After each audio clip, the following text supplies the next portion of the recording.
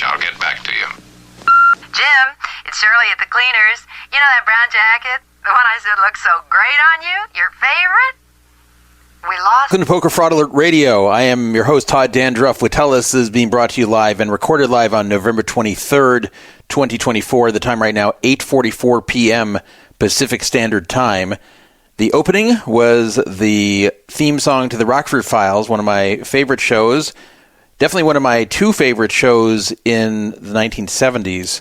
I didn't watch it in the 70s. I was too young then. I was alive. I just was too young to watch it. It just was not a show that really appealed to kids. I found it actually much later in life and really enjoyed it. And in fact, I went to a convention on the 50th anniversary, which was this fall, of the Rockford Files, of the first episode. And a bunch of fans and some crew and actors of the show got together. Unfortunately, most of the actors on the show have passed away. And the one main actor who had not passed away wasn't able to make it. But still an interesting thing to visit and to see. And it was pretty close to me, too, so it wasn't a lot of trouble to get there. But the opening, the reason I played that, well, number one, it was requested by Desert Runner. But number two, the Rockford Files is on Amazon Prime now, and you can watch it for free. And there's no commercials, and the quality is very good. So if you are a fan of that show, or were a fan of that show, or you want to check it out, then you can find it now on Amazon Prime and stream it totally free. And see, Amazon, you owe me some money for promoting your service like this. So you know where to find me, because I actually have a banner at the bottom of Poker Fraud Alert that I get paid a little bit when people click that banner before making purchases, but not very much. I don't make very much from it, and Amazon does know how to pay me, though, for that reason. So they should pay me for promoting this. Now people are going to subscribe to Prime because I'm telling them about the Rockford Files. Anyway, we have an interview tonight. Not related to the Rockford Files, but we do have an interview tonight that I think a lot of you will be interested in. This is not a big name in poker or gambling by any means, but it's still a very interesting topic. Actually, a dual topic this person will bring to us, and I'm excited for that. That'll be at the beginning of the show. If you want to call the show, the phone number is 775-FRAUD-55, 775-372-8355. As always, you can text that number anytime, 24 hours a day, 7 days a week, and I will usually respond to you unless I forget. I never ignore messages on purpose. Sometimes I forget. Sometimes I'll see them and then I'll get busy with something else, or I'll see them just as I wake up for a second and fall back asleep. But it's not intentional if I don't respond to you. I promise you that. But I try to respond. I will read your text, though, during the show. We have a chat room you can go into. I still recommend texting me rather than writing something in the room, because there's only so much I can do. I run everything here. There's no engineer, there's no call screener, none of that stuff. I'm the one who does everything here. So there is a chat room if you want to go into it during the live show, and I will check it every so often. Just click the chat button near the top of the screen. You do need a Poker Fraud Alert forum account that is validated and in good standing to get in there. Works on any device. An alternate way to listen to the show, and this includes live and our streaming reruns, is the call to listen line. This is a phone number you just call and listen. It's very simple. You just call up a number from any phone. It does not require a smartphone. It does not require a data plan. It does not require the internet or a computer. No. It's just very simple. Any phone in the world that can dial and can reach the U.S. can use it, and it never buffers and it never freezes. It is free if you can call the U.S. for free. Unless you have T-Mobile, then it does cost you 1 penny per minute. That phone number is 518-931-1189. 518-931-1189 is the call to listen line. Millions of minutes have been listened to on there. And don't feel guilty if you want to just leave it on, because when we're not live on the air, then it streams reruns of our show, just random reruns. And you can use that as much as you like. I don't pay by the minute, so don't worry about that. You can use it to your heart's content. And it's a nice way to listen because it never buffers or freezes, unlike most streaming media. So if you have a bad connection, bad cell signal, whatever, that's a good thing to call to listen. The sound quality is not as good as listening on a computer or through streaming normally, but it is very reliable. We have a Mount Charleston line. It's located on top of Mount Charleston, which is about 45 minutes away from Vegas by car. Always about 30 degrees cooler up there than Vegas. And it is an old 70s rotary phone, forwards to me wherever I go. That phone number is 702-430-1808. 702-430-1808 is the Mount Charleston line. That will reach me as well. That's a separate line into the show if the main one isn't working for whatever reason, or if that's just the one you want to call. Don't text that number, though. It does not get text. It's a rotary phone. We have a free roll tonight. Now, it started 4 minutes ago, but don't fret. You can still get in there if you have an account on the No Fraud Online Poker Room. If you have not already made an account, you won't be able to play because the account needs to be validated, so you will not get in. But if you have an account, you can definitely get in. The late registration is open until 9:10 p.m. Pacific Standard Time. And the prizes this week, 25 for first, 15 for second, and 10 for third. I actually kicked in $1. I know. My generosity knows no bounds. So don't say I never did anything for you. I actually kicked in $1. The other 49 came from Disposition. Now, Disposition is not very good at claiming his prizes. He wins free roll prizes, but does not claim them. So I gave him a long time because he's been a long-time listener, but I gave it long enough. So he has various prizes he won in 2020. Yes, 4 years ago in 2020, and has not claimed. So that's that. $49 has been confiscated from Disposition from his 2020 wins. I'm sure he won't miss them too much. And that has been repurposed for the prize this week. So $50 being given away total. Thank you, Disposition, and thank you to myself for that single dollar I'm dropping in there. You can catch this show in podcast form through many platforms. You can find it on iTunes, TuneIn, iHeartMedia, Spotify. Now, Spotify I really like because you can actually click on the timestamps to just jump to the part of the show you want to listen to. So it's very convenient. Audible, Audacy, that's Audacy. Amazon Alexa, just say, Alexa, play Poker Fraud Alert Radio podcast. Say it that way. Say it fairly slowly so it understands. Castbox, we're on there too. And, most importantly, we are on YouTube. Now, YouTube will make me a little bit of money. When I say a little bit, I mean a little bit. So it's not going to get me rich by any means. I make a very little bit of money if you watch on YouTube. Now, it does have ads. I place the ads myself. They're not ads that I'm selling, but I place where the ads are and how often they appear, and I try to make it not very often so it doesn't interrupt your listening very much. The YouTube is very, very similar to the audio format because it's mostly just a Poker Fraud Alert Radio logo up there. It's not really showing video content. Every once in a while I'll put something video-wise like at the beginning, but usually not. Usually it's just the radio logo and the audio. But some people like listening through YouTube. And so it's on there now, and I will make a little bit of money if you listen through YouTube. So if you'd like to do it that way and help the show a very little bit as far as supporting itself, then you can. But if you don't feel like it or the ads bug you or whatever it is, then don't. I just would like you to listen. That's the most important thing. But we are on YouTube. It's just a Poker Fraud Alert. You just type that in, very easy to find. And we've had every show that we've done since September 2024 on there. So it's a newer thing. Or sorry, not September 2024, September 2023. We've been on there for about a year now. You now have more than a year's worth of shows on there, and we're going to put every single show up on there as well, which is a bit of a pain in the ass for me. The rest of the stuff posts by itself, and YouTube I have to upload manually. So don't say I didn't do anything for you, part 2. As far as when I put the show up, it's usually between 16 and 48 hours after the live broadcast concludes. So if you wonder why you don't see it right away, that's why I go and edit it. The editing I do is for listenability, not really content. So I'm basically just making the whole thing easier to listen to. I take out a lot of the pauses and when I'm trying to load something up or whatever it might be that doesn't make for good listening. So that's what I do with the editing. It actually takes some time, and I've gotten used to it, so now I waste my time doing that every time we release a show. So that's why it takes about 16 to 48 hours to post up here after the live show concludes. Okay, so I guess that's it. And I'll give you the agenda, and then we'll get going. I have an announcement about a huge free roll, much bigger than the one tonight, which is only $50. A much bigger one, much bigger, on December 7th. And that's also going to be the date of our next show. So you already know in advance when our next show is going to be. It's going to be 2 weeks from today, December 7th, and I'm not going to flake on that because this is a big event we're going to have. So I'll tell you about that. Then we'll have our interview. It's with a gentleman named Andrew Gnatovich, and he's better known on Twitter as LV, meaning Las Vegas, Cabby Chronicles. And for a while in the 2010s, that account got some local fame for telling funny and amusing and sometimes disturbing stories of what he would run into as a cab driver in Las Vegas. And I followed the account and read all that, and it was very interesting. But he and I didn't really have any kind of interaction, and he really had nothing to do with poker, to my knowledge. But in 2023 and 24, I believe, he can correct me if I'm wrong, he became a WSOP poker dealer. And he retired from the cab driving in 2019.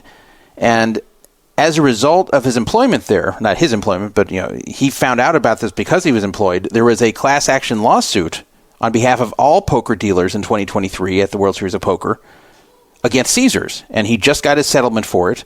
And he has some unique takes on that matter, which I think I agree with, too. So I'll tell you about that whole thing, and we'll have him on here, and we'll ask him about some interesting cabbie stories. I'm sure a lot of you are curious about some of those. And we'll get to know Andrew Gnatovich, who's standing by for me to give him a call. So that'll be the first topic on this show. Then we will talk about the F1 race, which is currently in Vegas. The main event is tonight. The practice races were the last 2 nights. And attendance appears to be way down. It does not seem to be anywhere near as successful as last year. That's not a surprise. It has not had the fails that occurred last year. Like, remember the piece popped off in the street. What was it? Some kind of cover popped off and caused a fire in one of the cars. Nobody got hurt, but it was kind of scary. It was kind of embarrassing. And there were some other issues that happened, but we haven't really had fail this year as far as I know. I'm not there this time. I was in Vegas last year for it. But just looks like people lost interest in it already. But I will talk about that as our second topic. Then we've got 3 GGPoker topics. The first one is they've changed all their games above 1020 no limit to a host model, which shuts out most players. I will explain that when we get to it. Then they also banned the winner of the 25K WSOP Super High Roller Online Championship. They banned him for cheating. It's not clear what kind of cheating. I'm guessing multi-accounting. But there was no bracelet awarded for that reason. And I don't think that's right. So the second place finisher, I think, should have gotten the bracelet, but he did not. And I'll tell you who that is and tell you his reaction to that whole thing and what they did with all that money, because this is a big win. It's over $1 million. What they did with the money that was won by this cheater that they took away. Third GG topic, the purchase of the WSOP is now final. So now they are the owners of WSOP. That's set in stone here. They own it. So I'll tell you again what I think is going to be the result of that. We've talked about this before when the sale was announced, but now it's actually final. Now it has occurred. So we'll talk about that again. Then, kind of along the same lines, but not about GGPoker, Caesars is going to sell the LINQ Promenade. You know, that place that has the high roller Ferris wheel and all those restaurants and shops that is between the Flamingo and the LINQ. It's a little outdoor shopping / restaurant area, entertainment area, whatever you want to call it. That is going to be sold for $275 million. So I'll tell you about that and why Caesars is doing this. Here's some breaking news. Someone just wasted a $144,000 ticket on Circa Survivor.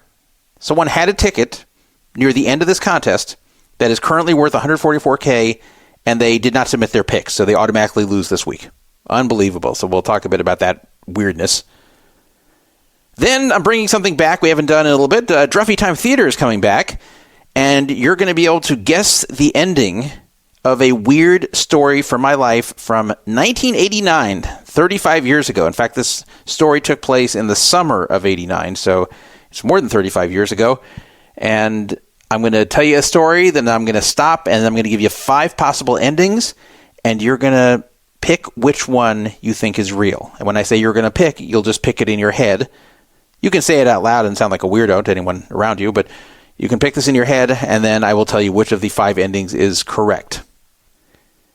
PayPal is up to their old antics again, and they are victimizing poker players again. Remember, they victimized Chris Moneymaker and many others? Well, they got Phil Galfond for even more money. They suspended his account with $117,000 in it. Somehow Phil was not familiar with the issues with PayPal and trusted them with $117K, which is unbelievable. So I'll tell you what happened with that. Prahlad Friedman is someone who I know a lot of you like to hear about. People enjoy my imitations of Prahlad Friedman. People keep asking me to do more Prahlad Friedman topics, and yet I don't do that many. So tonight, we're bringing it back because Prahlad is back in the news again. This time because he's become Twitter famous. Not just in poker. He's become Twitter famous after an embarrassing 2018 tweet exchange was made public by both James Woods and another big Twitter account. So combined, they had about 6 million followers, and everyone got a good laugh at Prahlad. I will tell you about that when we get to that segment. Then I'm going to play you a bit of a new show that Daniel Negreanu has started. And this is an interesting one. This is not really a poker show. And this is different than the Dat Poker podcast that he was doing with Adam Schwartz and Terrence Chan. This is something he's doing with his wife, Amanda. And the interesting thing about this show is that they're just telling you very intimate details about their lives, both past and present. And in fact, Amanda is opening up about a lot of issues, including her struggles with bipolar disorder, which up until now was not made public. I actually knew about it because of someone who had a big mouth, but I never made this public because that wasn't my place to do. That was her own business, so I wasn't going to make that public. But anyway, they've made it public, so now we can discuss it because it was discussed extensively on the show. I'm going to play you a little bit of the beginning of the show so you can get a taste of what it's like. I think it's a pretty interesting thing, and I think it's pretty brave of them to come out and just lay themselves bare like this. Now, not literally. So if you want to see Amanda bare, you're not going to see it, but you're going to hear it. You're going to hear all about their marriage, their dating leading up to the marriage, and her various issues with living with bipolar, all kinds of things you're going to hear about from them. And they're up to the third episode, I believe. So I'm going to play you a clip from the first one, and you may want to go check it out if you like what I play here. And no, I'm not being given any money to promote it. I'm just going to play it because it's legitimately interesting.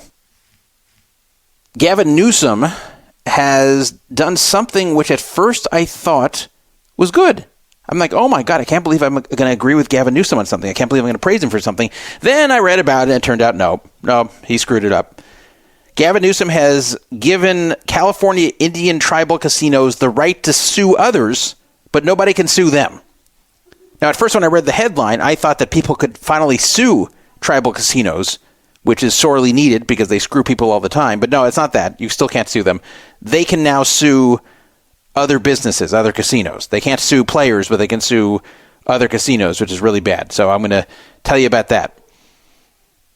If you're one of the people who is getting Caesars Diamond through the Wyndham Business Earner Card, which is a credit card, then I have some bad news for you. You're not going to be able to do this in 2025. That benefit is going away. So I'm going to give you some other options to earn Caesars Diamond either easily or through non-gambling means. And these will be working as of this broadcast date. At least I believe they are. I make no guarantees. Rapper Nelly has been arrested after a $50K casino jackpot ended up revealing that there was a Missouri bench warrant out for him because of a car insurance matter. So it wasn't a major matter that there was a warrant out for him. It was over car insurance, but this was found when they were doing the verifications regarding his jackpot at the casino. So I'll tell you what happened with that, and there is a conclusion to that story as well. Remember we told you back in April that there was an unfortunate murder of a poker pro who was only 30 years old in Toronto named Matt Bergart. I have an update on that. They've arrested the person who is believed to have committed that murder, and it was actually a teenager, someone underage. And this was after a huge movie-style shootout. So I'll tell you about that weird ending to this whole thing. Finally, I know a lot of you must be curious how I feel about the election. Our last show was an election special. You can find it on YouTube. It's one of our few video shows that we've done. And you get to see me, get to see my beautiful face, and you get to see me in Dodgers gear because I was wearing that in celebration of the Dodgers winning the World Series. And I did an 8-hour show. In fact, it's like exactly 8 hours. Just kind of worked out that way. And we had various guests on, so you can watch that as much as you'd like. I know it's not much drama to it because you know who won already, but we were doing it live as the election returns were coming in. Anyway, you're probably curious what I think, especially today now that there's been some more news since Trump won, which is 18 days ago. So how do I feel about his cabinet appointments and his plans? And also, why do I believe the Democrats lost? The Republicans are going to end up with the House, the Senate, and the presidency. So they did quite well this election. And why did the Democrats do so badly? I will give you my opinion. I know everyone's got their own take on that, but I'll give you my opinion. And I'll give you my opinion about Trump's plans and his cabinet picks. And keep in mind, these opinions are just coming from me directly. This is not me regurgitating Fox News or regurgitating right-wing media. I don't do that. I always just have my own take on things. Even if I am biased toward one side, I can also notice when my own side is doing things I don't agree with, either strategically or even positions they have. So that's our long agenda. This will probably be a long show. So I want to make an announcement about a free roll, a big free roll, which is taking place on December 7th. And this is the Robert Gray Memorial Freeroll. We've had this every year since the unfortunate passing of Robert Gray, who was known as A-Game Rob. And he was a Vegas local who played a lot of poker. I've played against him before in Limit Hold'em. And he was an unfortunate victim of COVID in 2020 at a fairly young age. I believe he was 56 when he passed away. And he actually passed away pretty quickly, and we had one of his friends on here to tell us the story about that, Robert Goldfarb. And, you know, this was the reality in 2020, that anyone who was middle-aged was at risk of dying from COVID. That's not really the case anymore, but back then it was. And the whole vaccine controversy didn't really enter the equation at that point, because when Robert Gray passed away, there was no vaccine that was available. So you just had to hope you didn't get it. And if you got it, you had to hope that it wasn't going to do anything really bad to you. And unfortunately for Robert Gray, he ended up on the bad end of that. So he abruptly passed away from COVID in August of 2020. And he has some friends that are regular listeners to the show. And what they do every year is they put on a memorial free roll in his honor. And I'm happy to run this here on Poker Fraud Alert. And they make some pretty good donations, so it's a very nice free roll. It's not like a $50 free roll like we usually have here. This is a big free roll that I wanted to announce well in advance so everybody can make sure to be there for it, because it's already up to $877. And it may go up further if we get further donations. But even if we don't get another penny, it's $877 on a small free roll that's not going to have a lot of people, because we don't get a lot of live listeners. So you have to play this during the live show, and there's not going to be that much competition. And this is for $877. And I don't even know of any other poker show that runs a free roll that gives away money. This is something unique to us. So the 2024 version, at first it was going to take place in November, but now it is going to take place in December. So it's going to be December 7th, 2024, at 7:30 p.m. Pacific time. It's 2 weeks from today. So there will definitely be a show in 2 weeks, because we're going to have a show during it. The donations we've received so far, we got $777 from an anonymous donor. So he's contributed the bulk of it. And then W2 Jesus, who you might know from the Vegas Matt YouTube shows. He's a character on there. So if you watch Vegas Matt, I'm sure you know who W2 Jesus is. He listens to this show, and he donated $100. He also is friends with Robert Gray. So $877 we presently have. So if you'd like to donate further, if you'd like to roll your past winnings into it, let me know. But either way, we're going to have a very big free roll. And again, it's going to be at 7:30 p.m. Pacific time on the No Fraud Online Poker Room on December 7th. Since this is a large free roll, there's going to be some eligibility rules in place in order to prevent people from showing up to win the money when they otherwise have no interest in Poker Fraud Alert, and we don't want that. So here are the rules. Number one, you have to have at least 5 or more quality posts on the Poker Fraud Alert forum, and I'll be the one who decides what's quality. Now, what if you don't? Well, okay, there's still other ways to get in.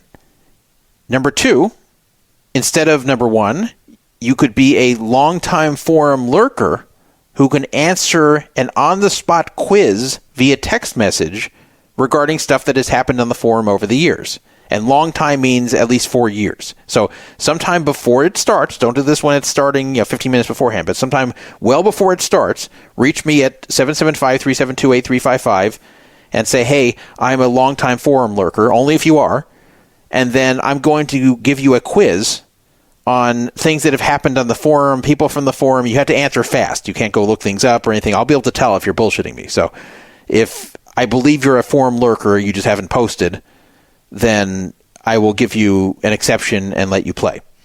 Or, if neither of those two qualify, if you don't have 5 quality posts or more, and if you're not a longtime forum lurker, if you knew Robert Gray personally and would like to play, then that's fine too, because this is really for him.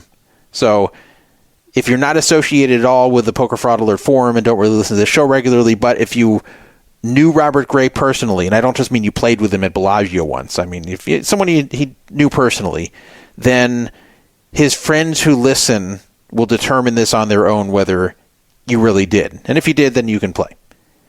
Or, number 4, if you donated to a previous free roll or contest on Poker Fraud Alert, or if you ran a contest, even if you didn't donate it, but you were the one running the contest, any of those, you donated or ran a previous free roll or contest on Poker Fraud Alert, then you're automatically qualified here.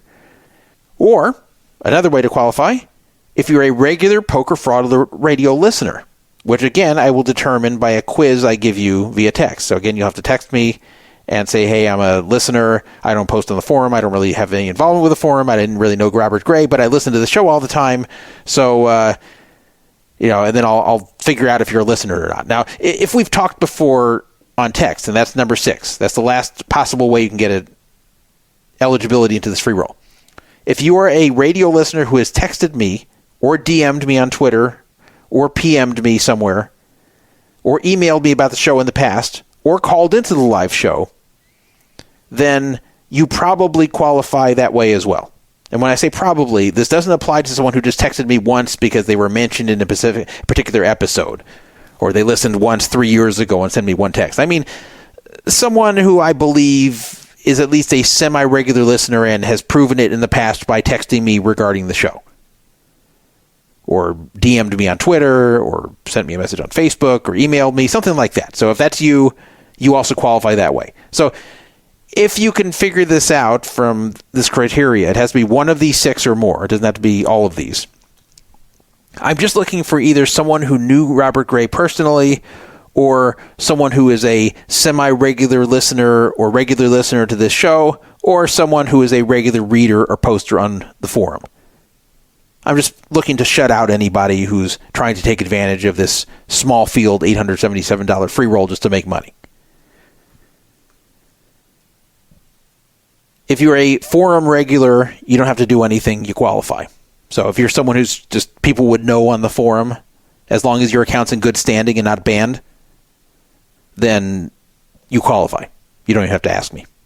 But if one of these categories that requires texting me applies to you, such as a forum lurker or someone that is a radio listener that hasn't really made contact before, or if you're someone who knew Robert Gray personally, then please check with me if you qualify for this beforehand. Because this will have to be cleared beforehand before you play, if you're in one of those categories. If you're in one of the obvious categories, a regular forum poster, a radio listener that's texted me before, and we've had conversations. If it's been clear you're part of Poker Fraud Alert's community in some way, or the radio listenership in some way, and that's clear, then 100% you'll qualify, and that won't be a problem. You won't have to ask me. So I hope you get it, and I hope it's a good free roll. Thank you to the donors, the friends of Robert Gray, who put up this money for this annual free roll. It's occurred a little bit late this year, but it is happening nonetheless. December 7th, 7:30 p.m. Pacific Standard Time on the No Fraud Online Poker Room. which is on pokerfraudaler.com, and make sure you have an account that is validated and in good standing on the poker room itself. So if you've ever played a free roll before, make sure you have a working account. And if you forgot your password, then get to me about this, 775-372-8355, and I will reset it for you. Don't tell me the day of radio. So let's move on let's start with our first topic, and that is about the Las Vegas Cabby Chronicles. So there is an account on Twitter, which is LV Cab Chronicles, exactly as it sounds. LV, like Las Vegas, Cab, C-A-B, and then Chronicles, the word Chronicles. And if you go take a look at it, you'll see there's a little cartoon picture of a taxi cab, and then you'll see it has 12,600 followers. It's a pretty well-followed account. And for a long time in the 2010s, the way that this account operated was it told stories about this person's experiences as a cab driver in Vegas. And he tried to make it interesting. He tried to tell you anything notable that happened or that he'd think you'd like to hear about. And people enjoyed this because this is just getting a look into weird things that happen in Vegas from the point of view of a local who's a worker there, who's driving people around in a cab. And of course, anyone driving a cab around Vegas is going to have stories. So this guy set up this account to tell these stories. And that's what he did through 2019. And then in 2019, he retired from the cab driving industry. And it's not because he's old. He's now 46. So in 2019, he was 41. He'll explain why he did that. And then he went on to do other things. His name is Andrew Gnatovich. That's Gnatovich. I'm not giving away any secrets. Not only can you see this on a check he posted on his own Twitter, but also he's been in Las Vegas newspaper articles, and he's been identified there. So I'm not giving away anything, but he doesn't have his name directly listed on the account, but that's who it is. And he dealt at the World Series of Poker. I don't know if he did this before 2023, but he definitely did in 23 and 24. What I didn't know until he just posted about it was that there was a class action lawsuit over the overtime benefits that this attorney felt were being underpaid in 2023, and there was a class action against Caesars, and there was a settlement. But it's not that straightforward. It's not that obvious. When you hear something like that, you think, oh, Caesars, all these cheapskates, they're not paying their employees overtime. It's not that simple. So we're going to talk about that lawsuit. We're going to talk about what it was about, and he'll give you his take on the whole thing and how he feels as a member of the class. He did get paid $3,700 just recently as a result of that lawsuit, and he'll tell you how he feels about that. And I'll give you my take on the whole thing. So we're going to call Andrew, and we're going to have a lot of questions for him, and hopefully you guys will find this interesting. We got two things to ask him about. We've got the cabbie stuff to ask him about from the 2010s and the World Series of Poker dealer stories and the class action suit from the 2020s. Now, one thing you're not going to hear is any stories about him dealing to me, because he does not remember dealing to me, and for that matter, I don't remember him dealing to me either. So I don't remember every single dealer, but he doesn't look familiar in his picture that I've seen, and my picture doesn't look familiar to him, so he's probably never dealt to me. So I know you guys were hoping maybe he dealt to me and he could tell you what a fish I was at the table, but no, he's not going to be able to do that. So let me give him a call.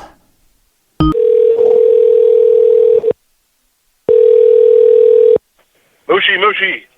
Uh-oh, I got some random Japanese guy. I must have dialed the wrong number. Maybe, you never know. So anyway, welcome, Andrew, to Poker Fraud Alert Radio. We've talked about this back and forth here on Twitter DM, and he actually invited me to slide into his DMs like the girls do, and that made me a little bit nervous, but I decided I'm going to take a chance. Hope he doesn't see my picture and salivate over me. And so we started talking, and we arranged for him to come on here and talk about all of this stuff here.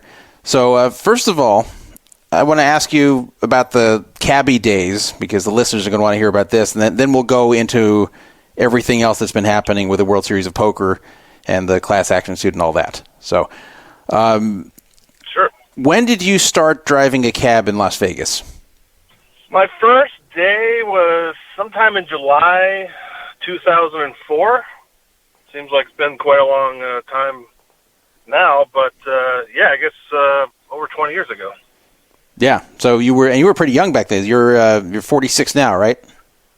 That's right. Yeah, I was a young idiot back then. Decided to drive a cab, I guess. And were you from Vegas, or did you move there? No, I'm from Iowa. Kind of born on the Illinois side of the Mississippi River. Grew up in Iowa, and then I moved out here to Vegas in December of '98, where I transferred to UNLV, and decided to continue my school out here. And I kind of liked Vegas right away, and I had some family that lived here, so I had some connections prior to my even coming. And shortly after I got here, I was pretty sure I was going to stick around.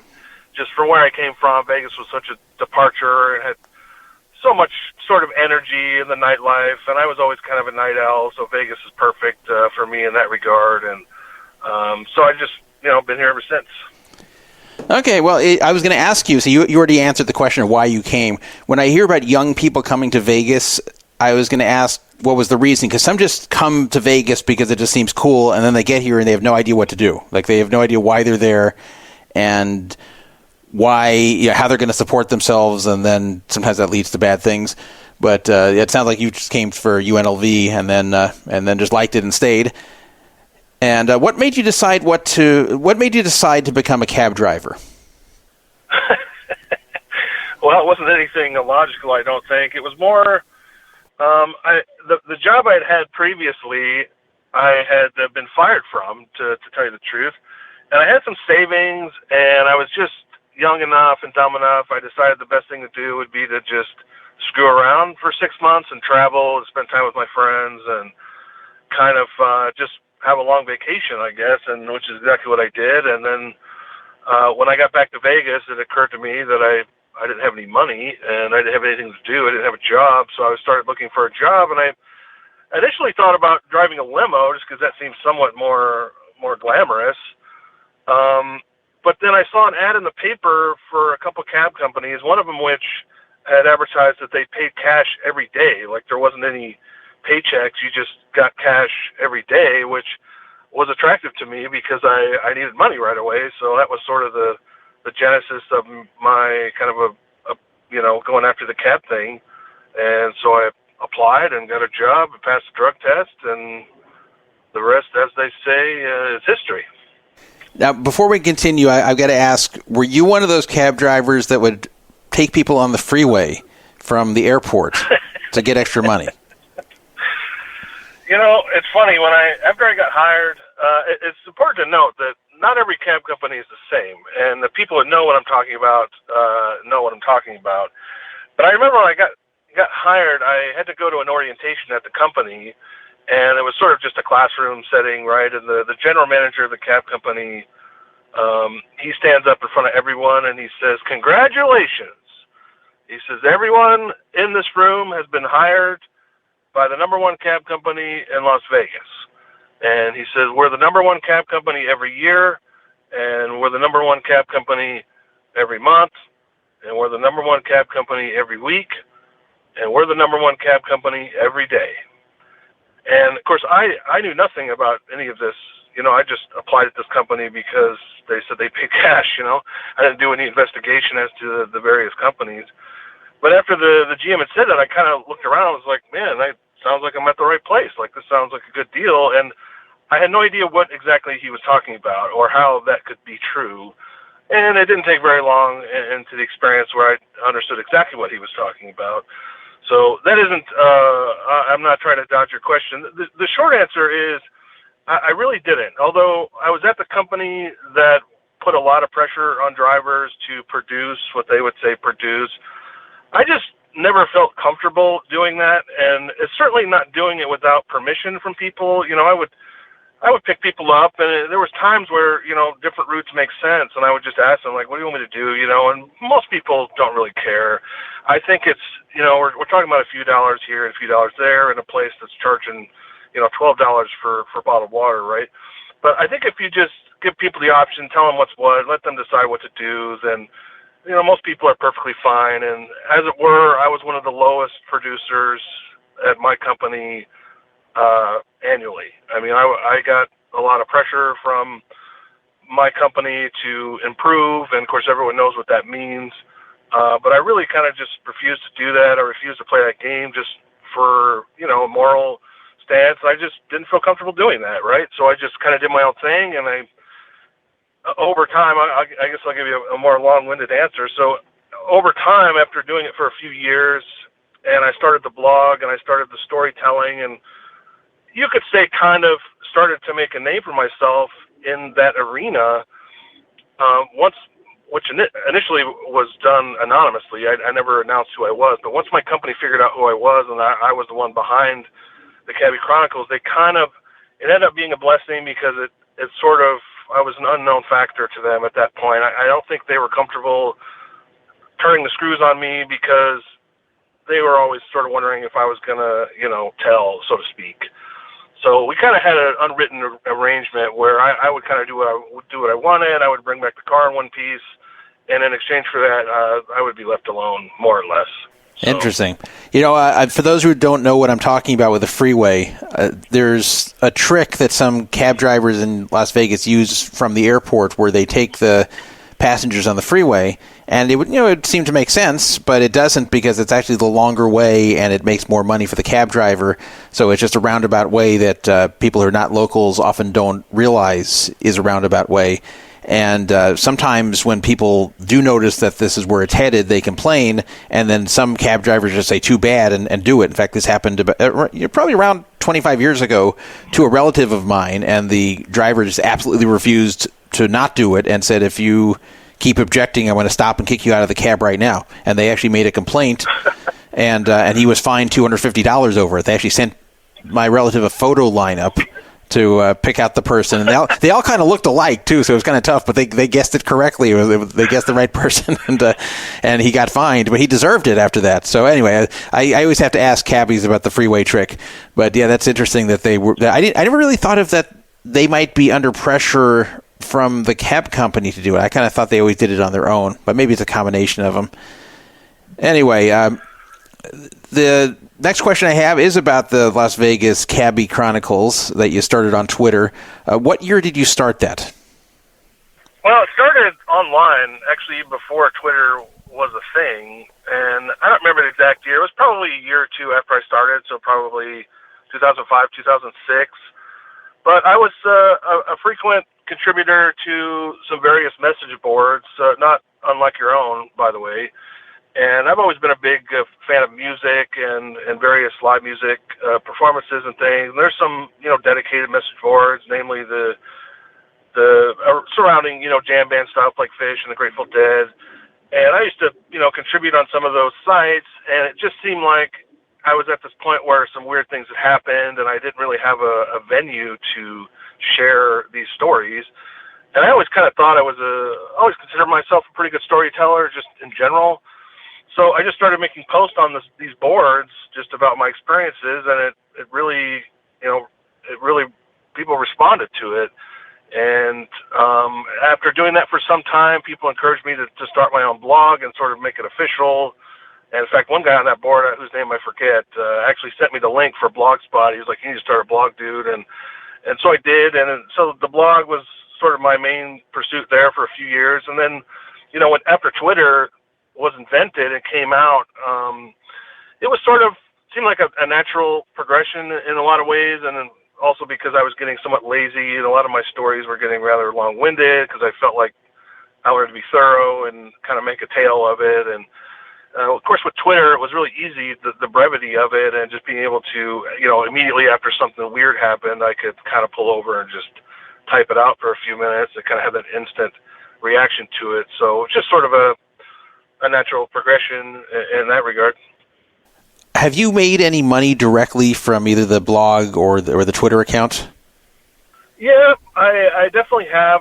I'm not anything I got rich off of. There was, after the blog started growing, initially some people had reached out to place some ads on the blog, and I always just flatly said no, because I wasn't really interested in it, and I always thought whatever the money was going to be wasn't worth sort of selling your soul, so to speak.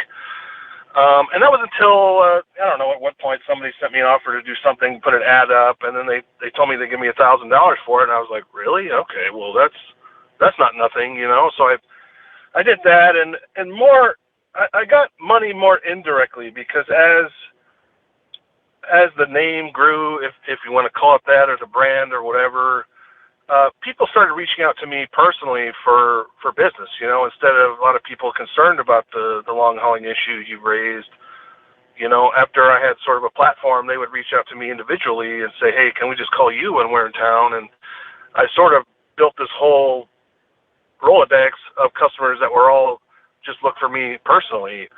And of course, a lot of those people were my best customers, and they're very generous. And so, and, you know, now extending to, you know, I'm in the real estate business now. I've been a realtor for 5 years, and that still goes on. I mean, I get a lot of my business through social media, and, you know, to that effect, if anybody out there listening needs some help, I'd love to hear from you. And so it's sort of more organic, I guess, that way.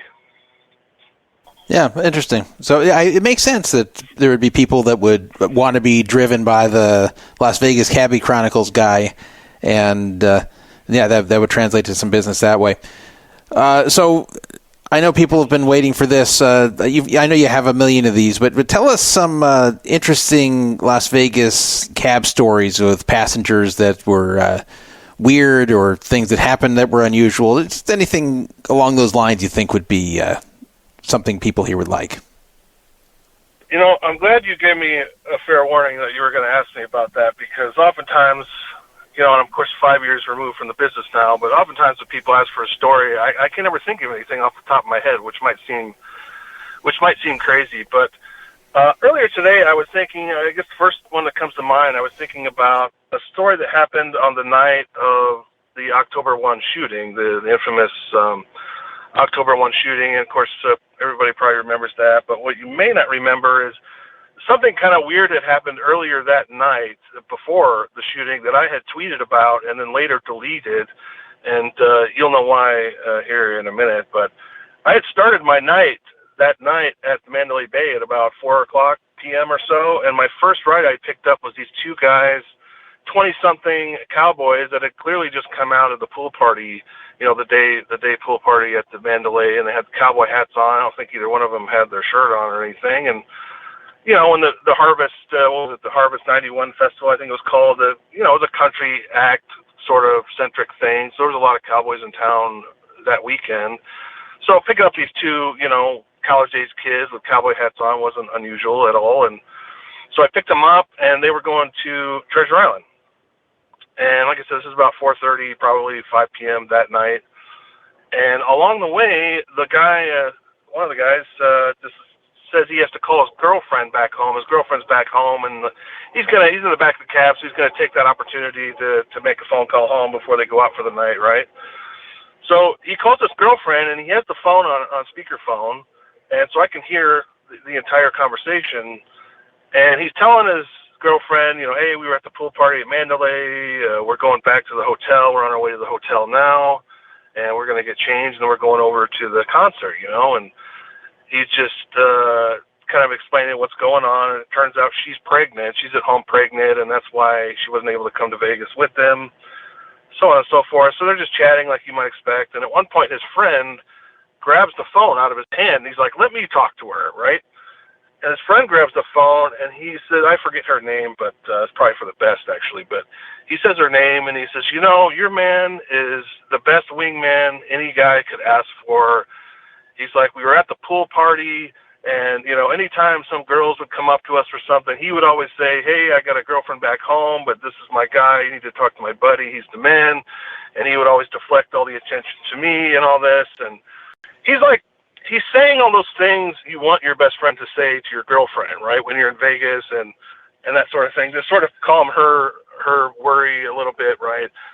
So it's sort of funny and good fun, and you hear her reply. She's like, oh, I love you guys. I miss you guys, and I wish I could be there and all this. And just a nice conversation, right? So the first guy takes the phone back, and they're saying their goodbyes, as we're pulling into the back of the Mirage driveway there, and I'm about to drop them off at the Treasure Island.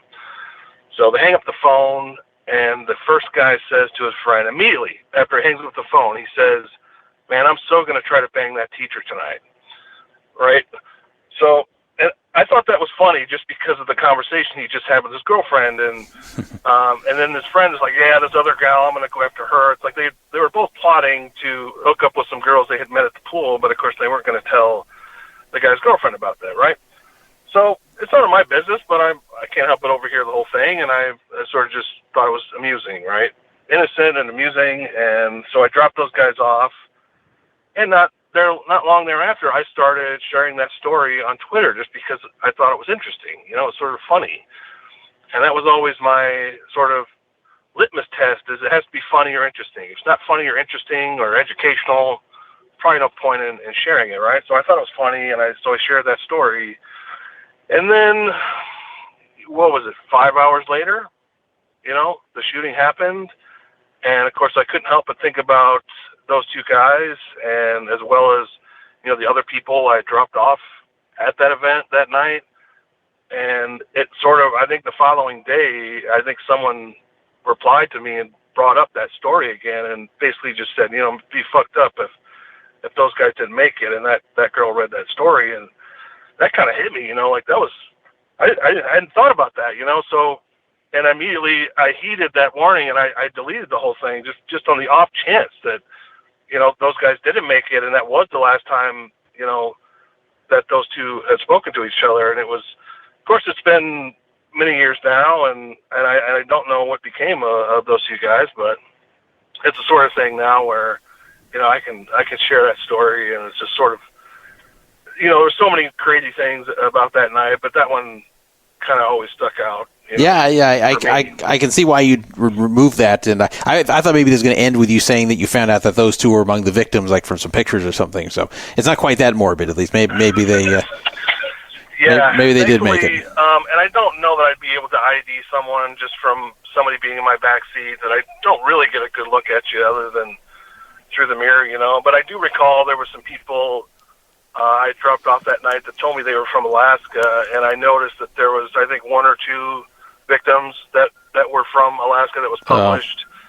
And I thought, man, I mean, how many people from Alaska could there possibly be there? It seemed like the chances might be high that, you know, they had been the people in my cab, which is, you know, it's just fucked up, right? Yeah. Well, okay, let's yeah, that was the first one that came to mind. Okay, well, let's try to do a less morbid one here. Have you had issues with people vomiting in the cab? Yes, that's happened quite a few times. I would say, on average, maybe once a year, maybe 15 times in 15 years it happened. Not as much as you may think, and that's mostly because after a while you kind of spot the signals, you know, and if you feel like it's going to be a problem with somebody, you just don't pick them up. And maybe it might happen 5 times your first year as a rookie, and then you kind of figure out the deal. So every time it happened after that was because someone it totally came out of left field, like it was completely unexpected. You know, I remember one night on New Year's Eve, I pulled over right at the Riviera, and every night on New Year's Eve I'd always park the cab at midnight because I wanted to watch the fireworks, you know, like everyone else. And I'd find a good place to park, and I would just sit there and wait. And that was what happened, and I was just standing outside my cab, and then sure enough, as soon as the fireworks were over, you know, this couple walked up and asked if I could take them to the South Point. And I said, sure, and I liked that idea because I wanted to get away from Center Strip, you know, after the fireworks, the traffic was going to get crazy, and so I liked the idea of getting out of town a little bit. So we went out the back door of Riviera onto Paradise. I made a right turn on Paradise, got past the convention center there, and just out of the blue, this guy just completely projectile vomit. Oh, boy. He was sitting right behind me. So I got it on, and I'm a pretty tall guy, so like my shoulders are over the seat and my head is over the headrest. And I got it in the back of my head. I got it on my shoulders, and it somehow, I don't know how exactly, but it got on my glasses. Wow. And of course, everywhere else in the back seat. I don't know how it got on my glasses, but it did. And I mean, I had talked to them. I was standing out of the cab. I mean, they walked up. They seemed perfectly fine. I had no reason to believe that the guy was going to be a problem.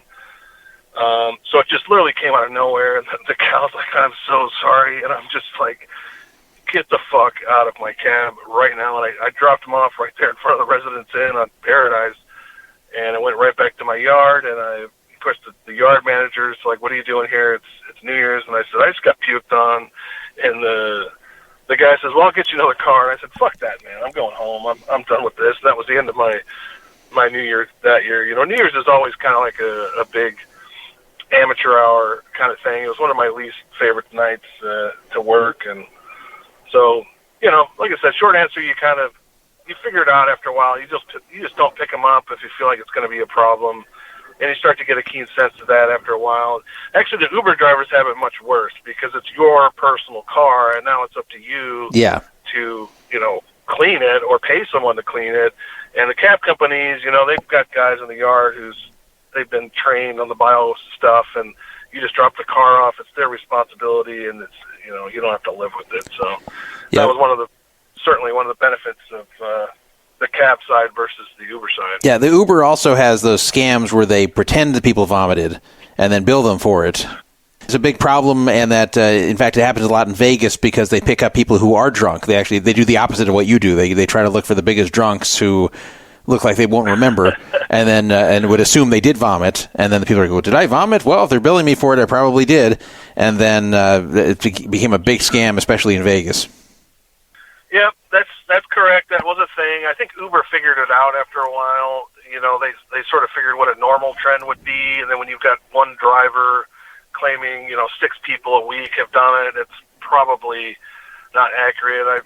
I think there's some people that get fake puke or, you know, a chunky Campbell's soup can and just dump stuff in the back seat or whatever, because Uber makes you show them a picture of the quote damage, right? But the good side there is that Uber actually charges people like $150 an incident, and in the cab side, you can't charge people anything. Of course, you'll try to get people to give you money, but you can't force them to. Yeah. So, and of course, as soon as people realize that they don't have to pay anything, they're going to disappear. But so, yeah, you know, people can take advantage of it on the Uber side for sure. I used it a couple times myself, and Uber was pretty good about paying me. I think just because I did it so sparingly, they assumed it was genuine. Regarding tips when you were driving the cab, did you have issues with international guests not tipping because in a lot of other countries there just are no tips? Absolutely. And that was something I talked about a lot. There's certain demographics that are more keen to do that than others. That changed a lot. And you remember when with the banking crisis and everything happened in 2008, and Vegas really took a hit because people's discretionary income in general was destroyed in a lot of ways. And at that time, Vegas started, it seemed to me, they started marketing more overseas to try to make up the gap of, you know, Californians that weren't coming here anymore and so forth. And I noticed it then, and I spoke about it then because there was the percentage of international travelers had increased so much that I noticed that affecting, you know, my tip income for sure. And I'll tie that into the poker thing too, because, you know, I mentioned different demographics that maybe weren't stereotypically bad tippers. Poker players in general was one of those groups, even the American ones. And I was fairly outspoken about poker players for a long time along those lines. And it's sort of interesting how I ended up becoming a dealer later, because I was always very sort of outspoken against poker players in that regard. And I think today they're more cognizant of it as a group, and it's better than it was then. I'll take a small slice of the credit for that, by the way, for kind of bringing some awareness to that point. But yeah, I mean, like I said, there's certain groups that are better at it than others, and it is what it is. Yep. Okay, so the next question I have, and then we'll move on to the World Series stuff pretty soon. Did you have any issues with crime, with people that would hold you up when you were driving, or anything else, that criminals that ended up in your cab? It happened a few times, and if you want, I can tell you another story that's probably, if people ask me what's the craziest thing that ever happened in your cab, I would tell you the story, and it's not especially funny, but it is crazy. I guess if you want, I can go ahead. Give you an example. Yeah, sure. One night I was, because the first year I drove during the day. I started at 4 in the morning, and I got done at 4 p.m., and then the remaining 14 years after that, I started at 4 p.m. and I would work through 4 a.m. So one night overnight, I was downtown somewhere on Carson, I think, and I got flagged by this guy. Flagged meaning just a guy standing on the street, not somebody at a casino or whatever. And I pulled over and picked him up, and this gentleman had got in the back seat on the passenger side, and he told me where he was going, and he slides all the way across the back seat so he could sit right behind me, even though he got in on the passenger side. And that bugged me, just because, I've been doing it long enough to where, like, that sort of thing is unusual. Like, if you're getting in a cab by yourself, you get in the passenger side, like, why would you make the effort to slide all the way across the bench to sit behind the driver? You would only do that if someone else was getting in behind you, or if you happen to get in on the driver's side in the back and sitting behind me, then so be it. But to make that effort to do that, just sort of, it was weird to me, So he told me where he was going. He was going to Arizona Charlie's, which at that time, it was only on Decatur. The one on East Boulder wasn't around then. But he's going to Arizona Charlie's, and people know Vegas. It's like a local casino, Decatur and Charleston area. And I just had that feeling that something was weird about it, and I felt like I may have a problem on my hands in terms of, my safety.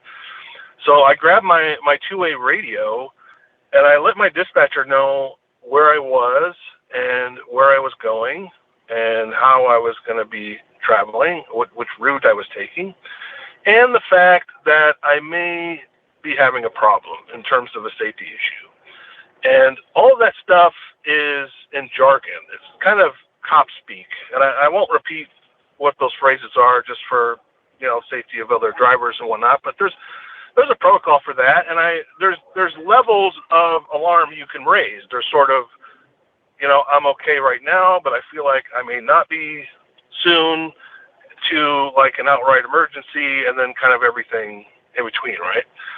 So I kind of raised the I'm okay right now, but I may not be coming up sort of alarm, and I gave out the rest of my info.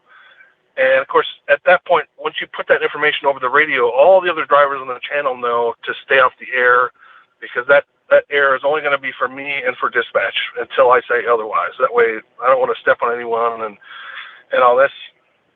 So dispatch confirms what I had said. And after I hung the mic up, the guy says, well, what was that all about? Because he doesn't understand what I said, right? But he's curious about what I said, which also is a bit peculiar. So I made up some bullshit, and I said, anytime we go off the strip, they want to know what area we're in. That way, if there's a call over there, they'll give it to me. And that's half true, half bullshit. So that was sort of appeased him enough, I guess. So I get on 95 going north, and I'm cruising. I'm doing almost 100 miles an hour because my nerves are starting to get to me, because I'm convinced like something is about to happen. And I guess subconsciously my thought was, well, if I could get pulled over by highway patrol, that would be the perfect time for that. So I'm driving really fast, right? That's funny. That's one of the few times. It's one of the few times a cab driver wants to be pulled over. Oh, of course, right. Of course, it never happens when you need it to happen, right? So along the way, he asked me if I had change for 100, and of course, this was before even credit card machines were in cabs, and he wants to know if I have change for 100. Now, what's the answer to that question? Well, yeah, you say you don't have any change, more than 20. Yeah, exactly. No, man, I just got started. I said, you're my second ride, so I don't have any change. I said, we could stop at a 7-Eleven and get some change, or better yet, we're going to a casino. We can just run inside and break it real quick if we have to. That's what I said, and ordinarily that's something that would annoy me, that somebody didn't have the forethought to break a big bill before getting in my car. But in this instance, I wasn't about to let on anything, so I just played it cool and just said, yeah, we'll break it at the casino. So, long story short, dispatch checks in with me every so often, and everything's fine. And we pull up to the driveway at Arizona Charlie's, and sans incident. And the guy, I stopped the fare. It was like $14.50, I think, is what the number was. And he gives me a $20 bill. And he gets out of the cab, and he shuts the door, and he starts walking up the stairs into Arizona Charlie's. And I'm completely dumbfounded because I don't know what the fuck just happened. Like, I just 2 seconds ago, I was scared shitless, and now this guy just gave me a $5 tip. Like, I don't, which, by the way, after he said all he had were hundreds. Like, none of this makes sense, right? So as that is going through my head, the guy turns around and looks at me, and he pulls up his jacket or his shirt or whatever to show me the gun in his waistband, in his pants. What? And I got the fuck out of it. What? That's so strange. Exactly. Why would he show this to you so you could report him? That's so weird. Yes. Now, we're going to get to that. The why is the crucial part of the whole thing. And when I figured out the why, my mind was blown, right? But at that moment, I got the fuck out of there, and I called my dispatch back. I told them I was fine. I told them what had happened. I told them where I dropped them off. So I'm sure somebody over there phoned in to Arizona Charlie's and just let them know what was going on. And for about 2 weeks, I was replaying that whole thing in my head, like, what the hell was that? Like, why, like, smart enough to know that I knew kind of thing, because as soon as I put that information over the microphone and he said, what was that all about? And I made up that bullshit. He knew at that point that I knew, right? He had a sense that, like, something was off, so he didn't do anything, right? And then he saw how I was driving, and that kind of confirmed to him that I was suspicious. He asked me if I could break 100, and I said, no, I just got started. That confirmed to him that I was sort of onto him a little bit. So he doesn't do anything, because he doesn't know what I said over the radio. As far as he knows, there's a black and white behind this, or somebody waiting at our destination, right? So he was cool enough and smart enough to put all that together and not do anything, but then dumb enough to show me the gun? That doesn't make any sense, right? Yeah, that's what I think. But it makes perfect sense, because in a word, what he was doing was respect. It's a tip of the cap is what that is, okay? Because if he doesn't do that, that entire series of events was entirely in my head. I just fabricated that entire incident in my head. I picked up a dude, I dropped him off, right? That's really what happened. But if he doesn't show me the gun, I'm crazy, because I don't understand what the hell just happened. But that's him telling me, no, you were right. I was going to rob you, but I didn't. It's respect. And that's what's crazy about it. Yeah, that's interesting. So it was more like, okay, you got me here. Okay, well, I'm going to show you what could have happened. That's right, exactly. And I remember before I got my permit, they make you take this driver safety class, and they put these cops up there to teach you about how to protect yourself. And the whole thing starts with, like, them showing you all these pictures of slain cab drivers, of which, by the way, there are many. And there was a period, I think, when I was driving, there was more cabbies killed in Vegas than there were police officers in that 15-year stretch. And you're inherently in a vulnerable position, and so the cops are trying to wake you up to this fact to get you to appreciate the situation you're in. And they show you all these pictures of dead cabbies and whatnot. And I remember the officer kept saying, when you get that feeling in your stomach that something isn't right, you really have to heed that warning. You have to listen to yourself, that gut instinct. And I remembered at the time thinking, I never really considered myself very street smart, per se. I'm the dumb kid from Iowa. Like, I don't know anything about the mean streets, so to speak. And I doubted my ability to have that feeling, But then a couple years later, and I had just enough experience, and that dude slid across the seat, and I'm like, you know what? That is weird. There's only one reason why you want to do that, and that's so you can choke me from behind or pull something and I can't see. And sure enough, I was 100% right, and thankfully I was, and thankfully, had I not said something over the radio, I think it's pretty safe to say, what would have happened. So that's the moral of the story. It was, in all facets of life, when you get that feeling that something's off here, like, more times than not, you're right about that. Yeah. Well, yeah, it could have ended it very differently. It's good that you did what you did there, and I'm still having, like, just picturing the guy just showing the gun. Now, why wasn't he worried, though, that you're going to call up and report this at this point? Like, this guy's walking in here with a gun and... Well, at that point, I think we probably drive ourselves crazy trying to make sense of the irrational, like, who knows. But ultimately, I think he was just sort of, I don't know, proud of me to a degree that I was onto his plot, and he just in that moment thought he was going to tell, maybe wanted to try to show me who was boss, like I'm the man. I could have fucked you up if I wanted to, but I chose not to. He's letting me know he spared me, kind of thing. That might have been it. I don't know. Well, that's a good theory. Okay, so I've got one question left regarding the cab stuff. It's going to go back to a previous topic a little bit. This is from a listener, from Bobby Orr. He wants to know, what was the biggest tip you ever received as a cab driver? Yeah, that's a good question. It's something I've heard many times. Now, we're going to have to define what is a tip.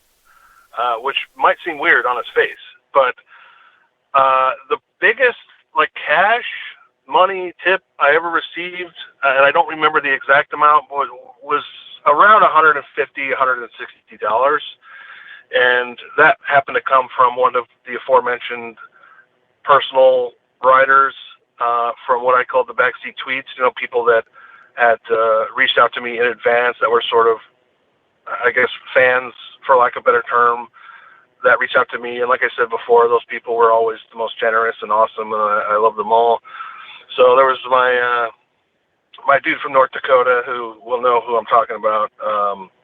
He hooked me up more than a few times, and I purposely never shared any of those from those customers, like, publicly, because I didn't want to, like, pit people against each other, and I was always appreciative of anything. I didn't want, if somebody gives me $10, I don't want them to feel like they did me wrong or something. So I never really would say the exact amounts.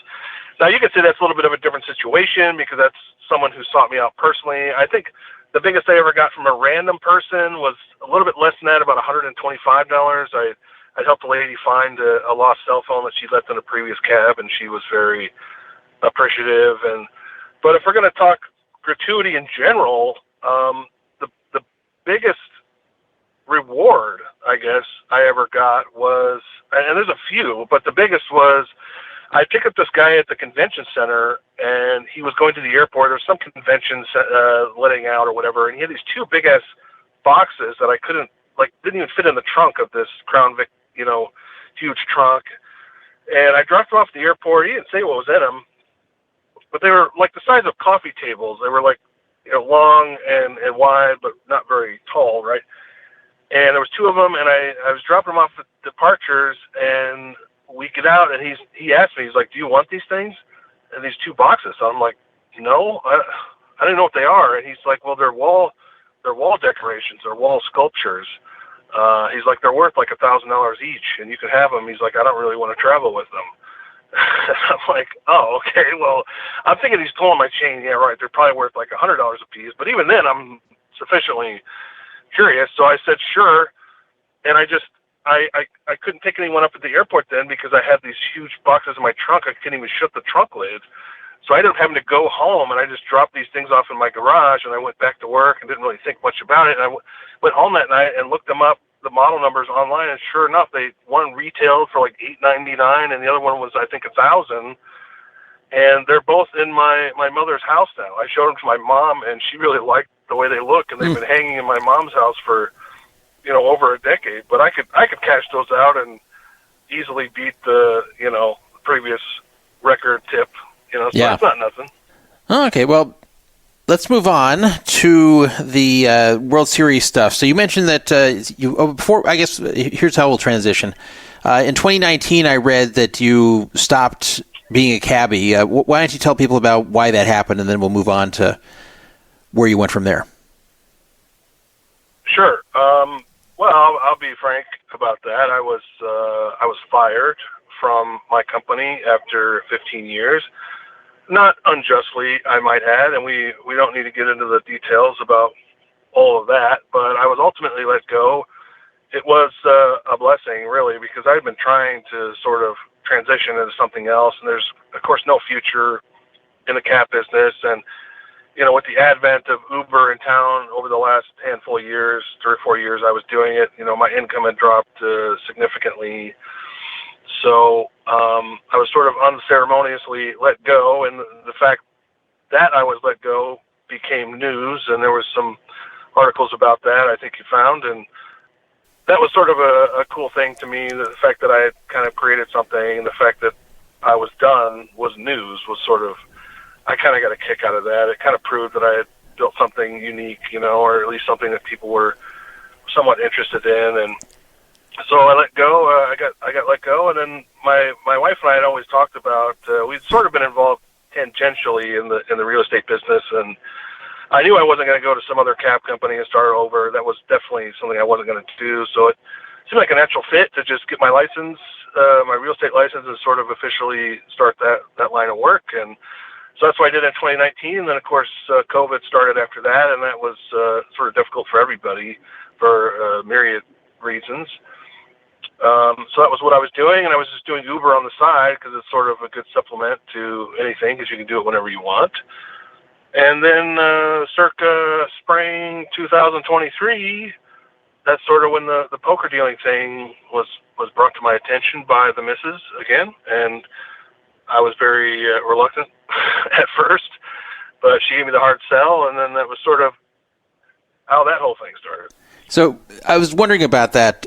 Was the poker dealing going to be like supplementing the real estate work? Because I know real estate, you don't have to be working 8 to 5 Monday through Friday. You basically make your own hours and take the jobs you want to take. So what was the reason to take the World Series dealing job? Was it to take a break from the real estate or to supplement the real estate? What was the thinking with that? No, it was strictly as a supplement, and it seemed like I'd heard some stories about doing it from my wife, and she had some friends who had dealt in previous years, and of course they're throwing around these big numbers like, oh, you can make $20,000 in a month and a half, and it's easy, and you should do it. So some of the wise friends were trying to get her to do it, and she kind of brought to my attention, asking me what I thought about her doing it, and I said, I think it'd be great for you. You should do it. And so she started going to the dealer school very early 2023 to get ready for that summer. And then, the wife brought it to my attention, and she's like, well, why don't you do it too? And I'm like, I lived in Vegas for 20-some years. I've never wanted to be a dealer. I've never wanted to work in a casino. I don't know anything about poker. I've never played poker. I know a flush beats a straight. I know what I've seen on the ESPN with the World Series and whatnot, and that's cool. I actually don't mind watching it a little bit, but I was so far removed from that world, I didn't feel comfortable even attempting it. And then she's like, yeah, but $20,000 in 6 weeks, like, how could you say no? And I was skeptical about those figures, and I said, you know what, I know who to talk to. And it just so happened that one of my real estate clients was, shall we say, in the brass at Caesars Poker. And I had helped them, buy and sell a house. And I knew that they were going to know the answer to the question, and I knew that they were going to tell me what was what in terms of actually pursuing it. So I told my wife, let me call some people, and I'll let you know what I decide. And I called my clients. I'm like, I'm hearing some crazy news that, World Series dealers can make 20 G's, and I just need you to tell me that that's bullshit so I can put it to bed. And my client was like, Andy, you can absolutely do that. And they were like, if you want to work every day and work overtime and all this, you could probably make more than that. I'm like, get the heck out of here. It sounded too good to be true, but here I'm hearing it from the horse's mouth, literally.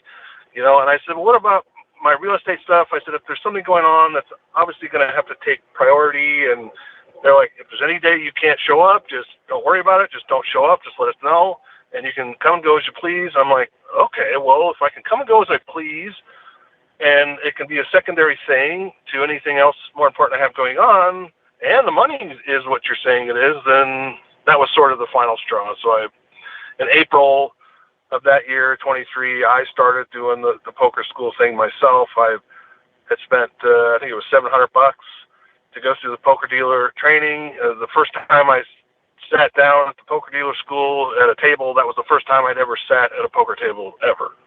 And I knew literally nothing about the game, or very little, let's say, absolutely nothing about, pitching cards or the game mechanics or, stacking chips and counting and all that stuff. So I was total greenhorn, and so that was sort of that was how it began, I guess you could say. Okay, so your wife did that along with you then in 23 and 24. And 23 was the first year we had both did it, and she was about 3 months ahead of me in the school. By the time I started, I was way behind. I didn't start until April, I think. It turned out I'm a pretty quick learner. I like to think I'm not an idiot. So within about a month, I'd passed the school sort of hold'em test, and then moved on to the mixed games. And I spent the next month after that learning, the basics of the mixed games and how all those things work. And then, so maybe 10 weeks after I started, I actually auditioned for the WSOP people and was able to pass the Hold'em audition and the mixed game audition. And so it's sort of I was a dealer at that point. And that summer, I guess it would have been late May 2023, the first day or second day of the tournament, the first day I ever worked, I sat down at a table over in the black section, I think it was, and that was the first hand I dealt in the World Series, was the first hand I'd ever dealt anywhere. Interesting. Well, that's actually true about a lot of dealers at the World Series. There's been a lot of people that I can tell have very little experience, and sometimes it really shows as a player. So, okay, so you dealt in 23, and you did a lot of overtime. And let's get to what happened here with this lawsuit. Sure. Right. So, yeah, go ahead, sorry. So there was a class action lawsuit. I didn't even know about it until you posted about it, but then I learned about it afterwards in preparation both for this segment, and it's also because I found it interesting. I always find anything involving Caesars and lawsuits involving Caesars or any of these big casino companies interesting, and I always cover them on the show. So there was a lawsuit. It was called Mercer versus Caesars. It was a class action, and it had to do with overtime. Now, I want to explain to the listeners here. By the way, I'm hearing some echo. Is it on speaker or something? Some kind of echo. Oh, sorry. I'm just in my car. Okay, maybe that's what it is. This lawsuit class action was about overtime pay, and the way pay is calculated for these World Series of Poker dealers is that there's an hourly, which is pretty low. It's only $12.50 an hour. And then there's also what's known as the guaranteed down rate. Now, a down is the time that a dealer is expected to be at one table.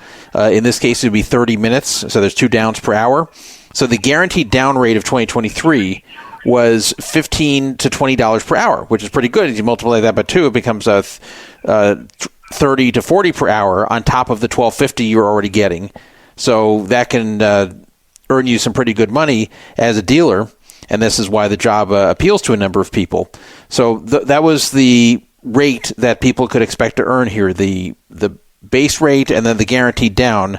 And you can correct me if I'm wrong here. The guaranteed down, the range has to do with the amount they collect from the auto gratuity plus any additional gratuity that people leave. Is that the way it's figured out? Maybe it might be best if we forget about that component of it, like the bulk tips or whatever, and the guarantees that happen afterwards.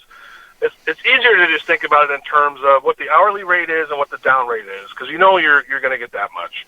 Anything else above that later is a bonus. And I'll correct you on one point. So the hourly is $12.50, as you said. The down rate is $15 for any Hold'em game, and that's per down. So if you did an hour at a table, that's 2 downs. Yeah, 30. So you're $30 for those 2 downs plus your $12.50. So if you're dealing Hold'em, it's for an hour straight, it's $42.50 per hour, and as you said, that's a very good living. If you're doing, and the 20 comes in where if it's a mixed game, that's a bracelet event, they pay 20 per down on those, or at least in 2023 they did. So you could make up to $52.50 an hour if you're doing mixed games. So the fact that I had passed the mixed game audition and was comfortable enough to do those, added to the income potential. So if we can get it, if you want, I'll get into how the overtime worked on that. Yeah, but before that, though, just quickly about the gratuities, because I always wondered about this myself. How is that distributed? I know there's an auto gratuity that's taken out of every entry, and then people can also leave gratuities on top of that at the end. Is that what goes into the downs? Is that taken out of that, or is this on top of that you get that as well? In all honesty, how the nuts and bolts of the back end of that work exactly, I don't know. What I do know is after the series each year, like at least 1 to 2 pay periods after everything is done, and this year was actually even longer, but like after 2023, 4 weeks after the series, I got another check that was like $1,800, and which I thought was strange because I wasn't even expecting it because I hadn't worked that pay period, right? But that check had something to do with what you're talking about.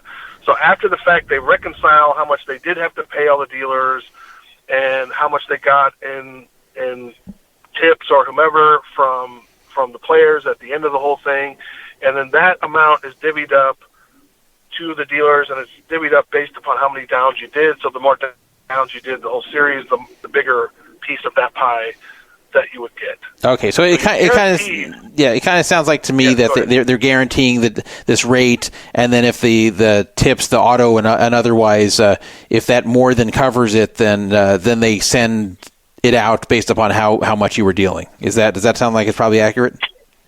Yep, exactly. And the more you dealt, the bigger amount you would get. Okay, so it's a reciprocal of that. Yeah. So go ahead and explain the way the overtime worked. Right. So, and one thing I wanted to clarify real quick is that I was not the genesis of this lawsuit. I was not a lead plaintiff. This predated my involvement with WSOP. I think it had started actually in 2022. I knew nothing about it when I started. What happened from my perspective was the first week we worked, they put up some memo about how the way they were doing overtime was changing. And because I questioned, because there was, we all knew we were going to be working a lot, so overtime was going to be a thing. So my first question was, well, is overtime paid based off of a 40-hour work week, and then on the 41st hour you're paid overtime and therefore after that? Or is it on any 8-hour day and over that? So if I work 10 hours on the first day of the pay period, am I getting 2 hours OT and then 8 hours normal? And what this memo had said was they were changing it from the thing I just said, which would be 8+ hours on any given day, and they're changing it to overtime starts on the 41st hour and an overall pay week. And I thought it was strange that we're like a week into the World Series and they're already changing the overtime policy. And it seemed like, why did we not figure this out before this whole thing started? To me, it's just, as an outside observer and as a natural born skeptic, I was like, why are we doing that now? And there was some sort of unrest amongst the dealers about that at the time. But what am I going to do? I don't really care about this. It's not my primary source of income. I'm kind of just here as a side gig, so I didn't really care, So I just worked, and that was it. But I did start looking into it a little bit because I was kind of curious, like, well, what's the actual law in Nevada, right?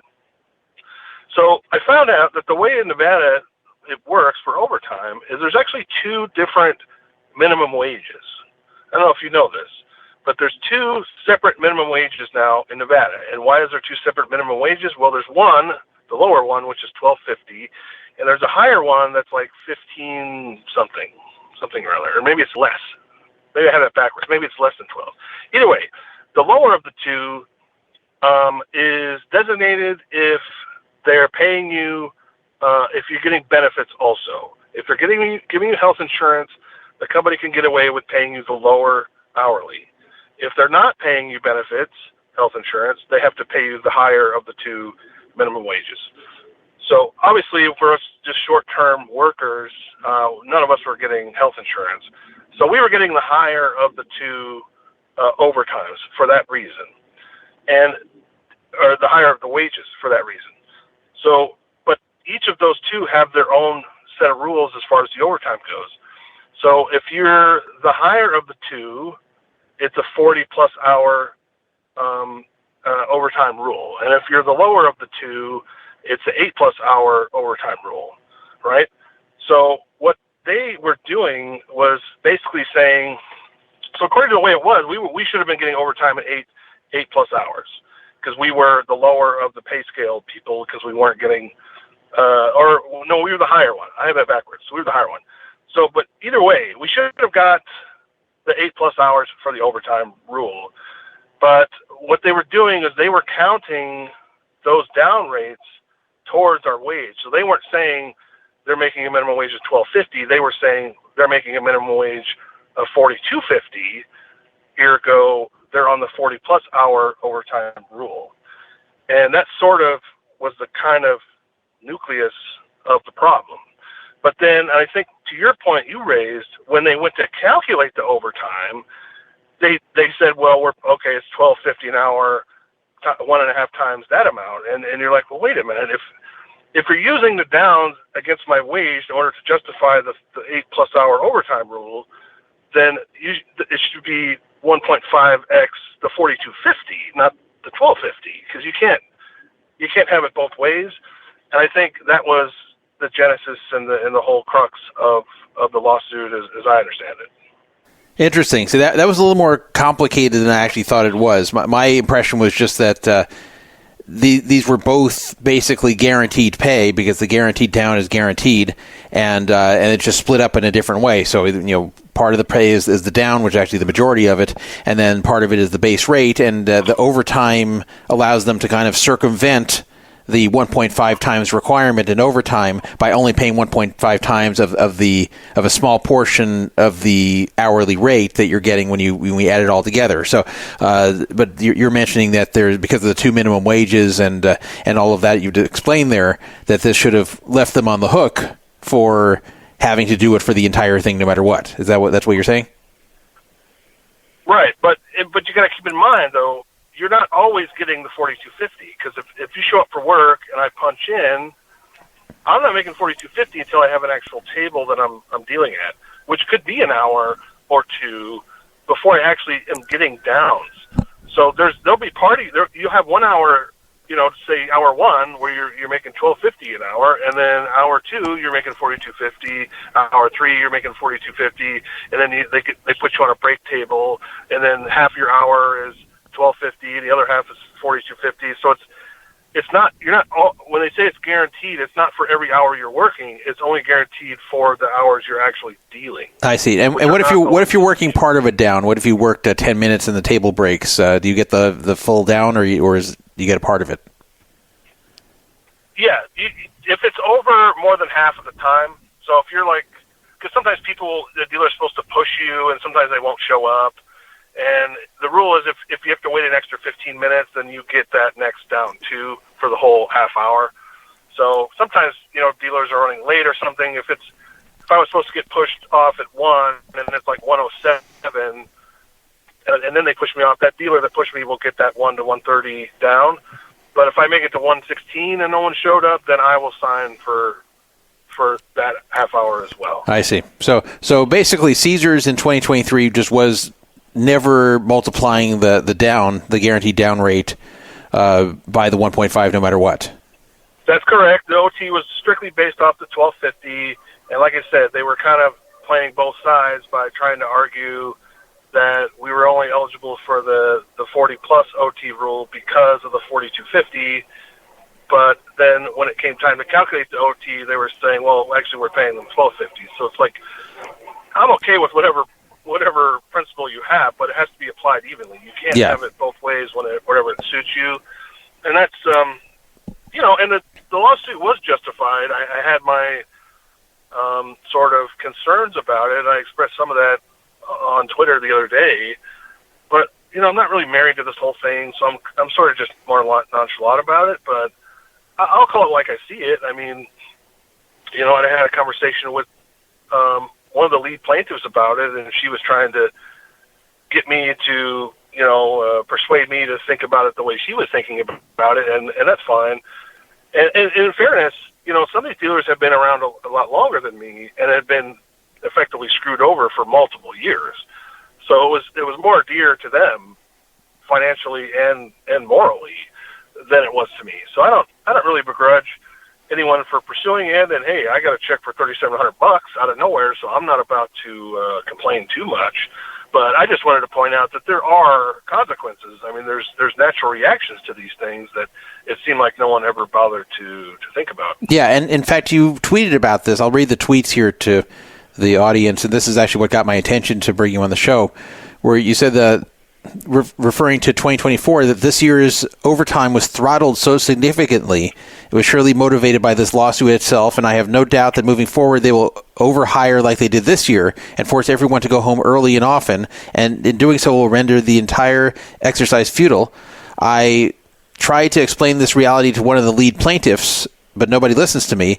As it were, you exchange a couple of grand today for many thousands more out of our pockets in subsequent years. As such, the ship has sailed on this gig, and I would not advise anyone to do it. This is not meant to condone Caesar's behavior in dicking dealers over on overtime pay, and they most certainly were doing that. But like the great Thomas Sowell once said, there are no solutions, there's only trade-offs. The lawsuit merely changed the dynamics of things. If you're interested in hearing about exactly how Caesars was dicking over dealers, then let me know. For now, I don't think the details are that important. So I assume these are the details you just gave right now.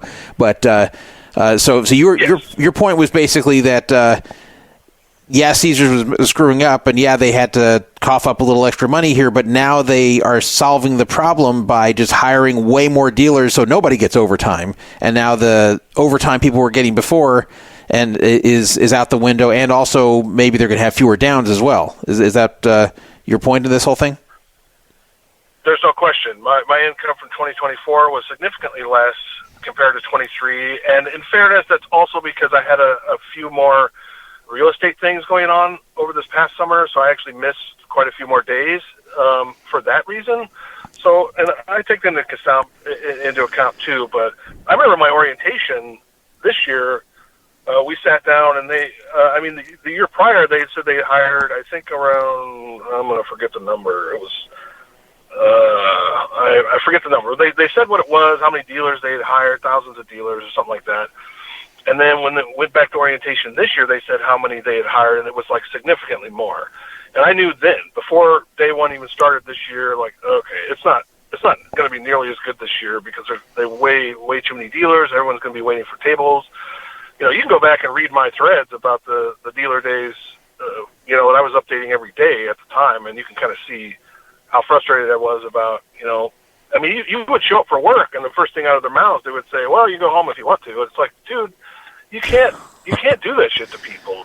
But I have no doubt that WSOP Brass is getting bonused on labor hours, meaning they got toasted on overtime in 2023 and years prior, and as a result of the lawsuit as well. And I am absolutely certain they went into 2024 and they told all the managers, all the brasses, said, you guys are going to get a bonus if you can limit overtime hours to this, or this. If you can meet these goals, you guys are going to get an extra handsome sum in your pocket for managing this overtime situation better. And it was clear from the jump that that's exactly what they had set out to do. Anyone who didn't realize that, I think, is just kidding themselves. And I'll clarify one more thing. I said that the job is a wrap, and I do believe that for those reasons.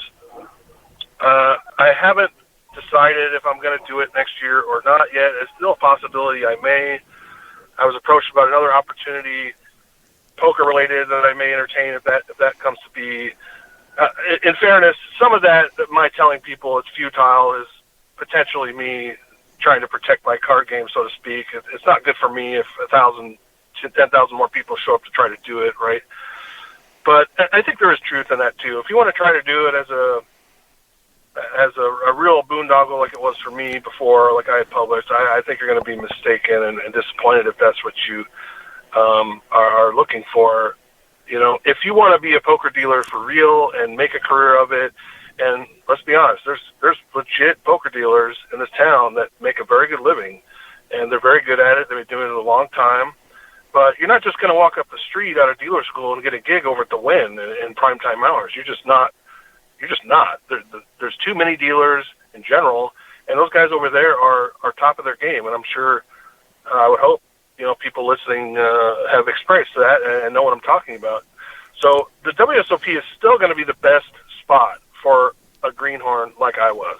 And like you had mentioned, that there's certainly a lot of dealers that you can tell they're new, and the sheer size of WSOP requires that there's going to be, there's going to be new dealers if we want a dealer at every table. It's just the nature of it.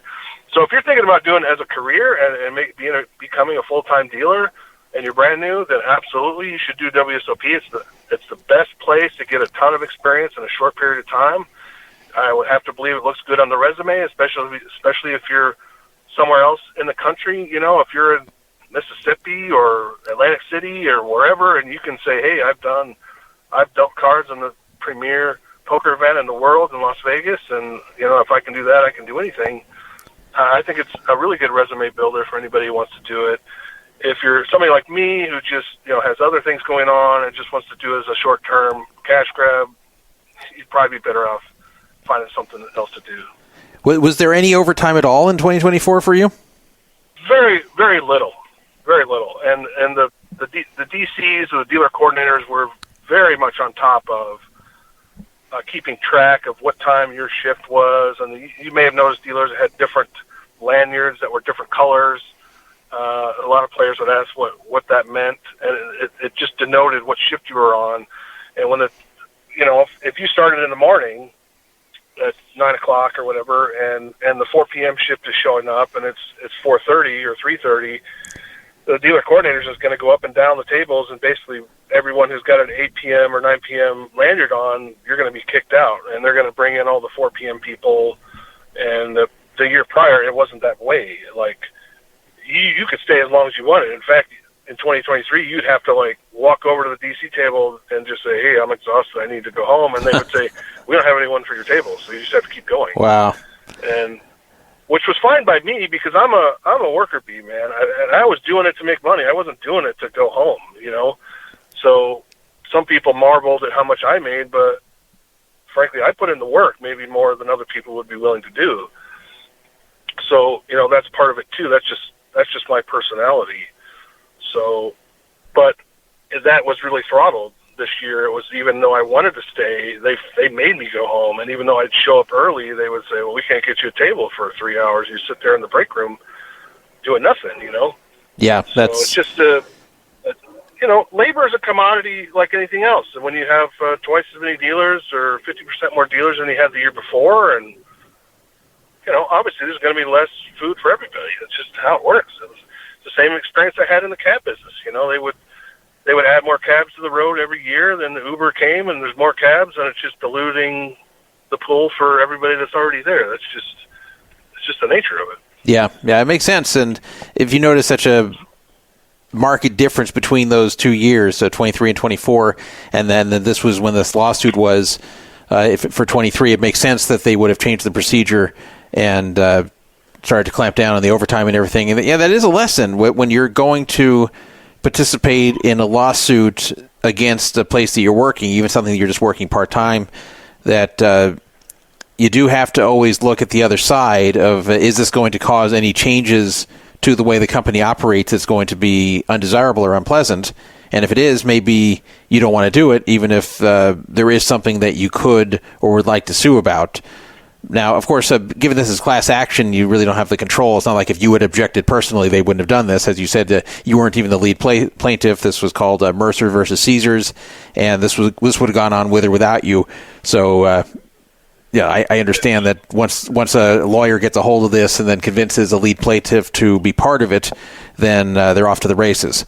But still, I see your point, and I thought that was a unique point when I read it on Twitter, that you weren't saying, yes, here's 3,700, screw Caesars. It was like, well, okay, nice to get the 3,700, but this might be affecting the future of dealing and how lucrative it can be if you like working a lot of overtime, and I think some people didn't think about that.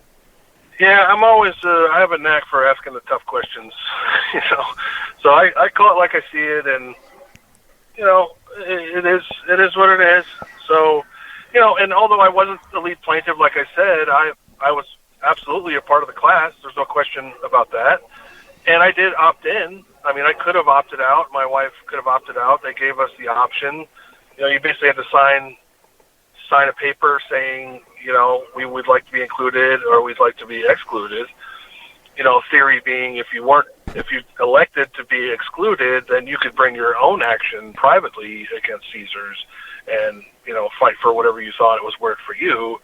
Again, for me, I was more, I'll say, apathetic about it. I figured there was going to be a settlement at some point. I told my wife that, don't hold your breath.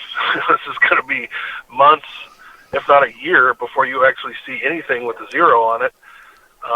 But I figured I don't want to deal with it. I'm certainly not going to sue them privately for this. It's not something I would do over something like that.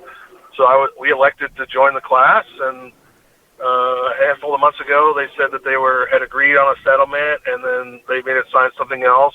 They didn't say how much we were going to get. It just said, kind of you still, this is your last chance to opt out if you want. And then, I guess 3 or 4 months later, we actually got the checks, and it was a nice Christmas bonus, I suppose. That's kind of how I look at it. Yeah. Well, I'm not questioning joining the class. Obviously, if that's happening, it makes sense to join, and to sue them yourself, even if you wanted to, it wouldn't make sense because of your damages wouldn't be high enough to justify getting an attorney to do this. So, I even if you don't agree with the lawsuit from the standpoint of how it might affect things going forward, even if theoretically you agree with the point, you still have to join the class at that point. Otherwise, it's just leaving money on the table. So I understand that, and I just thought it was interesting that you presented the unintended consequence of this, which is probably true. It's probably true that that's why they've cut the overtime and they're hiring more people. And they probably did an analysis at Caesars, and they realized, hey, we can actually save money and have more dealers. So why don't we? And we're going to change everything now. And sometimes it takes something like that to spur them into it, whereas before they're like, this is working fine, whatever, just keep it this way. It's one of these, if it works, don't fix it sort of things, that once it doesn't work anymore, which in this case is because they got sued, then they have to start looking at things differently. So, yeah, it was a good point there. I've got one more question for you. This is, again, from a listener who texted it to me. Regarding your poker dealing, was there any memorable experience regarding someone behaving very poorly at the table, either towards you or towards the other players? Yeah, there was a couple things, and I'm sure I tweeted about it at the time because it makes for content. I had, going into it, as I said, I'd never played, I never had any experience, but I was aware that poker players had a bit of a reputation with regards to being, not very nice, let's say, to dealers and whatnot. I'd heard some stories along those lines, and I went into it thinking like, hey, I was a fucking cab driver for 15 years. I don't need this job.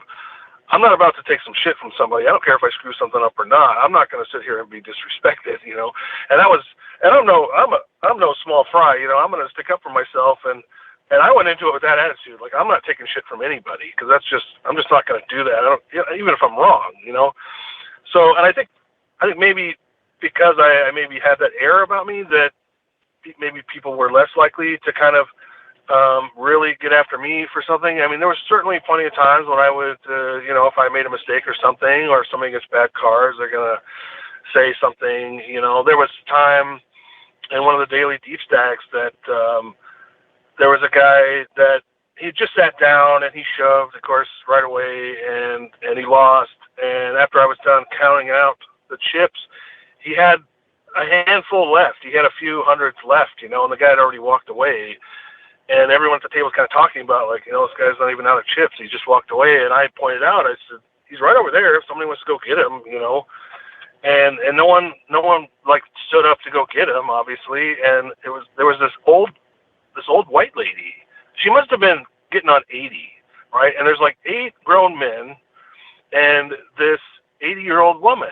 And I said out loud, like, somebody should go get that guy. Because in my head, I'm thinking it's only right. I mean, yeah, he's pissed he's lost, but he's not, chipping a chair, as they say. He's not done.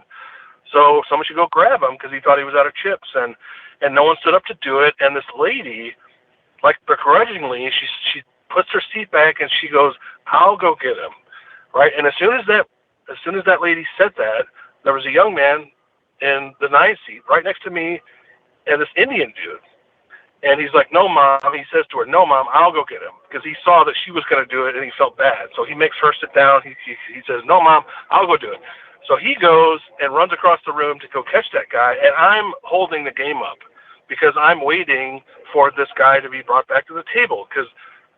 And people went out of their way to tell me how I was wrong because I was holding the game up because I didn't want to deal until that guy came back. And per the rule books, they are right. I was in the wrong, but guess what? What's right is right. It just takes a second. This guy's running right over there, and when this guy comes back in 10 seconds, I will begin dealing. I'd already shuffled. I was just waiting for this guy to come back, right? And there were some dudes, a couple of guys at the table that were giving me shit about this, and I just said flatly, I'm waiting for this guy. Just relax, all right? It's a daily deep stack. It's not the fucking main event. It's the right thing to do. Cool your jets, And everyone at the table was mad at me, and of course, like I said, I told the story later, and everyone on Twitter was mad at me because I'm an idiot and so on and so forth. But the guy came back, and it just so happened that the guy in the 3 seat that was mad at me is up against it with the guy in the 9 seat that went to go catch the guy.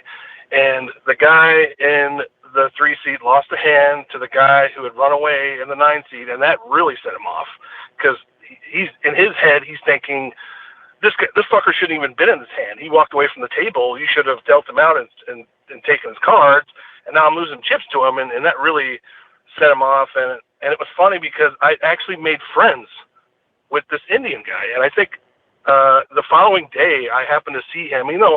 The series is sort of like Dead Tour, you kind of start to see a lot of the same people. And I ran into this guy, the Indian guy, the day after or something like that, and I recognized him. I'm like, "Hey, you're that dude that ran over and grabbed that guy when I said," and he's like, "Yeah," and he and I became friends. And the whole rest of the series, anytime I'd see him, I was like, "Hey, man, I never even caught his name, but it's like, I like your style. Like, you did the right thing. You weren't going to let the lady run over and do it. You did the right thing, and you and I are buds now because I got respect for you." And I remember even the last week of the series, I ran into that guy again, and he had some of his buddies with him.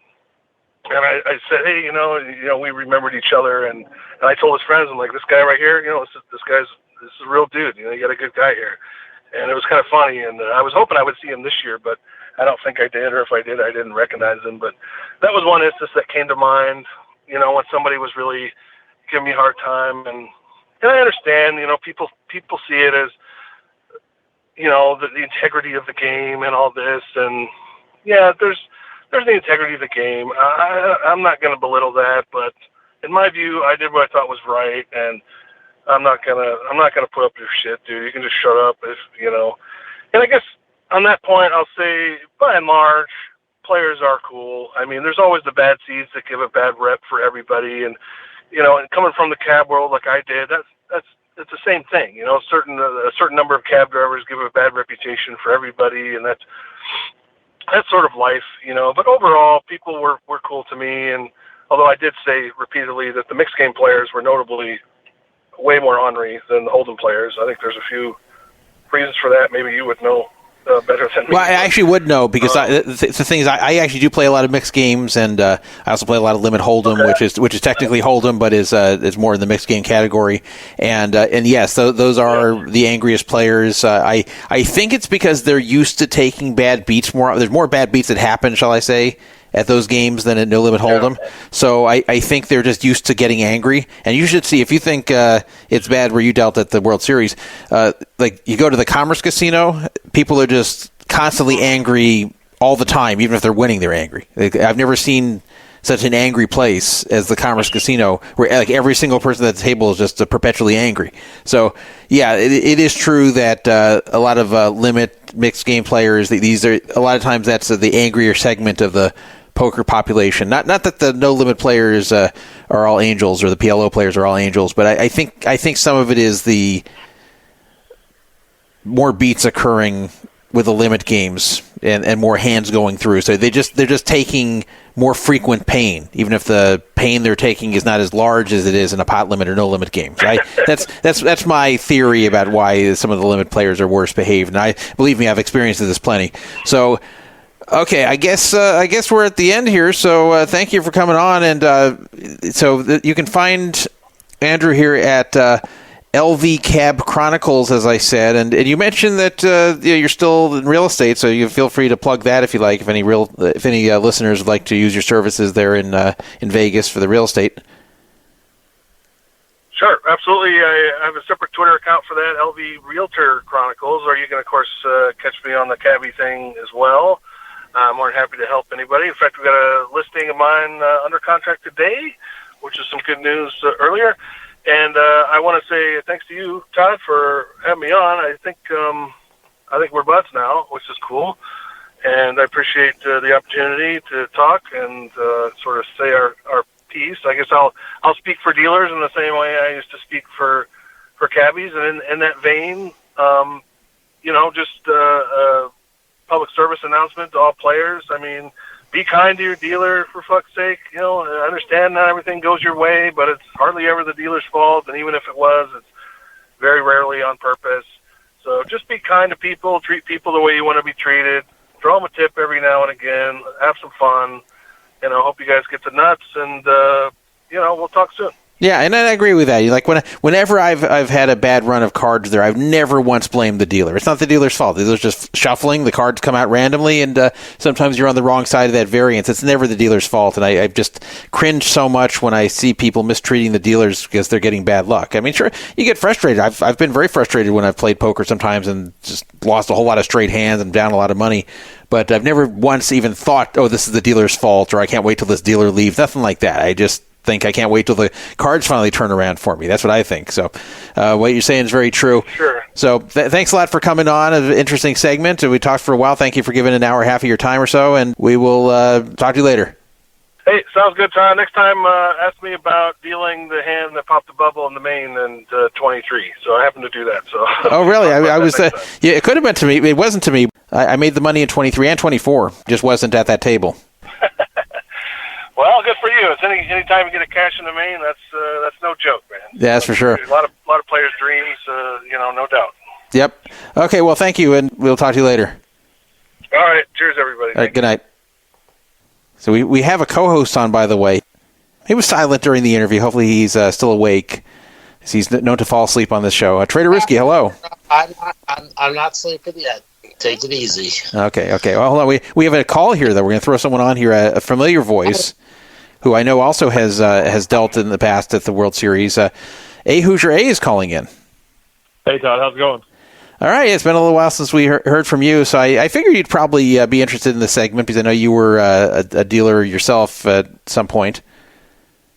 Yeah, I dealt the 2019 WSOP, but I figured I could give a little bit more insight on how they calculate the down rate and also why they started doing the guaranteed down rates. Okay, yeah, let's hear that. So first of all, how a down rate is created is, let's just say that they collect, we're going to just use nice round numbers. Let's say they collect $10,000 in fees that's going to be distributed to the dealers. And let's say there's a total of 1,000 downs in that given tournament. You would just take the $10,000 divided by the 1,000 downs, and you'd get $10 per down. So if a dealer did 10 downs, they would get $100. So that's how a down rate is calculated. Obviously, in the WSOP, the numbers are going to be much higher. They're collecting thousands, hundreds of thousands of dollars for the dealers, but there's also hundreds of thousands of downs. So anyway, like in 2019, when I dealt, there was not a guaranteed down rate. So what would happen is during some of the weeks when we would have some of the smaller buy-in, huge, $400 buy-in, 20,000 player fields, they wouldn't collect, nearly as much fees from those tournaments for the dealers.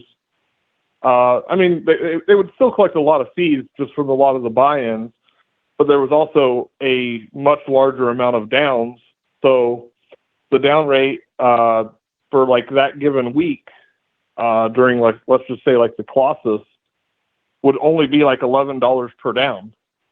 And, the dealers never knew exactly how much the down was going to be, like the down rate was going to be until the following week. So some weeks the down rate would be $11 or $12 an hour. The next week the down rate might be $17 an hour. And the down rate was always the best during the main event week, which would get upwards close to $30 an hour, or not an hour, but per down. Per down. Wow. Now in 19, what was there a guaranteed down rate for the World Series? No. Okay, no, so that came later. A lot of the complaints came from that because you wouldn't know what the down rate was going to be for the week that you're working until the following week. So, if the down rate was only $11 and, your check would be smaller that week. And then let's say that the down rate was $18, but, the following week, but you took 2 days off that week, then you would lose out on a lot more money. And so a lot of the dealers weren't happy with the way that they were calculating the down rate.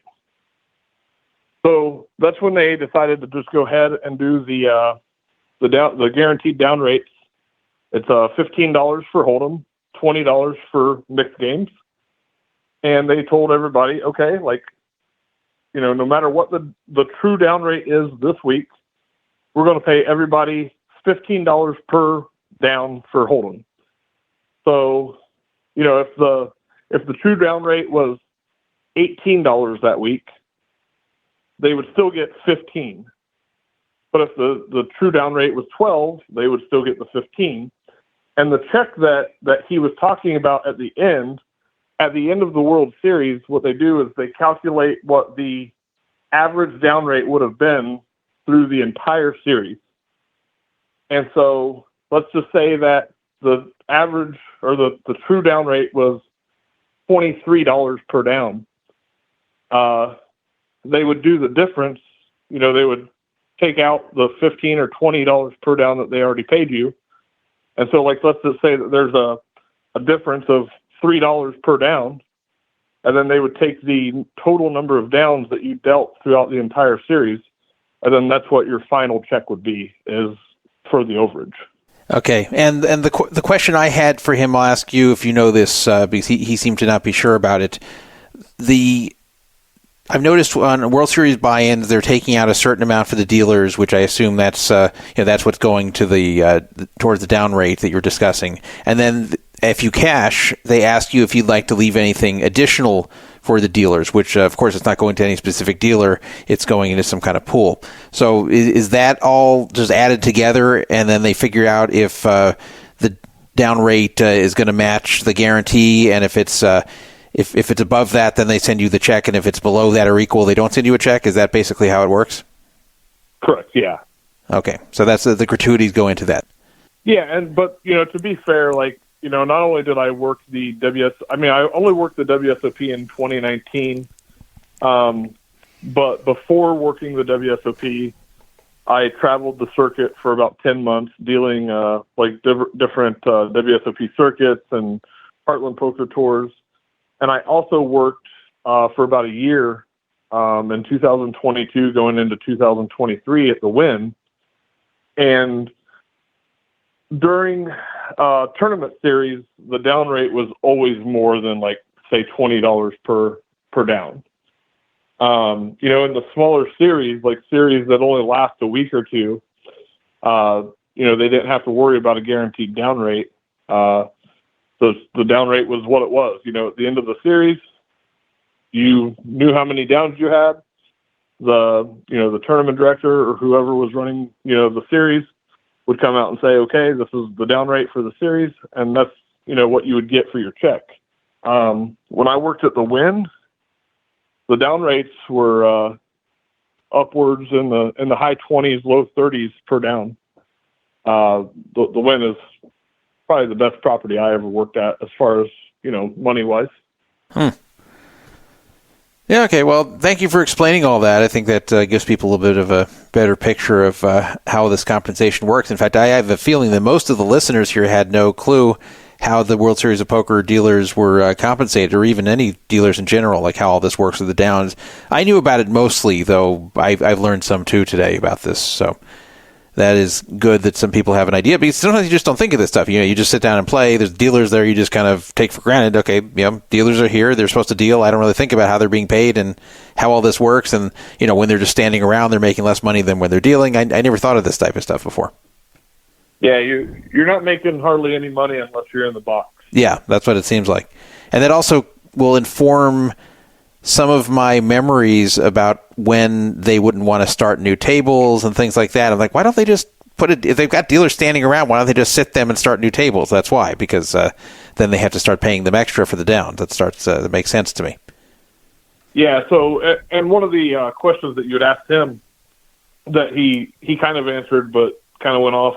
So yeah, like if I sit down, if I push into a table and I sit down and I'm dealing for 5 minutes and that table breaks, like let's just say it's the next table in line to break and I've only been dealing 5 minutes. As long as I've dealt one hand, then I got paid for that entire 30 minutes. Oh, okay. Now to earn that, quote unquote, earn that money, I'd be expected to, just make sure that my, all the areas around my table was cleaned up. So I'd have to clean up like any kind of water bottles or anything like that, make sure all the chairs are pushed in, make the table look neat and stuff. So, but most of the time, like if I ever got, let's just say I dealt two hands and then the table broke, I would get, my cards sorted and my table cleaned up, and then I could go back and spend the next 15 minutes on break. But I still got the down for that entire 30 minutes. Yeah. Okay, that makes sense. All right, well, thank you for that information, and we're going to move on to our next topic. So, but thank you for giving us some clarity there. Yep, have a good night, Todd. Okay, you too. Good night. Bye. All right, so Trader Ruski, hello. You still awake? Did you fall asleep during that call? Or are you awake? No, I'm still going. It's getting late for you. I slept in until 5:30 today, so wow. Got the extra rest. He slept until 5:30 a.m. That's sleeping in for Trader Ruski. It's amazing. I want to move on and talk about the Formula One race, which is going on in Vegas. The main race is tonight, but I think it's going on right now. I think it started around 10. And this is the second year of it, of course. I went to it last year because I had a comp. And despite having a comp, I still didn't have quite enough interest in it to go. I just decided, you know what, it's just not something I'm really a fan of. It would just be kind of a novelty to go. So I'm just not going to go. I just don't feel like driving all the way to Vegas and back. And even though I had the comp room and I had the comp tickets to it, but I just said, this just isn't worth it to me to just do a special trip for this. So I was going to skip it and just let all this stuff go. And in fact, I missed the first 2 days, the two practice days, which don't really matter, but the ticket encompassed that too. Anyway, then the night before the main F1 race, I just thought to myself, you know what? Maybe I'm dismissing this too easily. So I asked Benjamin, my son, if he has any interest in seeing something like this. And he said yes. And I said, are you sure? He said yes. So I said, okay, I'll do it then. So we went. We barely got there before they closed all the roads. We got there like 45 minutes before they closed all the roads. And once I got parked and everything, then I had to go get the tickets. And that was an ordeal because they had no record that my comp tickets were to be given to me, and I was going to be left with no tickets at all. And there's nothing I could do because these were comp tickets. They can just legally say, we don't want to give them to you. Here they weren't saying we don't want to. They were saying we don't have any record that we were going to. So I dug up an email from a host saying that they're booked, but they're like, okay, well, they weren't though, so maybe he decided not to. So anyway, I kept pressing. They finally did it reluctantly. And then I walk over to the VIP section, and I'm all ready to walk in, and then they say, I'm sorry, these are tickets to the regular section. So I wasn't going to go and run back to that room and say, these were supposed to be VIP tickets. I was happy they made this right. You know, I knew that they could have just told me, forget it. And in fact, my play at that particular casino had declined a lot in those months. So they noted that to me. They're saying, well, your play isn't as good. That's probably why you didn't get it. I said, no. I was promised this not based on play. I was promised this based on the much higher play I had in the summer. And it's so anyway, the point was they weren't really looking to do me many favors because my play, it hadn't gone to zero, but it had gone down a lot. So I was happy I got that out of it. So I wasn't going to go back and complain that they didn't honor the VIP tickets. At least we had tickets. So we went in, and, you know, I enjoyed watching it, and Benjamin enjoyed watching it. But was it something I was going to come back and do and pay for? No. And I didn't have a comp this year. So I did not go. And if you guys remember when I hit that 64K Delt Royal on an Ultimate X video poker machine, that was that same trip. And my emotions changed very quickly in that one, where this was the last night I was going to be there. And I went to go play Ultimate X video poker at $100 a hand, basically, because it was 10 hands of $10 each. And I got down $8,300. I only had $1,500 more on me, and then I'd have been busto with my bankroll that I brought over on this trip. Then I hit a $2,600 quad aces, so that got me kind of a third of the way back. I almost just quit and said, hey, I'll take the loss. It's under 6K now. And I said, I'll pay a little bit more. And like 9 minutes later, that's when I got dealt that Royal for 64K. So that was nice. That was that same trip. So I went from like, oh my God, why did I take this trip? I should have just stayed home. I can't believe I wasted $8,300 to, oh, I'm so glad I came here. It's funny how gambling can do that. But anyway, I did not even consider trying to go this year. And there's also a big law of diminishing returns unless you're a big fan of F1, which I'm not. So for me, it was kind of just, let's go see the novelty of the F1 race on the Las Vegas Strip with these fast cars zooming around this special track that the streets of the Strip have been made into, and also be there the inaugural year. But coming back a second year, you know, not that big of a deal, especially because since I don't really follow it, I don't really have someone to root for. So what was the point? So I didn't go. Anyway, I was not the only one who had that attitude, apparently, because F1 this year, and by the way, there's a 10-year contract that F1 has with Las Vegas. So they are under contract to do 8 more years of this. But this one was already a big decline, and I thought it probably would be. And people were noticing things like the casinos being empty, the poker tables being empty, and just a lot of things kind of seemed like a ghost town. And the stands of the 2 practice nights were also pretty empty. There were some pictures posted up on social media that were showing empty stands watching the practice races.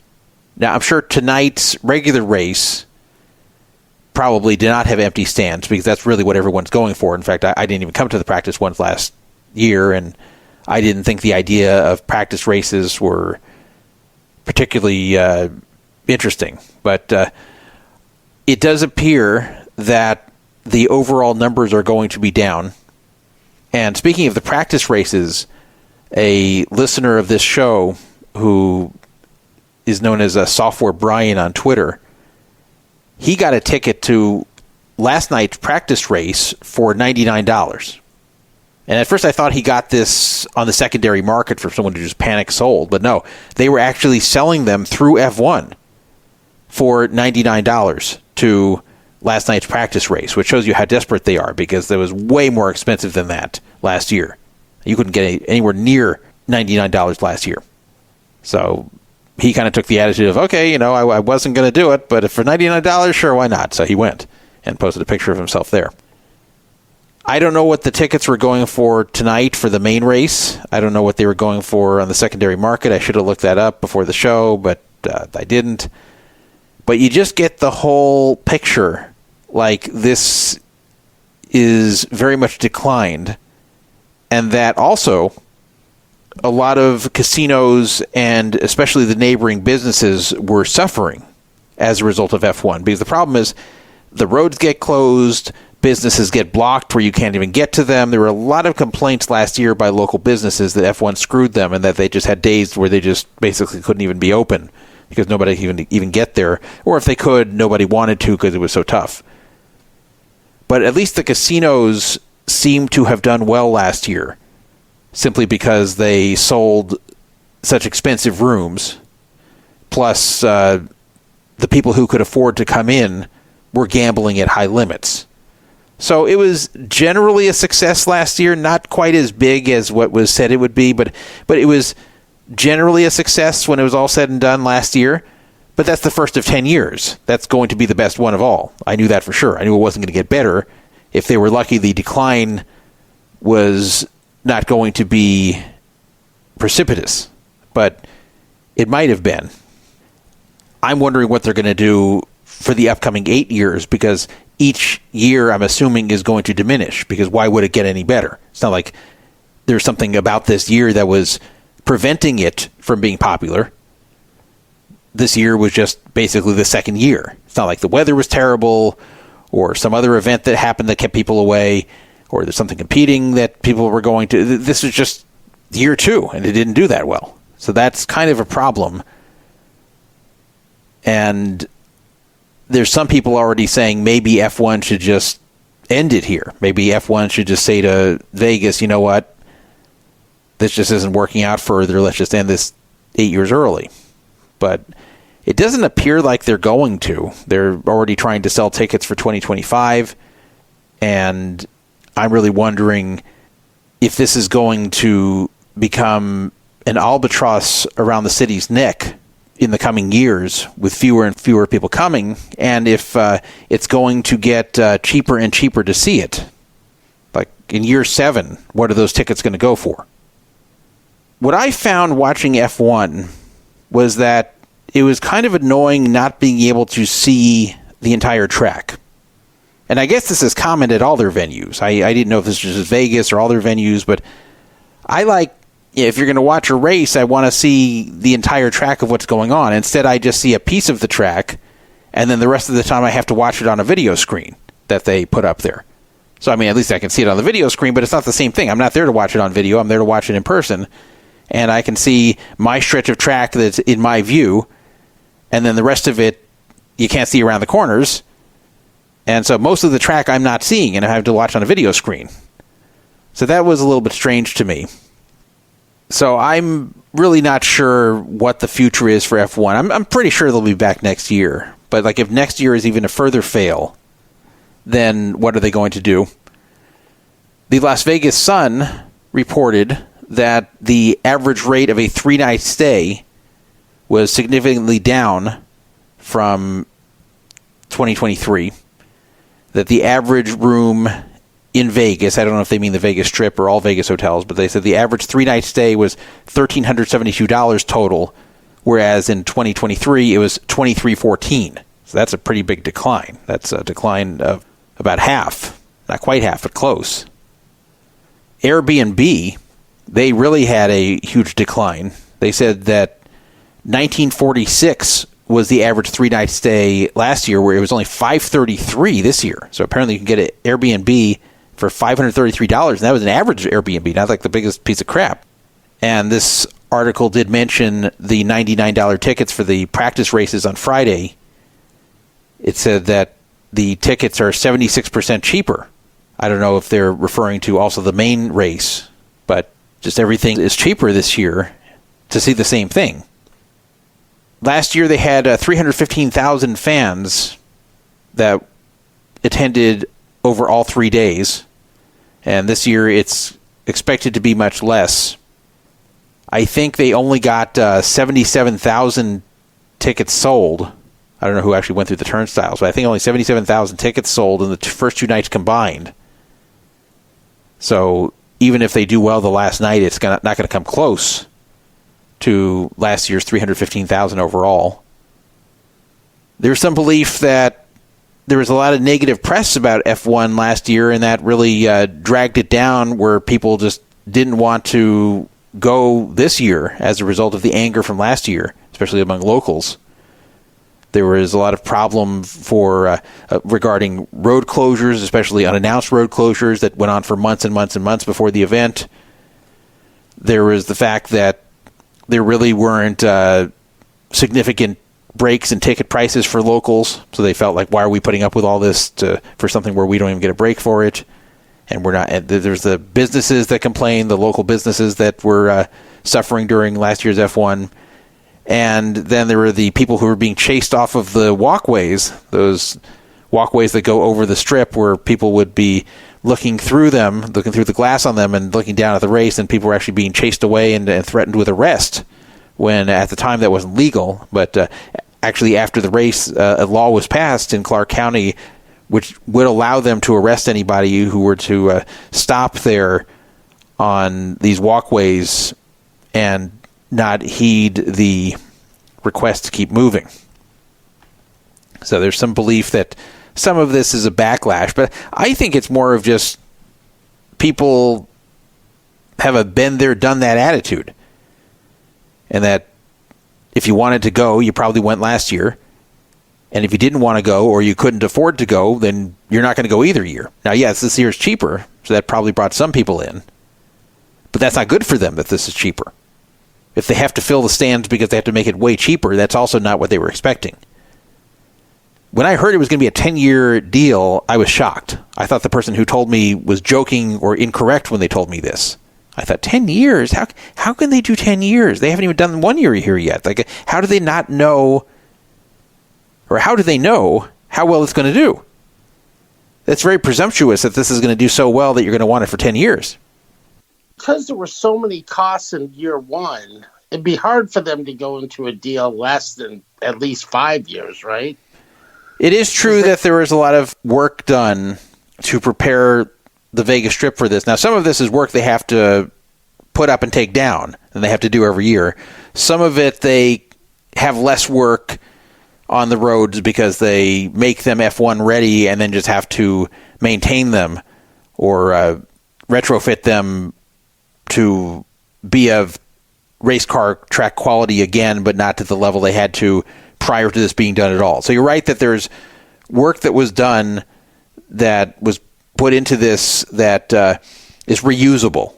But a lot of it isn't reusable. I agree, just one and done wouldn't make a lot of sense. But 10 years is really long. 5 years, that one I'd still think it was long, but I'd say, okay, like I kind of get it. But 10 years is just crazy. And especially, I don't know why they didn't picture there's going to be a major law of diminishing returns with this, because that's what I thought as soon as I heard about that it was a multi-year deal. Yeah, I mean, that was painful in 2023, I guess, when they were tearing up the roads and the WSOP was going on and just trying to get out of valleys or whatever. It was brutal. It was brutal. I remember that. It was very tough to drive then, and that was like 24/7. If you even go out like at 5:30 in the morning, you'd have a problem.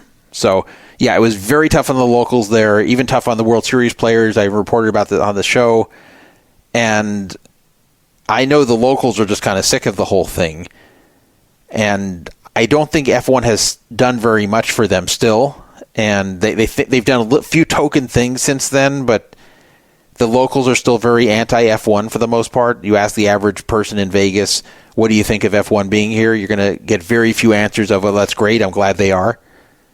It's one of these things where the city council just made some decisions without really thinking about it enough. And, maybe it was more than that. Maybe there were some bribes involved. This is Las Vegas. You never know. But whatever happened there, a decision was made for the city, which was definitely not in the city's best interest for 10 years. And I'm also skeptical that the first year of it was as successful as they claim, because they're claiming it was wildly successful, and this was one of the best periods of times they ever had regarding profits for the casinos. And I think some of that was inflated, so it doesn't look like a fail.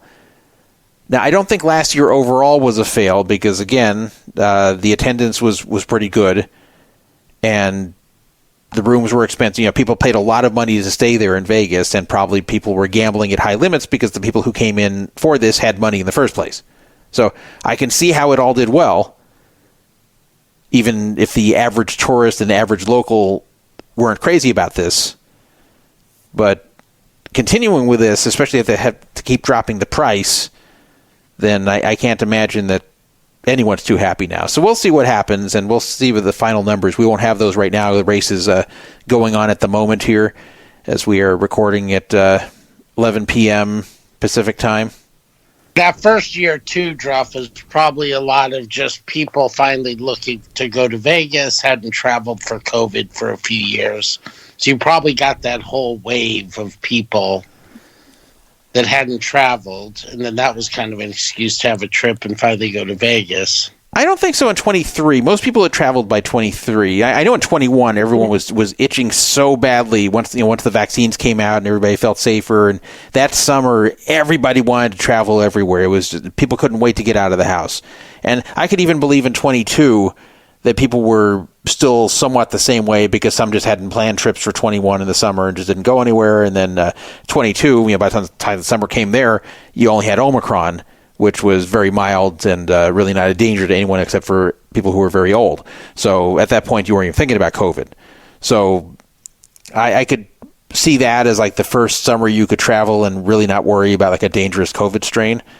22. At 23, though, that's already past that. And like I'll tell you, here we are at the end of 24, and it's been a while since I would think about COVID on a typical day. Like usually an entire day will pass and I don't even think about COVID once. I think about it when I'm at the World Series because you can get it so easily there. And I think, I hope I don't get it. And sure enough, I did during the main event. And I got it 2 years prior at the World Series. So I think about it at the World Series, but aside from when I'm at the World Series or sometimes like on vacation, when we took a vacation in August, Benjamin got COVID on that trip. So I think about it on trips too. But other than that, like day to day, I didn't even think of it. And I think that's the way most people are. Anyway, just wanted to mention that. I don't want to spend a long time on this F1 topic because we've got a ton of topics to cover tonight. And the first one lasted a while, as I thought it would. So let's move on to the GGPoker stuff. We've got 3 different GG topics, all different from each other. The first one is about them changing their upper limit, no limit hold'em games to be private hosted games. And I'll explain in a second what that means. And it's been very controversial. But as somebody who wants to be fair, I always look at everything from all sides. So the popular sentiment among the poker community is that GGPoker are a bunch of assholes, they're greedy, they play favorites, they're terrible for poker, blah, blah, blah. Now, I'm going to tell you, I have nothing to do with GG, and I've criticized them many times, and I have a feeling they don't care for me too much. They haven't said that, but I just have a feeling because I have held their feet to the fire when things have happened there that I don't think are right. I don't think it's a scam site or anything. It seems like an honest site, but they've made some decisions which I don't think are fair, and they didn't handle that super user situation very well either. So there have been criticisms I've had of GG that I voiced pretty strongly on this show and on Twitter, and I'm sure they're aware of, and I'm sure if you ask them about me, they'd think, this Todd guy's a pain in our ass, and we don't like him. So I'm no GG ass kisser, but at the same time, I got to be fair. Here's what's going on, then I'll give you my opinion. GGPoker has moved all of their no-limit games that are above 1020, so you can still play 1020 normally, but anything above 1020 no-limit is now a hosted game. It's called exclusive. That's the name of it. If you look at their lobby, it says exclusive. And an exclusive game requires that you are invited to the game in order to play. Who invites you? Well, that would be a host who is given the power to invite people. I believe that's a GGPoker employee. Now, who decides who gets in or not? Well, that's the host. And what do they decide based upon? Well, they decide based upon what they think is best for the game. So, first of all, if a fish wants to come in, 100% they're getting in. So anyone who has a losing record on GGPoker that would likely be a fish will get an invite to the game. But as far as the non-fish who get invited, I don't exactly know how that process works, but basically what the host is trying to do is bring in the type of player that's not going to frustrate the fish and make the fish want to leave. So, for example, someone who plays very, very few hands and plays very tight and only puts money in when they've got a big hand, the host is not going to invite that type of player in because the fish doesn't like playing against them. The fish wants to play against someone else that they perceive as like a fellow gambler, someone who's loose, someone who is enjoyable to play against. And someone who's just very tight and nitty is not going to be enjoyable for the fish. So the hosts will invite people to the game that they believe that the fish would prefer to have there. And I have to imagine that if the fish says, hey, I don't want such and such guy here, that the host will probably listen to him and not invite that person again. So you have to be invited to these games, these hosted games. And this is now every single table at No Limit Hold'em on GGPoker that's above 1020. Now, this is not the first time we've seen such a model. Online it is, but this is not the first time we've seen such a model in poker, because this controversially started several years ago at the Aria in Vegas, and this was under then room manager Sean McCormack, who is now in charge of all poker at all MGM properties. Now, he's a pretty powerful person in poker. And this was done at the Aria to prevent the fish from entirely moving out of the casino environment if they wanted to play poker, because a lot of these fish were unhappy. They were complaining that there were bum hunting pros, and these were people who would only show up when there's fish in the game and then quit when the fish was busted. That there were pros that would show up in a predatory fashion, sit only when they're there, and then as soon as they busted, the pro would leave.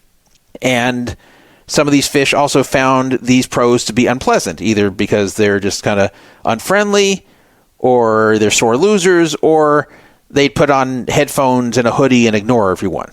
So basically the fish were saying at the Aria, we really want to play with opponents we like. And then there would be the smarter opponents who would schmooze the fish and make them seem like they were their friends and made the game more fun and would talk to them and wouldn't play as tight. And then that's who the fish would want to play with. So the fish would tell the management at Aria, hey, can you keep the type of players out of this game that we don't like?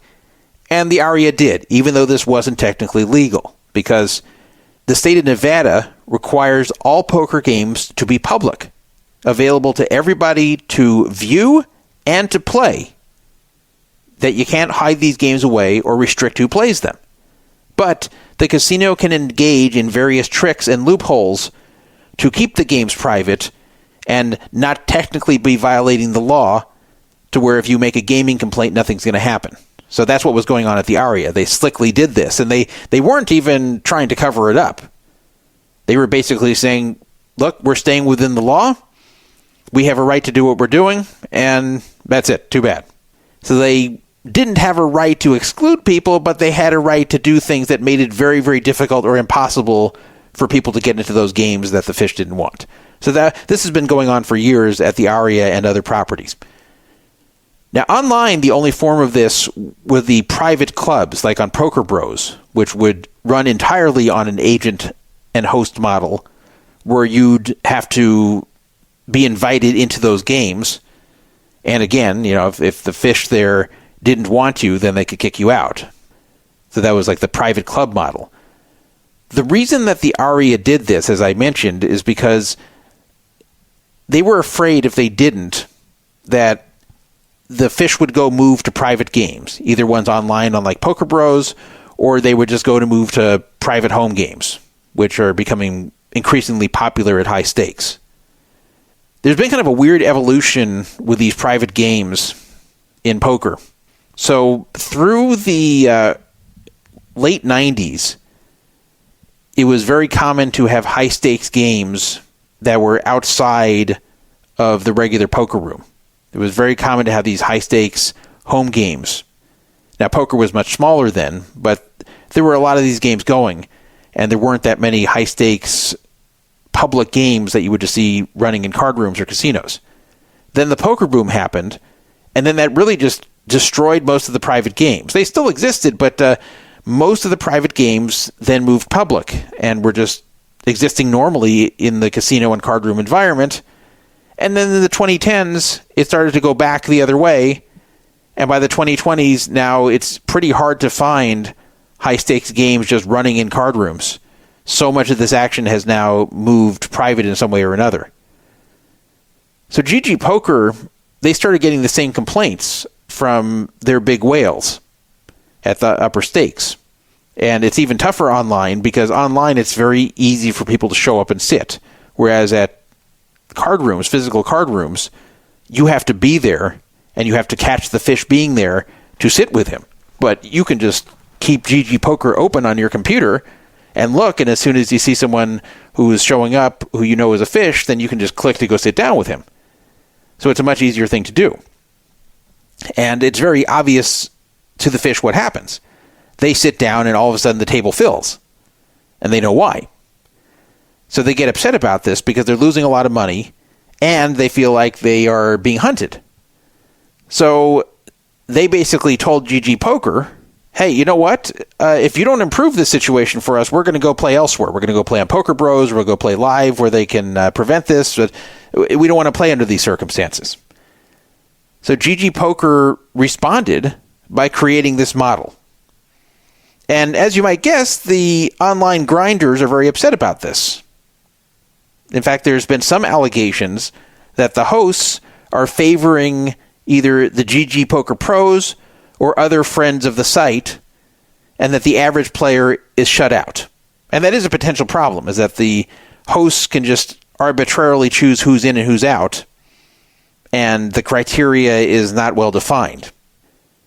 So there's a lot of controversy about this, and most people who are discussing this on social media are very upset about this and are very angry at GG and think that GG has done a terrible thing. And I'll tell you in a second what my feelings are about this. GGPoker also has some various gimmick tables, and these are not private, but they also are kind of along the same lines, such as being required to play a certain percentage of VPIP, which stands for voluntarily placed money in pot. So voluntarily placed in pot. And that is basically a rate of how tight you are, how often you'll enter a hand, what percentage of the time when you don't have to. So the blind is not considered voluntary. The blind is involuntary. So the VPIP rate has to do with when you are voluntarily putting the money in pot, and if your rate is less than 30%, then you will get banned from the table for an hour, and then you can come back and try again. I don't know how long it gives you to establish this 30%, but if it notices you're not keeping up to this 30% minimum VPIP, or in some tables 35%, then it'll actually kick you out automatically and say you're banned from the table for an hour. There's also some Squid Game tables, which are combined with the VPIP tables that I just described, where anyone who doesn't win a pot has to pay a tax.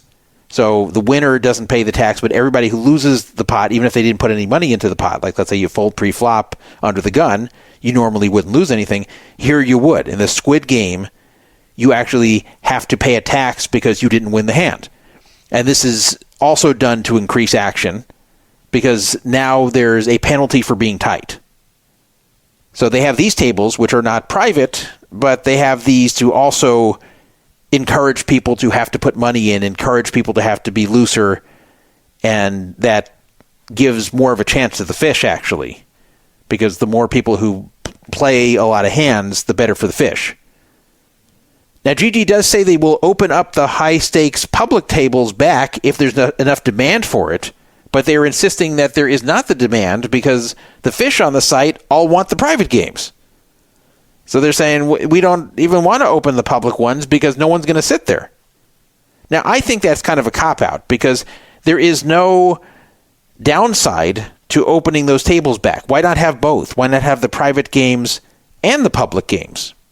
It's not like there's any cost to them opening more online tables. There's zero cost to that.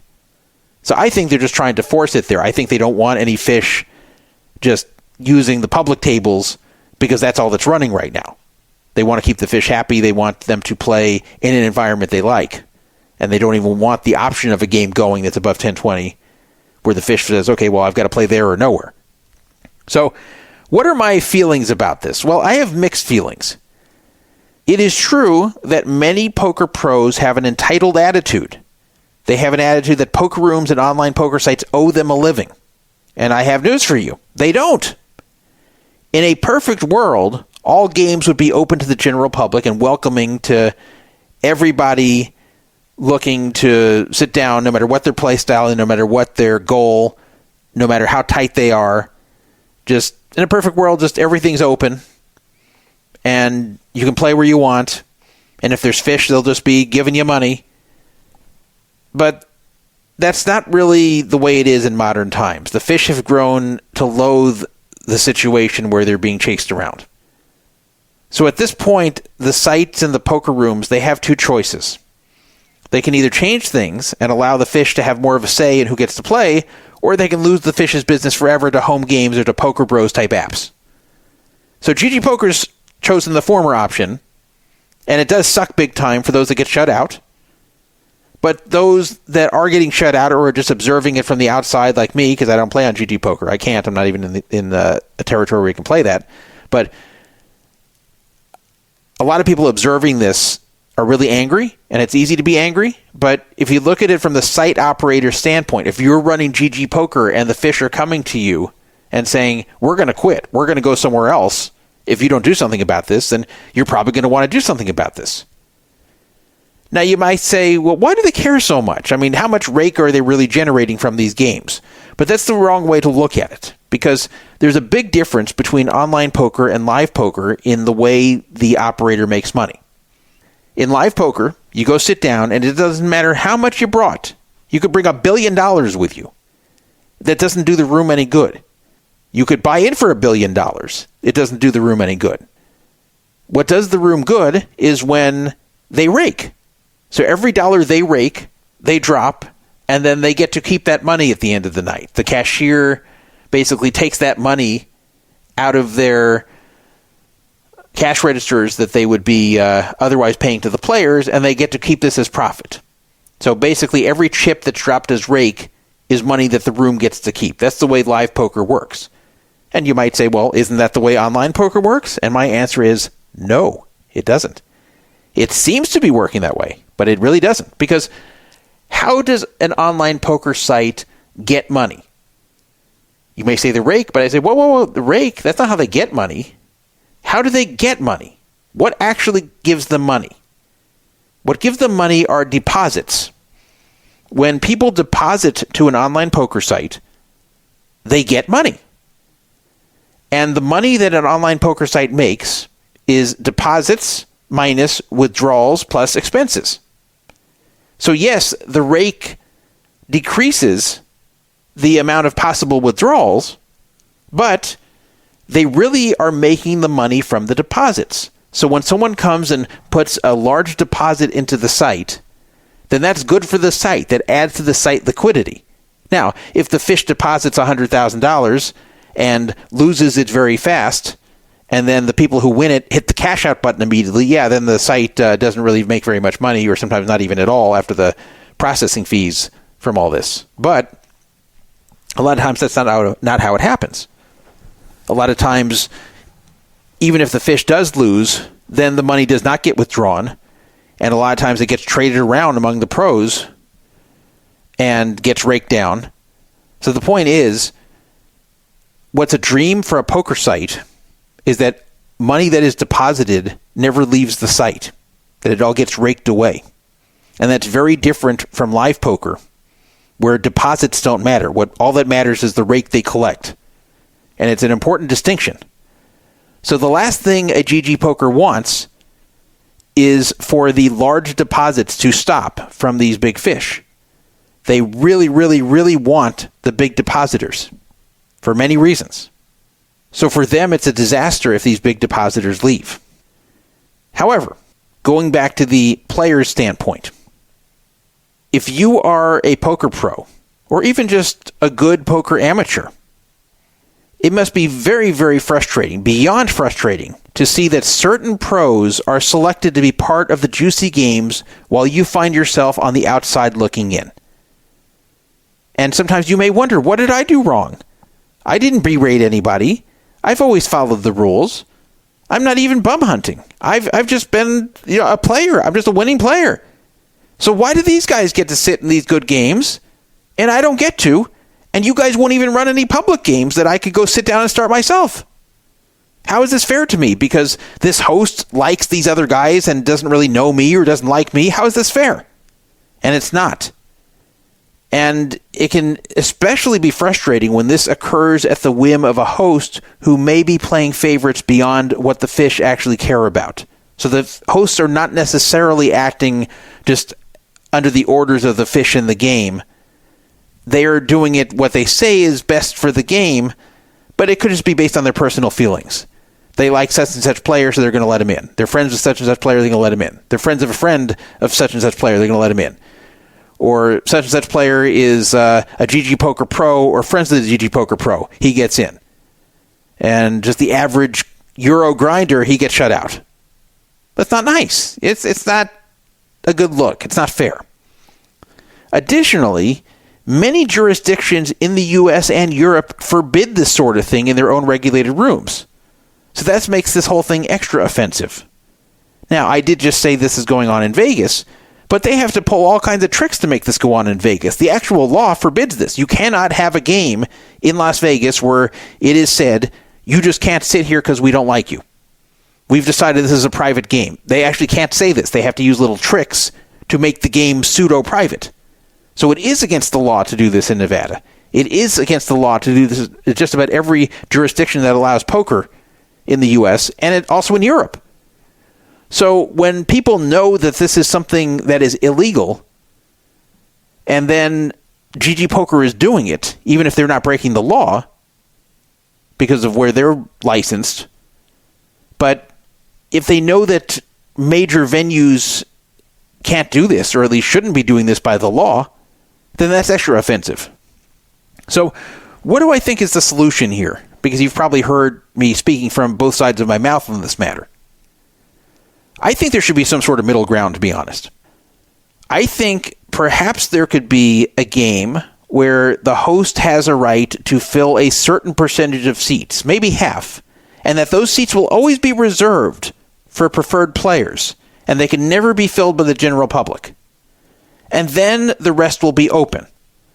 So this can at least create a dynamic where the fish feels that he has some control over who he's playing with, but at the same time, players aren't completely shut out. So like take a 9-handed game, maybe 5 seats the host can fill and the other 4 anyone can sit. And if the fish complains, you say, look, more than half the table is hosted and controlled. So it's not going to be 8 bum hunters and you. And I think the fish should be okay with that. They just don't like the situation where they sit and all of a sudden 8 people appear around them within 30 seconds. That looks really bad. And then when they sit out, everyone sits out. When they leave, everyone leaves. That's what they don't like. But if they could control like half the seats, I think they'd be fine with it. So it's a tough situation, and it's more nuanced than it can appear to be on the surface. And if you still don't agree with me, if you were the owner of GGPoker, what would you do? What would you do if the big whales on the site are saying, we're just not going to continue unless you fix this? Would you just say, screw you, go away then? I don't think you would. So I always like to look at this from the standpoint of both the operator and the player. And you know who I said this to? I said this to the owner of GGPoker when I met him 2.5 years ago during the World Series of Poker at a party I was invited to. I told him that poker players need to look at everything from the standpoint of both the operator and themselves. And a lot of them don't do that. And I gave some examples. And he was very impressed. That's why he gave me his card and said to get a hold of him. So I really am someone who wants to see something done that's fair. And fair under modern circumstances, not 2009 circumstances, but 2024 circumstances in 2024. So if the circumstances today are that the fish will leave the site entirely and go to a private site or a private home game and ditch GGPoker, then they, of course they have to handle this. But there's better ways to do it than this. I don't like this host model, and it's too arbitrary, too easy to play favorites.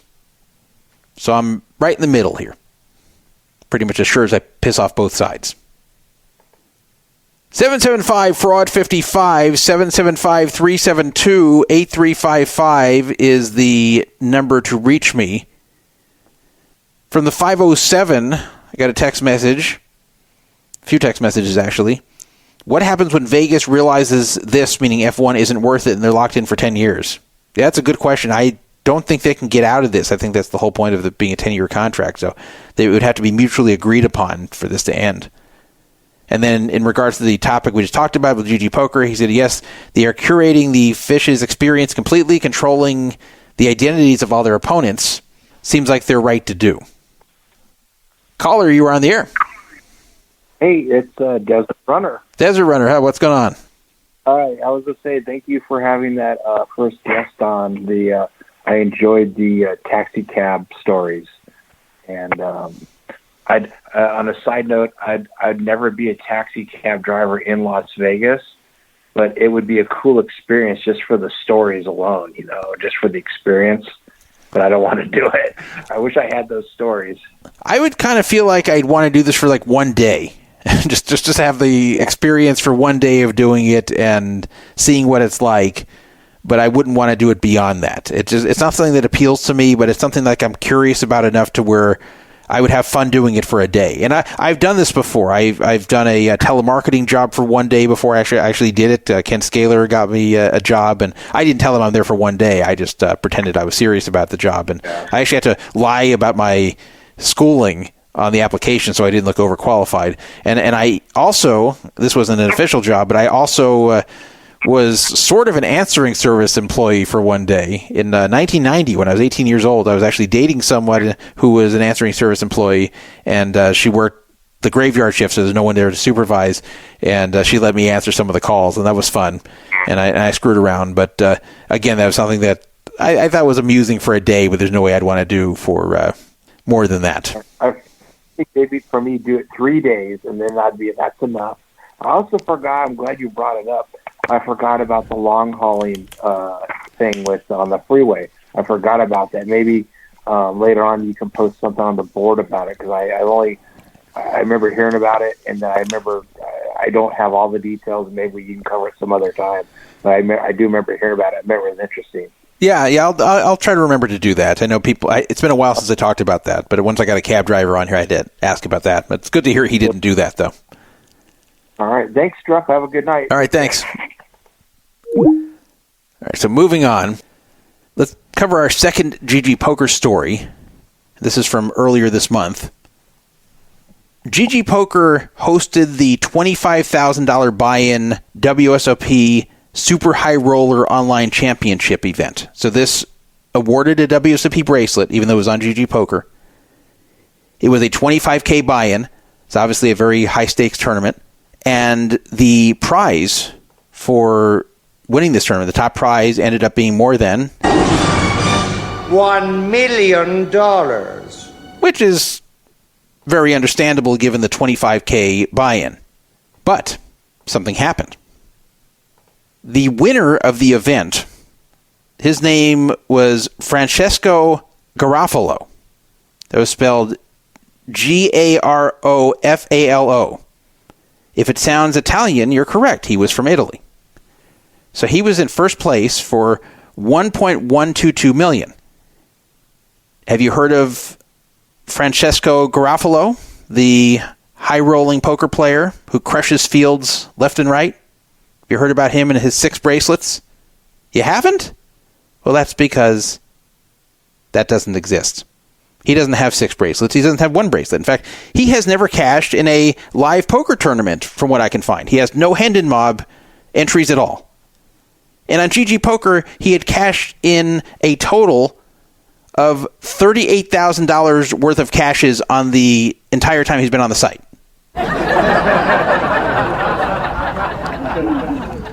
So a guy with no live results and $38K in cashes, not profit, but cashes, on GGPoker Lifetime somehow enters a $25K event and wins. Now you may say, well, okay, maybe it was just a bunch of high-rolling fish on there. Well, listen to who else was at that final table. Second place, Chris Brewer, $865K he won. Bryn Kenny, third place, $667K. Fourth place, Patrick Leonard, $514K. These are all really good players, obviously. Then Dimitar Danchev was in fifth place for $396K. I haven't heard of him. But then Adrian Mateos, I've heard of him, $305K. Roman Harabek, $235K, seventh place. Ole Shmeon, 181K, and then Samuel Muller, 9th place, 140K. So the top guys in this, aside from Mr. Garofalo, very good players with a very strong resume in poker tournaments. So how did Francesco Garofalo crush them? How did he win first place? Well, I'm guessing it was probably multi-accounting, that Mr. Garofalo probably is not the one playing on the account, and therefore Francesco Garofalo was banned and not paid. So he didn't get anything, and he didn't get the bracelet.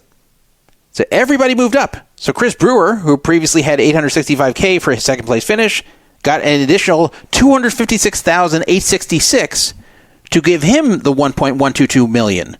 So he became the first place finisher. And Bryn Kenny, who was in third place, who had $667K, got almost 200 more K to end up with $865K. And so on and so forth. So every single person who made the money in this tournament moved up one spot and got paid accordingly. Even the people at the very bottom, and even the bubble boy then got him in cash. So that's what was done with the $1.122 million that was confiscated from Francesco Garofalo. And we still know nothing about him. This has to be multi-accounting. I mean, I can't think of anything else, because how else would he be banned for cheating and nobody else there was?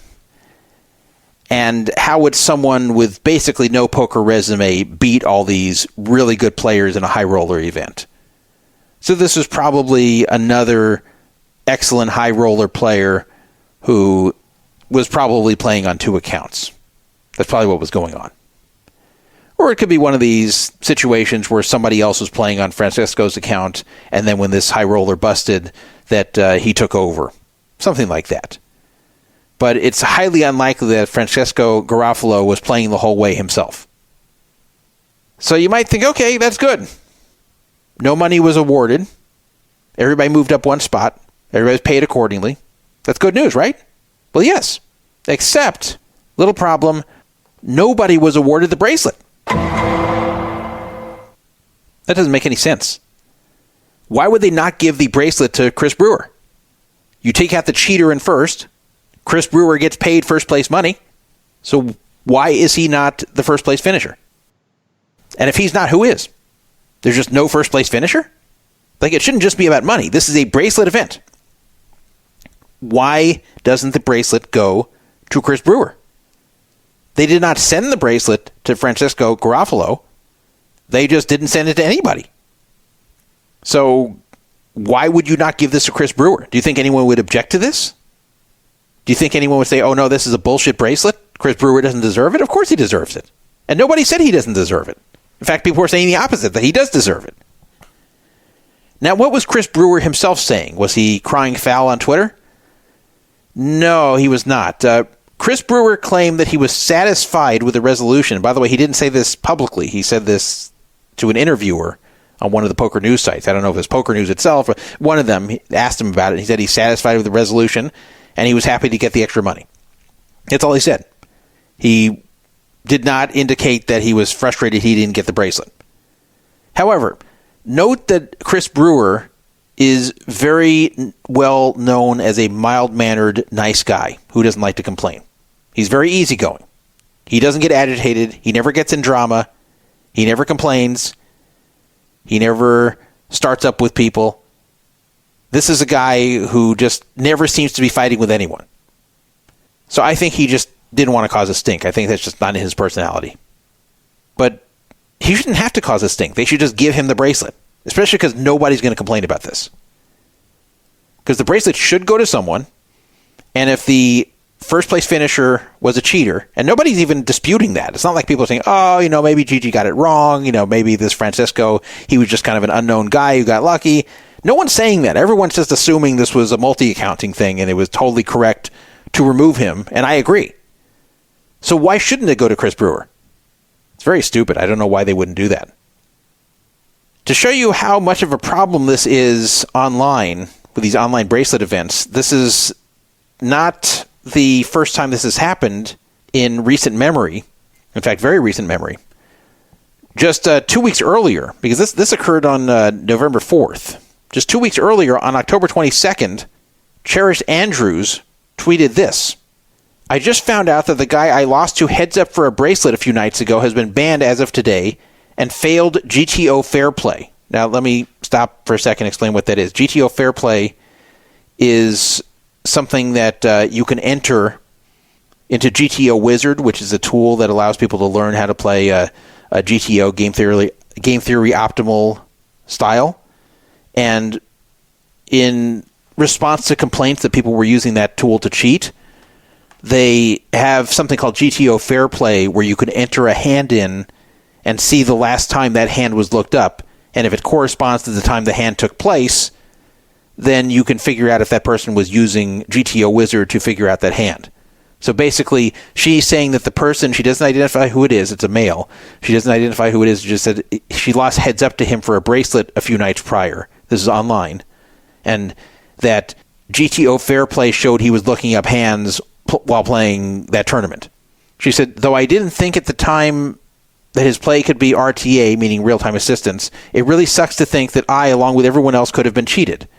WSOP, because this occurred on WSOP.com, has got to do better with this shit. Apparently he was reported multiple times. The fact that money also isn't confiscated is wild when there's proof of cheating. You have to make a point of people like this, or else everyone will just think they can get away with it. Now, the second thing she's saying is not so simple. I agree with her, but unfortunately it's not so simple to implement because the Nevada Gaming gets involved, and you have to justify to Nevada Gaming why you are taking that person's money that they won on WSOP.com. And then if gaming doesn't agree, then you can't take it, and in fact it can look bad for the casino if they're taking it without being able to show a violation that allows this. So it may seem simple to you to just remove someone's money because they failed GTO Fair Play, but it's not that simple. Nevada Gaming doesn't understand all that, so they probably wouldn't uphold that. So that's probably why the money wasn't taken and why they just banned him. But it is crappy that he was reported multiple times and they didn't do anything until after he already won a bracelet. And apparently he got to keep the bracelet too.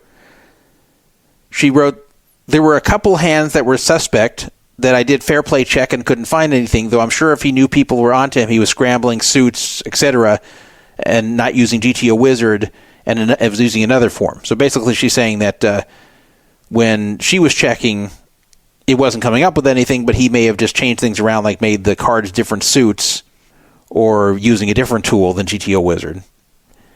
This way she couldn't look it up, but that he did fail the GTO Wizard check at some other points of the event. She wrote, hopefully action is taken and the right thing is done. When I say banned, his account was suspended, which I assume he'll have back within a few days, unfortunately. Now, I don't know if that's true. I don't even know who it is. I don't even know what the screen name is. Cherish Andrews is a fairly long-time player. She's been around for over a decade, and she's currently dating another very good tournament player, Brock Wilson.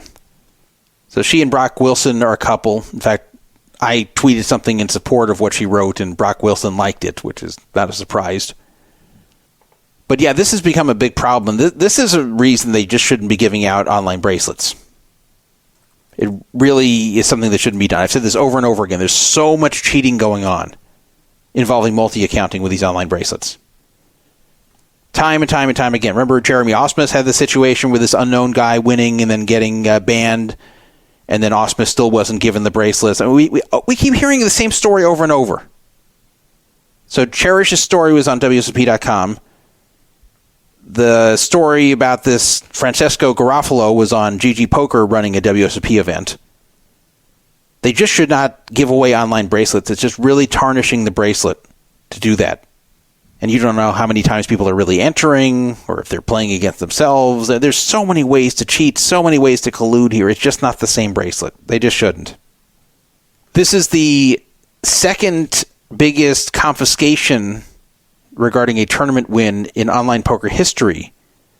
The only one that was bigger was a long time ago, and that was a guy who played under The Void on PokerStars, and he won $1.378 million, and the account was registered to Natalie Teltscher. And Natalie was not the actual player on the account. It turned out it was her brother, Mark Teltscher, who was an English poker pro. So Mark was playing under his own account, and presumably on the Void account in 2007 during the 2007 World Championship of Online Poker. And this was caught, and Natalie actually sued to get these funds back, but she actually admitted as part of this lawsuit that she didn't play the tournament, had a, quote, agent play on her behalf. An agent.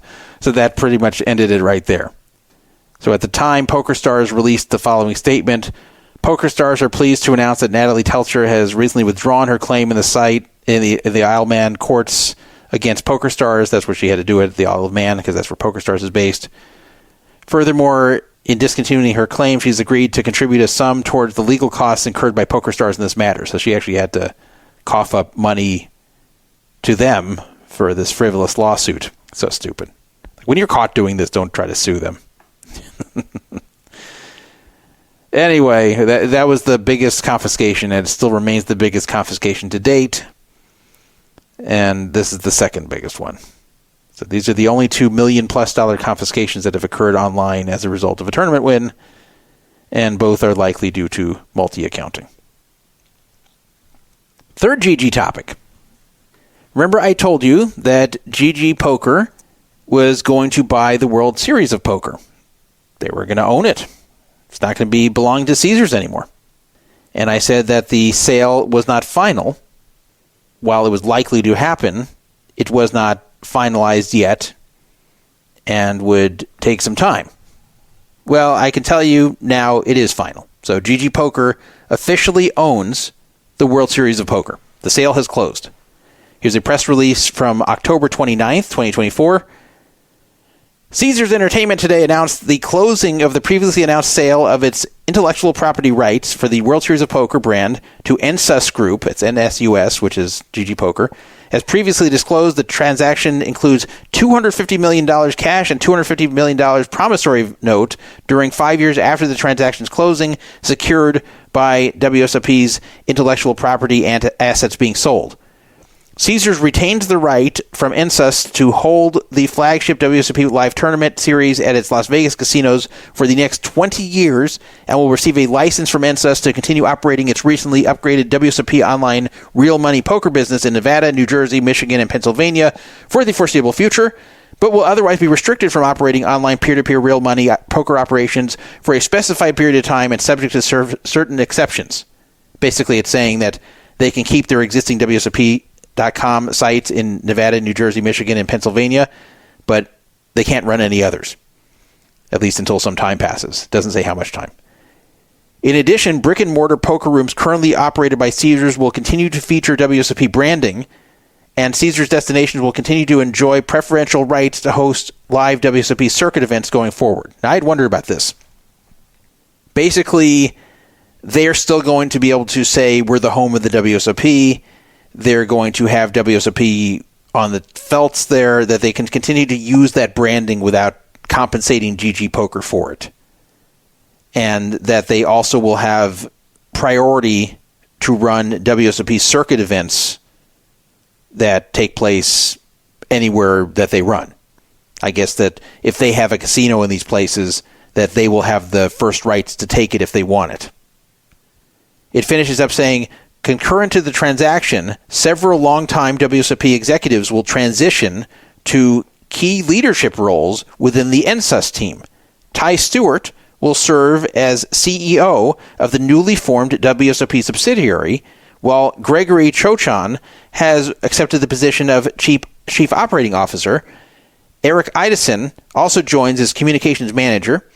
With more than 30 years of combined experience managing the WSOP brand, these employees will lead the next phase of growth and integration under new ownership. So what does that mean? That means that Ty Stewart is now a GGPoker employee. He doesn't work for Caesars anymore. Gregory Chochan, who I hadn't heard of before, who is the COO, is going to also be a GGPoker employee, as will Eric Idison, who I have heard of. He's the communications manager. So these guys have all moved over from Caesars to GGPoker, in what is the WSOP division of GGPoker. So that's why Ty Stewart, he's not CEO of GGPoker, he's CEO of the WSOP subsidiary of GGPoker. And these other guys are also now executives at this WSOP subsidiary as well, but they are, again, now GGPoker employees, Ensus, which is the name of that company. That's who they're working for now, not Caesars. Now, there's a name I bet you haven't heard yet, and you might be wondering about. Who is a big name in the management of the WSOP, and has been for a very long time, that I have not mentioned yet, and that this statement did not mention? Jack Effel. What about Jack Effel? Is he fired? No. It's not clear what's happening to Jack Effel, but I'm guessing he's going to transfer over as well. Why he wasn't mentioned, I don't know. But notice they're not mentioning someone that's taking his job. So maybe they're still negotiating with him. I don't know what this is. Maybe they just left him out of it for some reason. But I have every reason to believe that Jack Effel is going to continue. Why do I believe that? Because Jack Effel is generally believed to be a good tournament director for the World Series of Poker. The World Series of Poker has been successful, extremely successful, under his watch. And, I haven't agreed with everything he's done, and he's had way too thin a skin on social media, but the truth is that as far as running the tournament, for the most part, he's done a very good job. And obviously, from a business standpoint, they have to be very happy with him. I mean, look how the WSOP keeps growing year after year, while poker itself is contracting. WSOP is by far the most successful poker series, and it's not even close. Now, that's not all because of Jack Effel, but he is the one who runs it.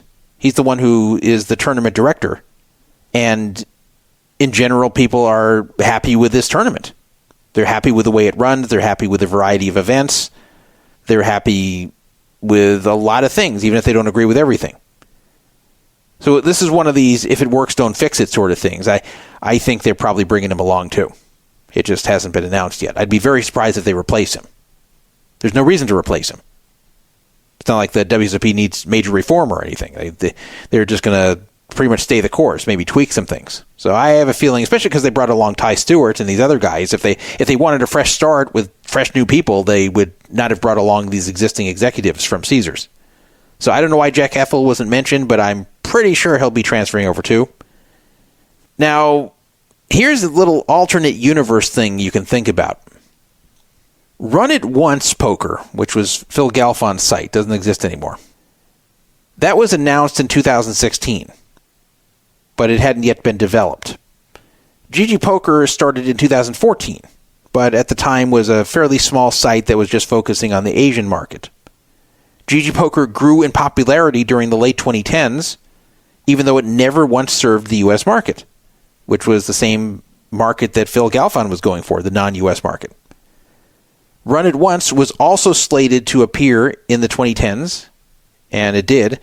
It took a few years to get to market, but it did appear in the late 2010s, and it did not succeed at all. Never even came close to succeeding. It was a failure the entire way. However, Phil Galfond was and still is a big name in poker, very well respected, whereas GGPoker's owner and CEO, Michael Kim, was an unknown. So if anything,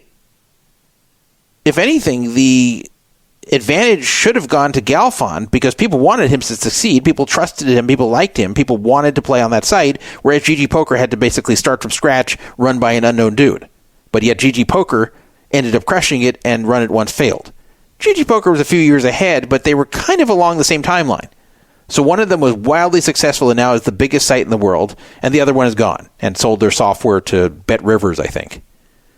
So how epic would this have been, like in an alternate universe, where Phil Galfond, instead of making the mistakes he did with Run It Once Poker, if he managed it better, and that became what GGPoker did, and Run It Once Poker ended up the biggest site in the world and overtook PokerStars, and then went on to own the World Series of Poker? How epic would that have been for him? I mean, he would have been an absolute legend much more than he is. Like, he's a well-liked player and a winning player and someone that's very well respected, both his game and his demeanor and his morals and all that. Like, people love Phil Galfond. I'm not taking that away from him. I'm just saying here, can you imagine what a legend he would have been if, in addition to that, if he started a site that became the biggest site in the world and then went on to own the World Series of Poker? Basically, he went from a young PLO crusher to the owner of the World Series of Poker in this alternate universe. Can you imagine that? That would have been crazy. And it could have happened. It could have happened. If he run it once like Michael Kim ran GGPoker, then Phil really could be the owner right now of the World Series of Poker. Isn't that freaking insane? You got to give them credit, though. For whatever you may disagree with the GGPoker, you got to give Michael Kim credit for going from basically nothing. And 2014 started from nothing after Black Friday, after online poker is rapidly contracting. He starts from nothing, and then 10 years later, he owns the World Series? It's amazing. Pretty damn good. That is definitely a poker from the ground up success story. As I mentioned before when we talked about the sale, you know who is going to have an increase in power and say at the World Series of Poker? That would be one Daniel Negreanu, because he is the main site pro of GGPoker. He obviously has a lot of influence over there. And now GGPoker owns it. So he already had influence at the World Series of Poker just because of who he is. But can you imagine the influence he's going to have now? He will have more influence than ever. So that is the man there at the World Series of Poker as far as poker pros who have a say in what's happening, poker players who have an influence. I would say that Daniel Negreanu is now number one in that category. Be interesting to see how that plays out. Well, along the same lines of Caesars selling a major asset, they're doing it again. Caesars has decided that they are going to sell the LINQ Promenade, and they have entered into a preliminary agreement to sell it for $1 million. If that were true, I would buy it. But no, it's a $275 million. They are selling the LINQ Promenade. Now, what is the LINQ Promenade? You may know, but you also may not. The LINQ Promenade is that open-air shopping, restaurant, entertainment area that's located between the LINQ Hotel and the Flamingo. That's where the high roller observation wheel is located at the very end of it. That's where the In-N-Out is. That whole strip you can walk down. So you're walking down the Las Vegas Strip, you pass by the Flamingo, and then you can turn right if you're going that direction from Flamingo Boulevard, and then walk east, and you'll go by a whole lot of different shops, businesses, whatever. That's the LINQ Promenade.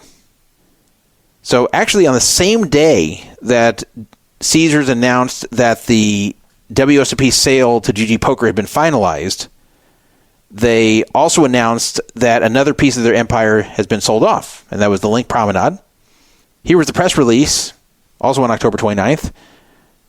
Caesars Entertainment Inc. today announced that there is an agreement to sell the LINQ Promenade to a joint venture to be formed between TPG Real Estate and investment management platform of Acadia Realty Trust for $275 million. This sale is subject to customary approvals and other closing conditions and is expected to close during the fourth quarter of 2024. Then Tom Reed of Caesars Entertainment, the current CEO who came over from El Dorado when that merger occurred. The sale of the LINQ Promenade represents a creative non-core asset sale that will accelerate our debt reduction goals. That's what he said. I want to thank all the team members and the tenants of the LINQ Promenade for their partnership over the last 10 years and wish them continued success. TPG Real Estate is a subsidiary of TPG. Another subsidiary of TPG, which is called TPG Capital, was recently an owner of Caesars Entertainment, which was previously known as Harrah's Entertainment. Now, are you confused yet? I bet you are. Let's go over this again. TPG Real Estate is a subsidiary of TPG, which is a very large company.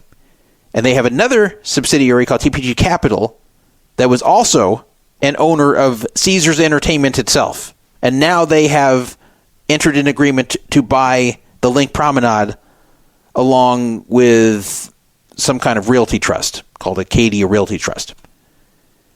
Along with another private equity firm, because TPG is a private equity firm. So along with another one called Apollo Global Management, TPG bought Caesars in 2008.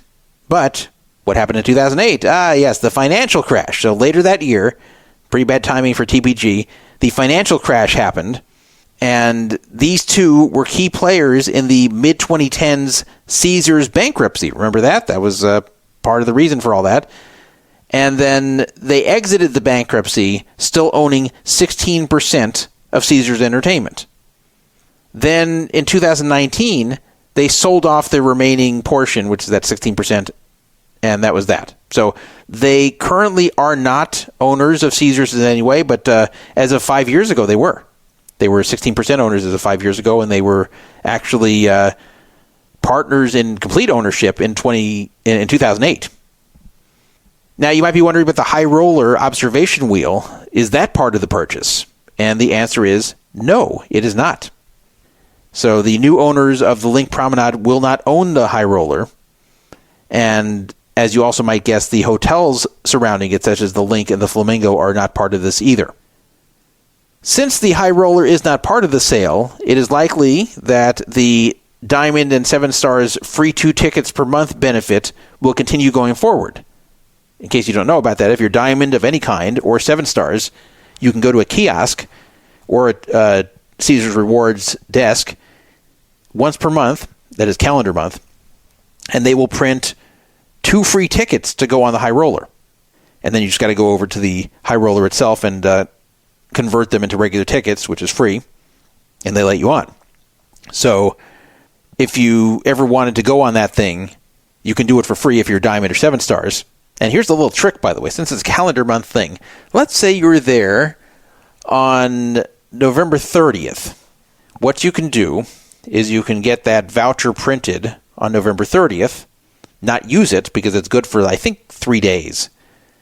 And then you can print another one on December 1st because it's December now, so you have a whole new month. And then you can take both vouchers to the high roller and get 4 tickets. So if you have a family of 4, if it's you, your wife, and 2 kids, you can do this if you happen to be there at the end of the month, if you do it in a clever fashion, like I just described. And they have no problem with this. This is not some shady thing that's going to get you in trouble. This is totally fine, totally allowed.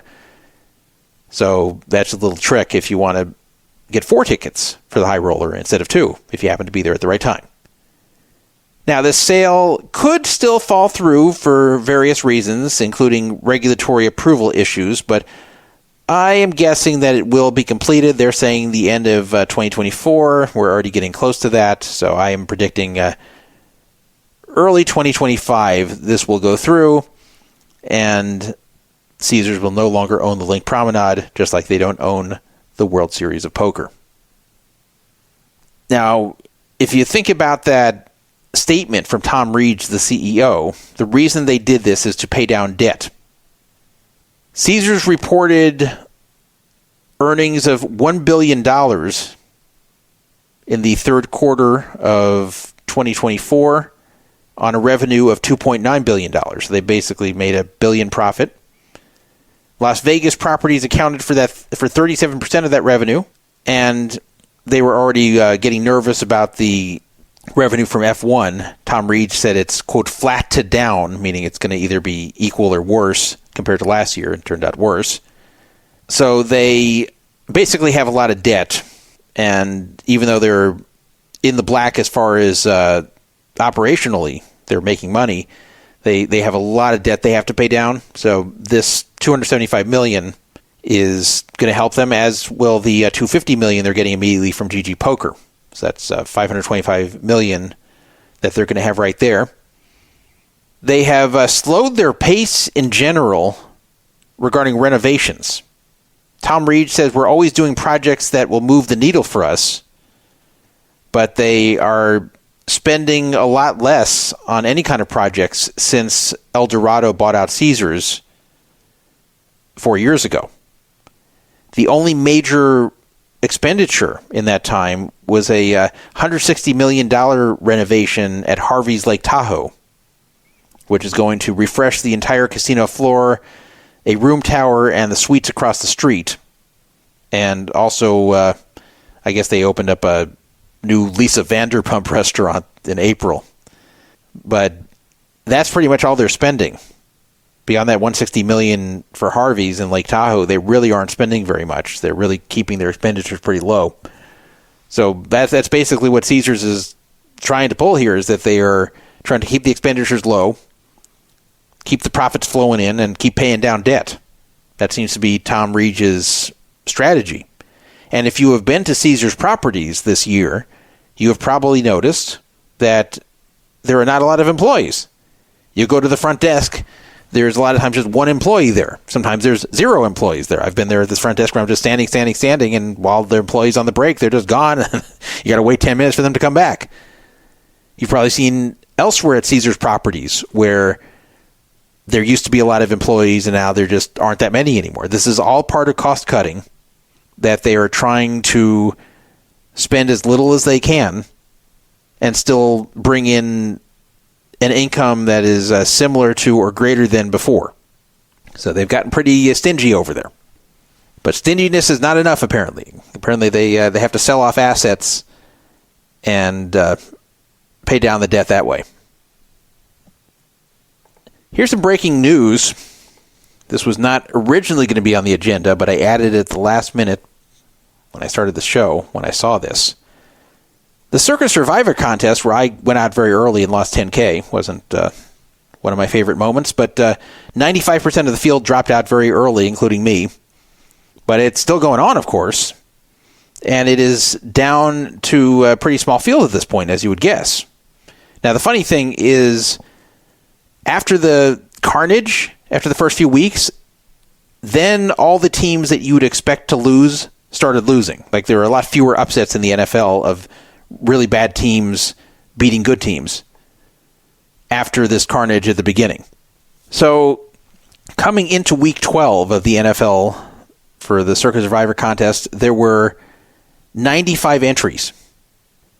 33 of them picked the Washington Commanders. 33 of them picked the Miami Dolphins.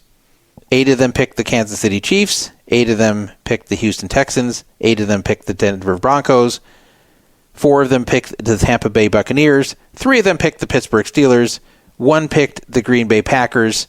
Why am I listing all this to you? Well, it's because I only listed 94 entries. So, what did the 95th entry pick? Nothing. Someone forgot to submit their pick with 95 entries left in the whole thing. That's a $144,000 ticket they just threw away in the toilet. Because if you divide the prize pool by 95, then you get $144,000. So each ticket was worth $144,000. And this guy did not pick. So he loses. That's it. That pick's gone. Can you imagine? I mean, I've never seen this before. I've seen late no picks before, but I've never seen at this point of the contest where there's 95 entries left out of like 14,000 something. And the guy doesn't submit his pick. How the hell does that happen? And by the way, you can't even say, oh, Druff, this is just theoretical, because that's what it's worth on average, but it's only going to have a few winners at the end. True, but this guy could have sold the ticket. If he didn't want to ride it out and see if he won the whole thing, he could have just sold it or sold part of it. He didn't do that. He just didn't pick. It's gone. So that ticket, which was worth $144,000, is now worth 0.0. Because he didn't submit a pick. Now, how big of a freaking moron do you have to be to not submit the pick when you've done it for 11 weeks and almost everybody's fallen out of the contest except 95 people? 14,000 something entered, like 14,600 enter. 95 are left. You're one of them, and you don't submit a pick? How stupid can that be? Now, there is one explanation I can understand, and that is he's dead. I'm not even kidding. Like, maybe he died. Maybe he was an older guy. Maybe he died. Another one, I guess, is okay, is if he had some kind of health issue which left him incapacitated. So maybe he's in the hospital right now in a coma. And maybe nobody was aware that he had this ticket. I know if I had this ticket at this point, I would have a backup system in place. I would give people I trust the information for my account. They'd have to be standing on Nevada soil in order to make the selection, but that's not that hard. You know, I'd have people in Vegas with this information, or even people in California that could drive to Vegas overnight if it appeared that I wasn't telling them that I made the pick. Like, I would have a redundant system that if people didn't hear from me, that they would go to Vegas or already be in Vegas and submit picks for me once I'm that far, because it's just too valuable at that point to take that chance. So really, this should be covered even if you do die or get incapacitated health-wise. I have to imagine most people probably don't do this. They should, but they don't. But so maybe this is death or incapacitation. But there's also other possibilities. The guy could have just lost track of time and forgot. He could have been on a drug or alcohol bender and just passed out and not been thinking about this. Very weird. I'd love to know the story with this one. Imagine if you just lost track of time and forgot. Imagine if, like, it wasn't even drugs or alcohol. You're just, like, totally sober. Everything's cool. You just forget what day it is. Then it gets to Saturday at 2 o'clock when the deadline is, and you're like, shit! Oh. Okay, maybe they'll accept it. Maybe I could talk to them. Maybe they'll make an exception. But no, there's no exceptions. If you don't get it in by then, you just lose. There's no way you can have them make an exception because it's not fair to everybody else. So that's part of the contest, is getting your picks in. And there's people who fall off at the beginning at a rapid rate from not doing this, which is a huge waste of $1,000 per ticket. But can you imagine you have a ticket worth $144,000 and you forget to submit the pick when you've done it for 11 straight weeks correctly? What the hell happened? That is bizarre. I never expected at this point that we'd see one like this. Wow. This person will probably never come forward with who he is, unless it turns out that, again, like he died or fell into a coma or something like that, had a car accident, okay, maybe. But if he just forgot or got drunk or got high, can you imagine realizing what happened here? I'd never forgive myself. Well, it's gotten pretty late. Took a while to do some of these topics, so we're approaching 1 a.m, and the exact time? Well, that time would be... Hello, Ken and Nigel Fabersham here. One of these days, just one of these days, I'd like to have a purpose other than this.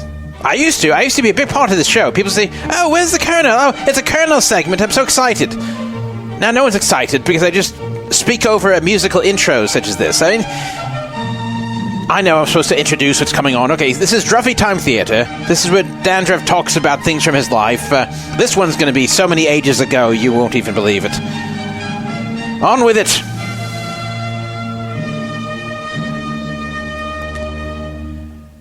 Welcome to Druffytime Theater. As the Colonel said, this is a segment where it's me. It's a segment where I discuss something from my life, sometimes current, sometimes a short time ago, often a very long time ago. This one's going back real far, and we're going to try a different format. And you can tell me what you think of the new format when I do it. We're going to try a different format at Druffytime Theater. It's not going to be like this every time. I'm just trying something new. I'm going to do a story from 1989 when I was 17 years old. And then there's going to be 5 different endings that you can choose as to which you believe really occurred. Because only one of the 5 is correct. 4 are just totally not true that I made up. And one of them is completely correct.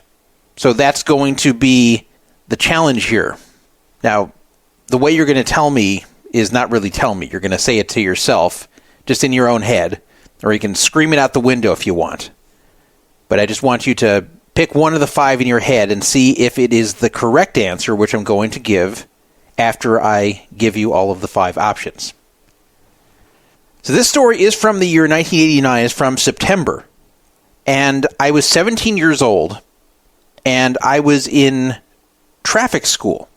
Now, most of you probably know what that is. Traffic school is not driving school. It's not where you learn how to drive. It is something you go to because you've received a traffic ticket. And in the United States, if you go to traffic school, then the point from the ticket goes off your record. So you still have to pay for the ticket, but there's no point on your record from the ticket, and therefore it doesn't affect your insurance rates or your ability to keep the license. So it's always good to do if you have that option. You usually have the option once every 18 months. So once you go to traffic school, you can't do it again for another year and a half. But if you have the option available, it is a smart thing to do. And in those days, you couldn't do online traffic school. Nowadays, it's much smarter to do it online. You can breeze through it real fast. But then you had to go in person. You'd have to go to a physical classroom setting.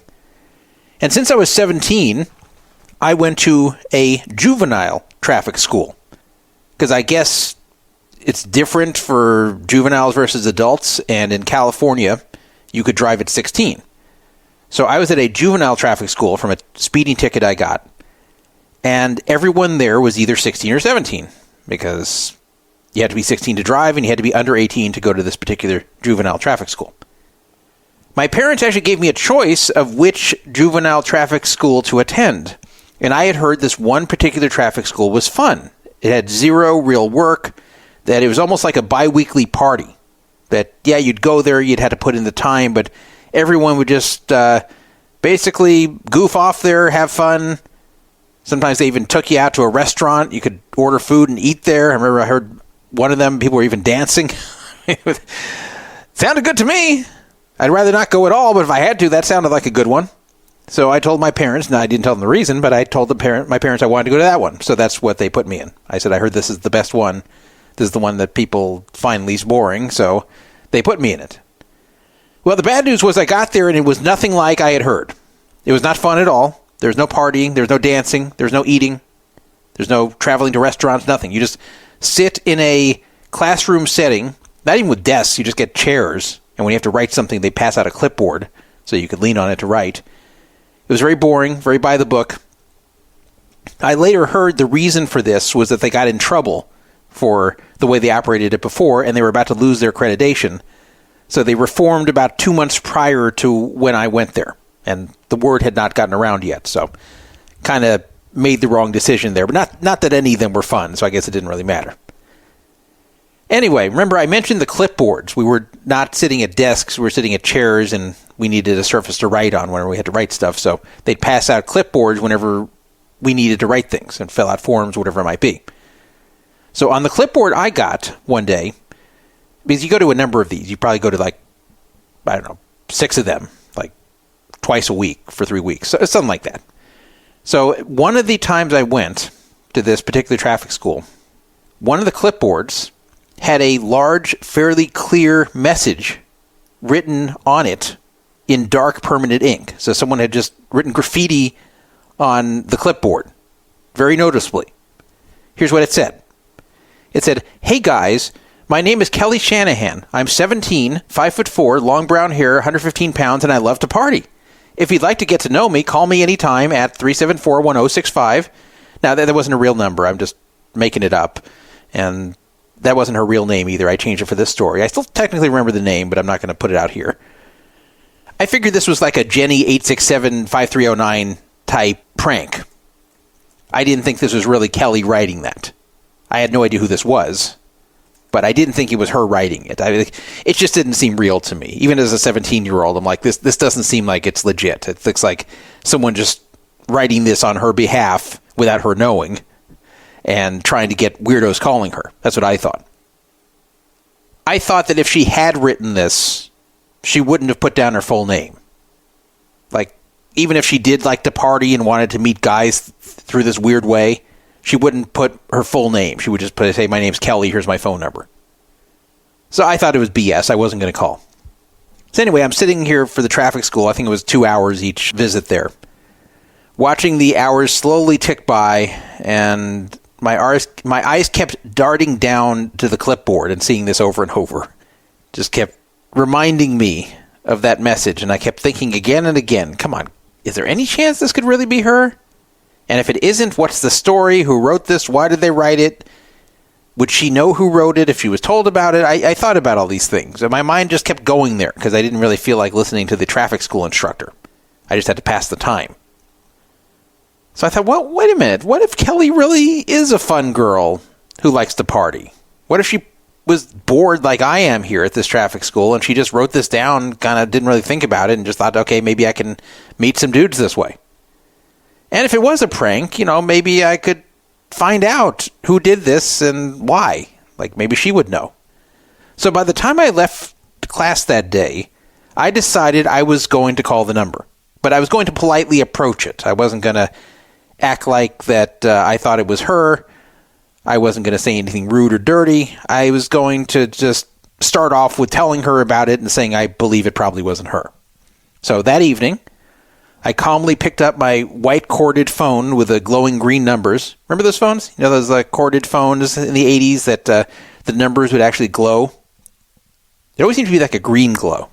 It looked kind of cool at night, though. Like I'd be in my room, and the door would be closed, and the lights would be off, and I'd be lying in my bed, and my phone would emit this green glow. It was just very comforting. And by the way, in those days, you could use the phone during a power failure, because these phones did not need power. They didn't have a battery. They didn't plug in anywhere to an outlet. The only thing they plug into would be a phone jack, which would provide the phone its own low-voltage power. So the green glow of the phone was actually powered by the phone line, and that would work during a power failure. Anyway, this story has nothing to do with a power failure. I just thought about that as I thought of the phone. Anyway, I picked up the phone and dialed 374-1065, and I started to get a little bit concerned, what if her parents answer? Because not every kid had their own phone back then. I did, but not every kid had their own phone in their teenage years. So I didn't know what I would say. Like, what if her parents asked who's calling because it's a dude calling for their daughter? Like, what do I say? Do I say I know her from school? That's probably what I would have said. But anyway, fortunately I didn't have to because a teenage-sounding girl answered the phone. So I asked for Kelly, and she said, well, this is Kelly. Who is this? So, okay, good. At least I reached her. So I said, okay, well, you don't know me, but let me explain. I was at the West Torrance Traffic School, and there was this really weird message on the clipboard. And it had your name, it had your phone number, and it was supposedly written by you, but I'm guessing it probably wasn't. And it had your full name and number there, and it described how you look. And it said something about how you like to party, and you're inviting anyone to call and get to know you. So you didn't write this, did you? Because I just wanted you to know about it either way. I'm just calling basically to tell you that's on there. So I thought this was a good opening line, because I wasn't like, hey, Kelly, let's party. Like that would be creepy and she'd hang up. So I'm basically calling, warning her about this. And this way, if she wrote it, then okay, she'll say she wrote it. And if she didn't write it, she'll probably be grateful that I told her at minimum, and she won't be mad and won't be creeped out by it. So that was my approach. Anyway, she said, oh my God, seriously? There's a clipboard there with my name and phone number on it? I didn't do that. She's like, oh, I'm going to fucking kill my friend for this. So I said, yeah, I figured it wasn't you. I just want to let you know. Well, okay, well, sorry to bother you. I was just really bored at the traffic school and kept staring at this, and I just figured I should tell you about it. So she said, oh, no, that's cool. She said, I appreciate you called to tell me. And, me and my friends are kind of crazy. We play little pranks on each other all the time, and I know who did it, and she got me pretty good, so I got to find a way to get back at her now. And she started laughing. So I said, well, it could have been worse. All she said is you like to party and like to meet new people. And she said, yeah, it totally could have been much worse, but this is bad enough. I'm going to get that bitch back. I just got to think of what to do. So I'm like, oh, this is, she's starting to just make conversation with me here. She could just say, okay, well, thanks for telling me bye. Instead, she's going on about who did it, and it's a friend of hers, and now she's got to get her back. And so we just kept talking, and we told each other about ourselves. So I asked if the physical description on the clipboard was accurate, of being 5'4" and 115 pounds and brown hair and brown eyes, whatever. And she said, yes, that was the correct description. And then I described myself, and I said I'm also 17, because she said she was 17, just like on the clipboard. So we're the same age. And I said, it kind of sucks that traffic school wasn't as fun as I had heard it was. I heard it was just a great time, like a party there, and it wasn't. And she says, I totally heard the same thing too. That's why I went to it. It was such a disappointment, so we kind of bonded over that too. I asked, has anybody called you before from this thing on the clipboard? I don't know how long it's been there. She said, well, I went there 2 months ago. I said, 2 months? Well, nobody's called you till me? She said, no. I said, I guess nobody had the balls to do it. So anyway, I was the first one to call her, and we just kept on talking. She was from one of the beach cities high schools, which is about 15 miles from where I lived. And we were both just beginning our senior year in high school. To be honest, she didn't seem all that smart, and she kind of came off like a stereotypical airheaded beach chick. But there was something fun and laid back about her that I kind of liked. Like, I wasn't smitten with her. I wasn't like, oh my God, I can't believe this is the girl I've always been waiting for. But it was kind of like, okay, I kind of like talking to her. She's kind of fun. She seems kind of cool. Like, she's different than I am. I don't know how much we have in common, but I just kind of enjoy talking to her. And she seemed to enjoy talking to me. So at the end of the first call, which lasted about like an hour, she said, well, I'm glad you called, and thank you for telling me what my friend did. And, if you'd like to call me again, I'd like that too. So I thought, oh, good. Like, she could have said, okay, thanks for telling me, bye. Instead, even after an hour, she could have just said, okay, well, thanks for telling me, interesting conversation, bye. Instead, she told me she'd like me to call her again without me even asking. So I said, okay, very encouraging. Now, I didn't know how she looked, but from the way she described her life, it just kind of sounded to me like this is someone who was at least fairly pretty. I would have been very surprised if, after everything that she had told me on the phone, that, if I met her and she was very unattractive, that would have been very surprising to me. You know what I'm talking about. You talk to someone about their life and what they do, especially at that age, and you can kind of get some ideas of how conventionally attractive they are. So I got the idea that she was probably pretty. Anyway, I was definitely going to call back. I liked talking to her. She seemed to like talking to me. She asked me to call her back, and I assumed that she was attractive, so why wouldn't I? I was 17 years old, pretty excited over this. And all from this stupid thing on the clipboard. So the next day I called her, and we picked up where we left off, and again, we talked for like an hour. The conversation didn't go to anything sexual or anything like that, and we didn't discuss dating each other, or I didn't ask her out, nothing like that, but I did slip in at one point in the conversation that I was single. And she mentioned at some point, I don't know if it was the same point, but she said at some point during that call that she didn't have a boyfriend, so she was also single. So I wasn't going to attempt to ask her out, even hearing that. I wanted to wait till she was more comfortable with me. So I was calling her every day for the next week or so. She was always happy to get my call. We always stayed on the phone for an hour minimum. There was no deep marathon conversation of 6 hours or anything, but we were consistently talking daily, and I could tell she was legitimately happy to hear from me. She never made excuses she had to go. I could hear in the tone of her voice she liked talking to me. She wasn't just going through the motions to not make me feel bad or because she didn't know how to reject me. She was genuinely enjoying the calls, I could tell. So this was all heading the right direction. Now, of course, she hadn't seen me yet, and it's no easy way to send pictures in 1989 aside from mailing it. So we still had not seen what each other looked like aside from describing each other. After about a week of talking for an hour or so each day, she finally opened up to me how she was feeling about these phone calls. She said, I want to say something to you, but I don't know, it's going to sound weird, and I'm kind of embarrassed to say it. And I could tell she's feeling a little uncomfortable. But I thought it was a good sign. I thought she was about to reveal that she had some feelings she developed for me, and that even though we hadn't met and hadn't even discussed meeting, that she was getting them just from these phone calls. So I said, just tell me. You don't have to be embarrassed, and maybe it's not weird like you think it is. Maybe I'll be happy to hear it. So she said, okay, well, I've kind of been thinking about you a lot, a whole lot. It's getting to where the whole day I can't wait for the phone to ring and for it to be you. And, I hope I'm not scaring you by saying that. So I was obviously happy to hear that. And I said, no, you're not scaring me at all. I really love talking to you every day at school. I can't wait to get home and call you. And it's like a regular part of my day now. And I think to myself, I wouldn't even know this girl if her friend hadn't written her number on the clipboard as a prank. So it's weird how these things turn out, huh? And she said, yeah, so weird. So anyone else who called would have probably scared me, but like you were so easy to talk to and just so comfortable. It was like, I feel I knew you already, you know? And well, you're like different. You're different from anyone I've ever known. So I said, well, how am I different? She said, well, it's hard to explain. You're like smart, you're deep, you're mature. Like, I know you said you're 17, but I would swear you're not because I don't know any 17-year-olds like you. But I mean like in a good way. Like, I don't think you're lying about being 17. I just think you're different in a good way. Like, the guys I know, they're all, I don't know, kind of stupid. And that's not being mean. Like, I know I'm kind of stupid too, she said. But I love talking to you. I feel like I get smarter each time we talk. I still remember she said that 35 years later. She said, it's really cool. I just can't stop thinking about you. And then she got a little embarrassed and said, I'm sorry, I'll stop. So I was thrilled to hear this. I thought this is exactly what I wanted to hear. So at this point, I felt comfortable suggesting we meet in person. So I told her we should meet at a shopping center right next door to where I worked. I didn't tell her it was next door to where I worked, but I just said, hey, this is close to you. I know where it is. Let's just meet there at 6 p.m. We were going to meet in front of a supermarket at the payphones. And I chose the payphones just because it's an easy thing to locate and see and stand in front of. So I said, let's just meet in front of the payphones at 6 p.m. on Friday, and then we'll go do something else. And I chose Friday. It was Wednesday at this point when I suggested this.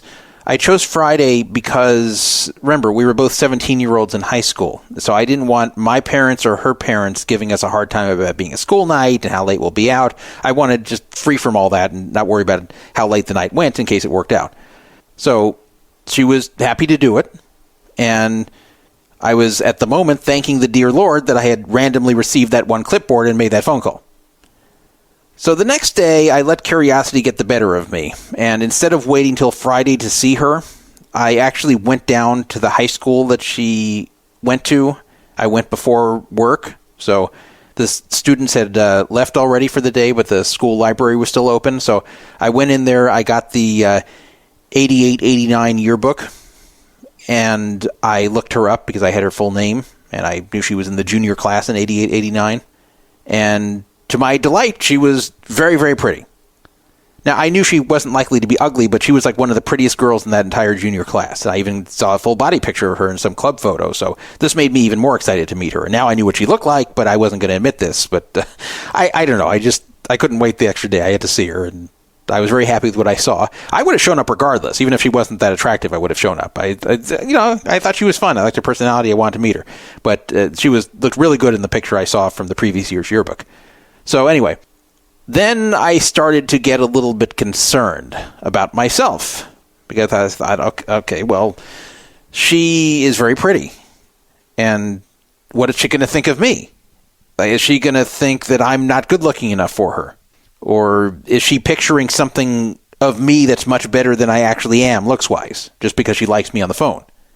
So I started worrying. And it's not like I thought I was ugly. I wasn't ugly, but I'm thinking, like, if she's expecting, like, one of the best-looking dudes she's ever seen, I'm not going to come close to that. So I was worried that she had such high expectations for what I look like. She didn't say this, but I was just kind of worried because how much she was saying she liked me on the phone. And she'd never done this before. She'd never met a dude off the phone. So I was like, I'm worried that her expectations are unrealistically high, and I'm going to be a disappointment no matter what. Especially because she's pretty herself. I thought maybe that she's out of my league. I was afraid this is going to be a fail. So that was one downside to her being very pretty. Whereas if she were like average looking, I actually would have felt more comfortable that wouldn't have happened. So anyway, I asked her that night on the phone, because remember, this is now Thursday, so it's the day before we're meeting. I asked her that night about what she was like expecting me to be. And of course, I'd mentioned nothing about looking her up in the yearbook, but I said, we have no idea what each other look like, which of course was a lie, but like half lie. She didn't know what I looked like, but she thought I didn't know what she looked like. I said, we've described ourselves, but that doesn't really tell a lot. So I'm just wondering, like, what are you expecting to see when I show up tomorrow? I'm just curious.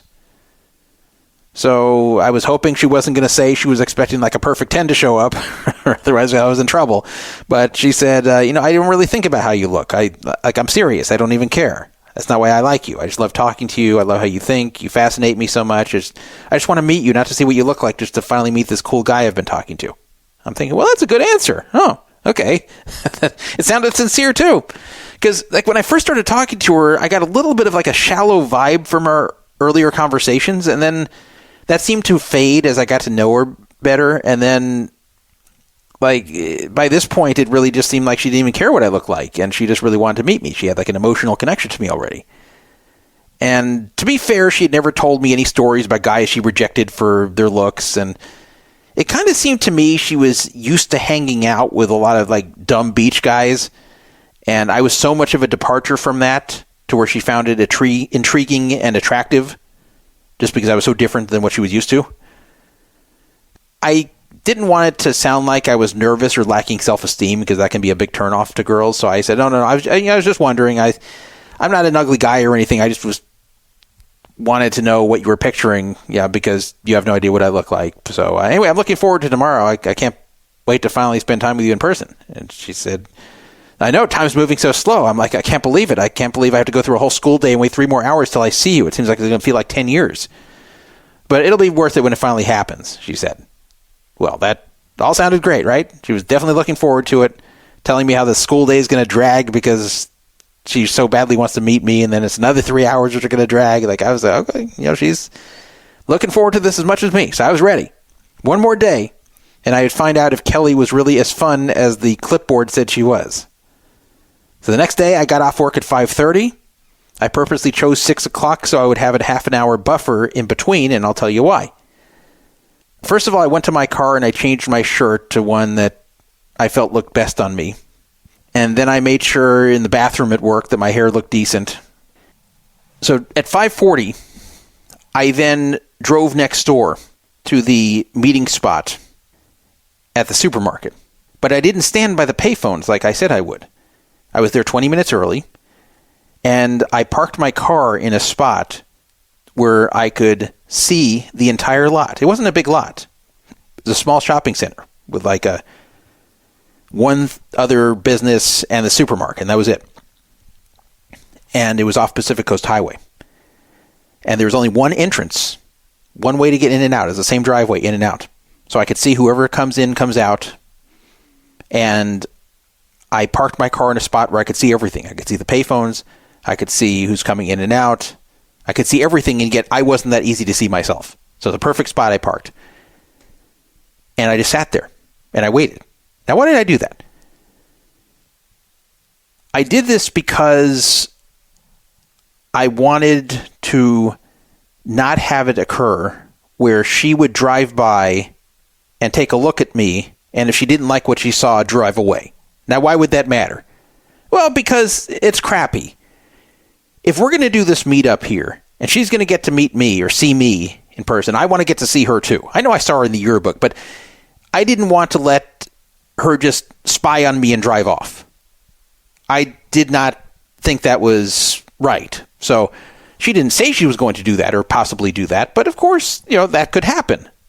So I thought, if we're doing this, we're going to have to meet. Now, if she meets me and clearly doesn't like me, fine. Then we'll go our separate ways. I'm not going to pressure her or anything like that. But I'm going to deny her the chance to drive by, look at me, and then keep driving if she doesn't like what she sees.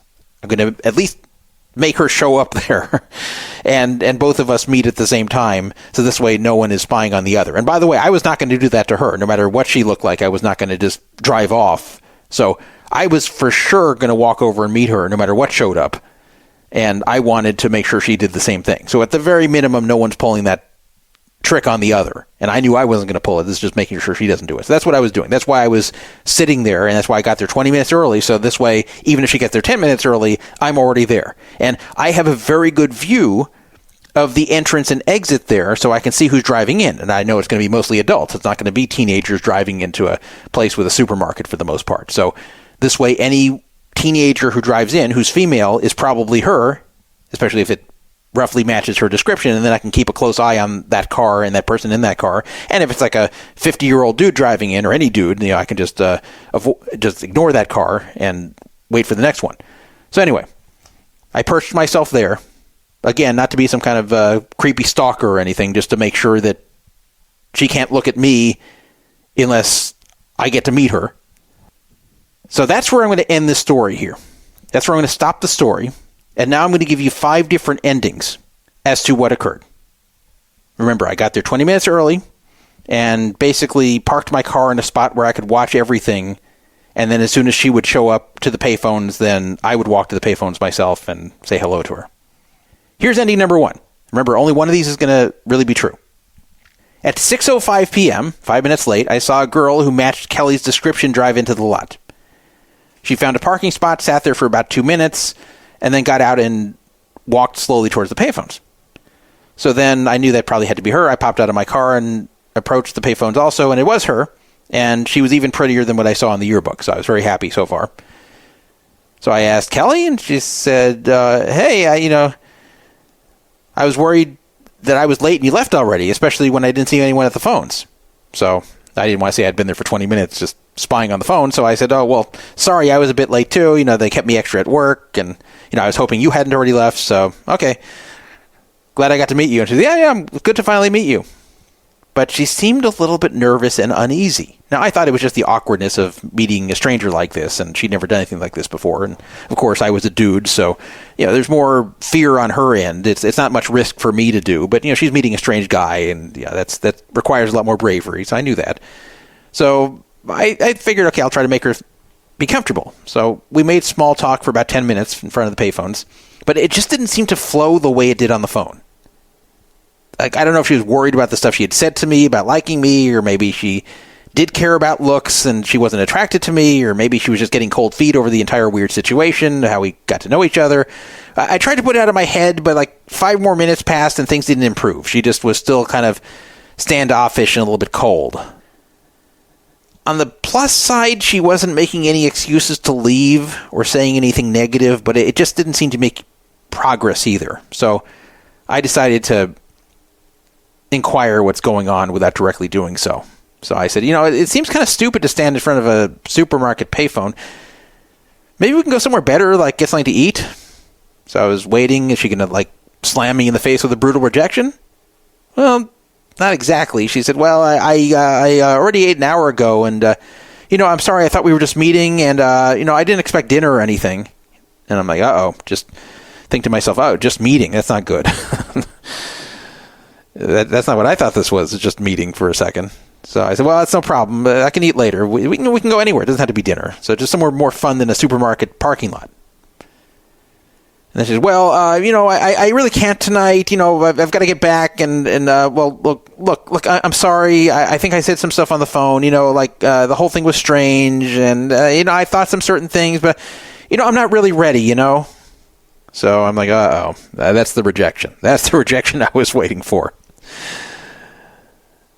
So she wasn't into me. It was clear. So I said, okay, yeah, I know. No problem. Nice meeting you. I'll let you get back. And I turned around and got in my car and made the drive of shame back home. Biggest problem is I had stupidly told my friends about this meetup and how attractive she was in the yearbook and how optimistic I was, and now I had to go home and admit failure. And I said, you know what? I'm going to let this wait another day. I'm going to make them wait till I tell them about this fail. And then I came into my house and tried to hide from my parents how disappointed I really was. They didn't know what I was doing, by the way. They just thought I was coming home from work. That's ending number 1. Here's ending number 2.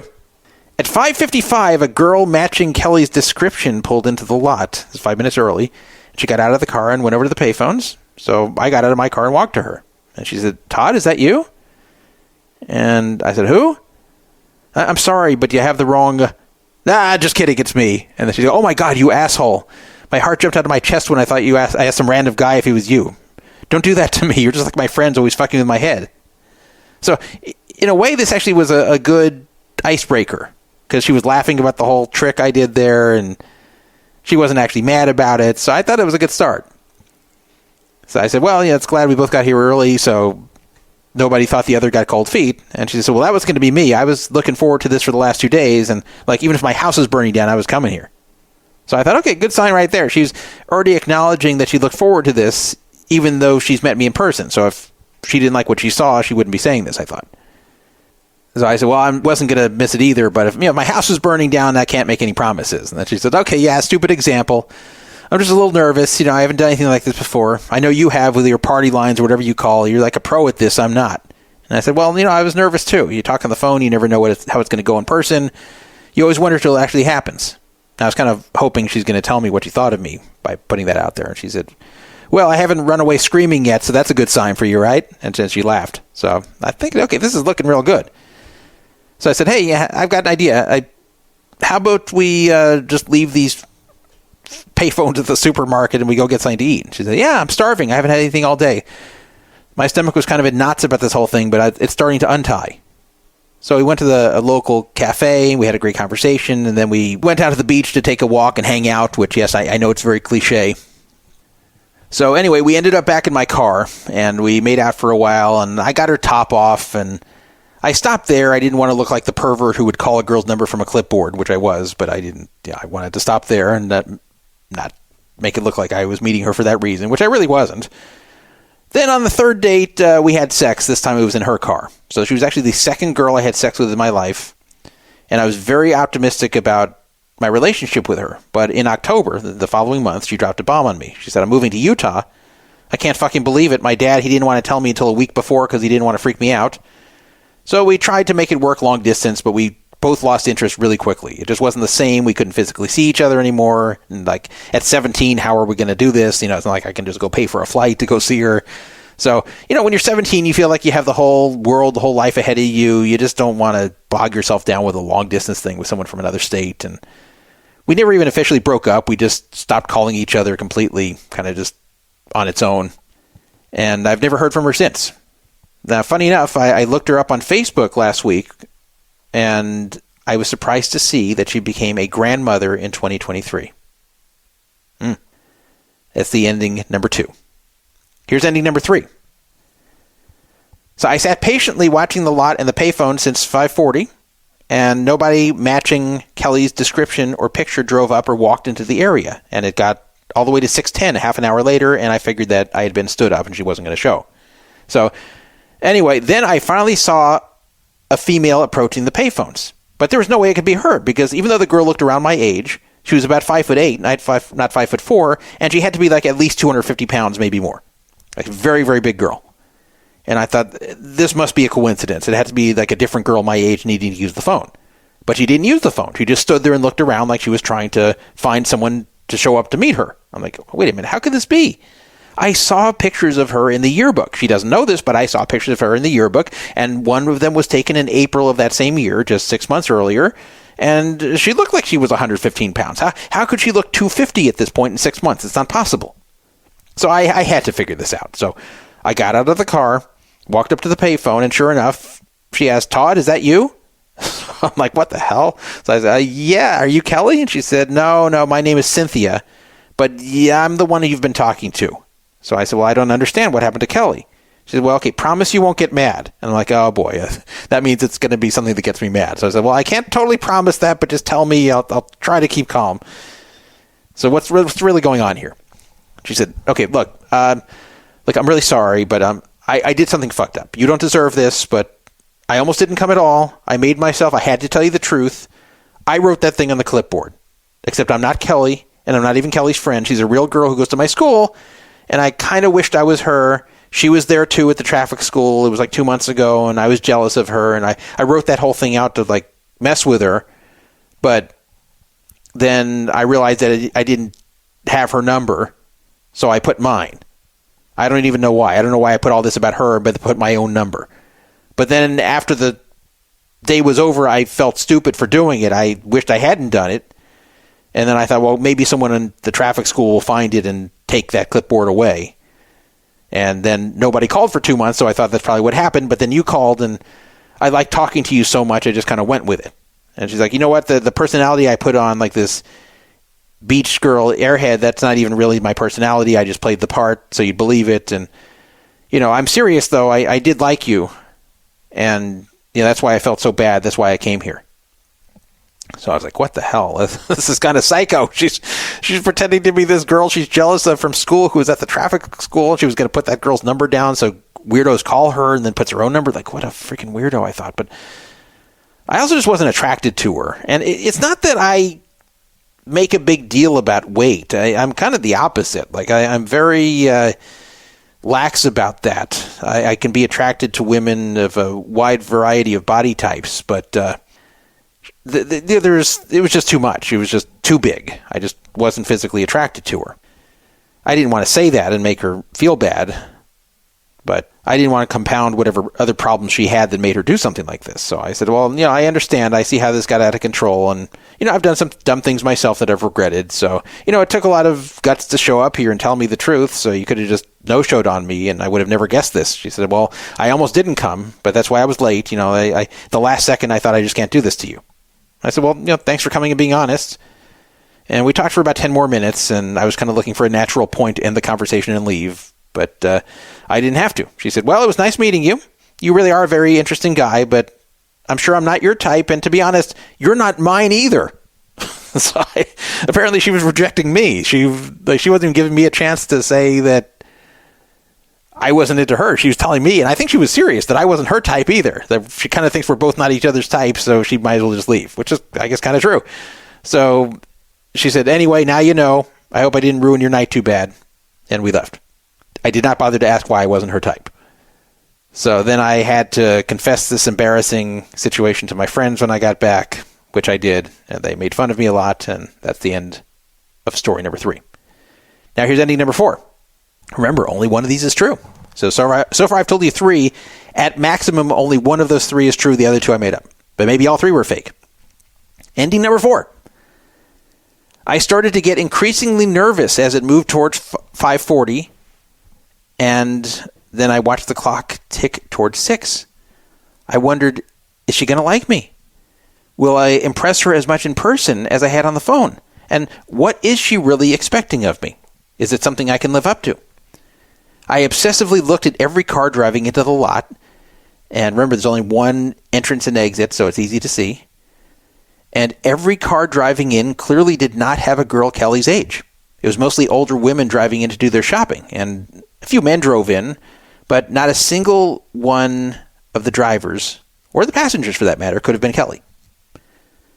I also looked around the lot as much as I could, and I could not see a single teenager walking around in the lot, male or female. So it got to 6:05, 5 minutes late, and I got the funny feeling that even though it was only 5 minutes late, that she was just not going to show up.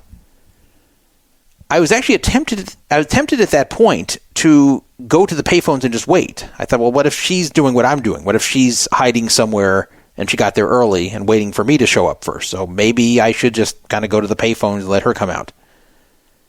But then I thought, why should I do that? This is exactly what I don't want to do.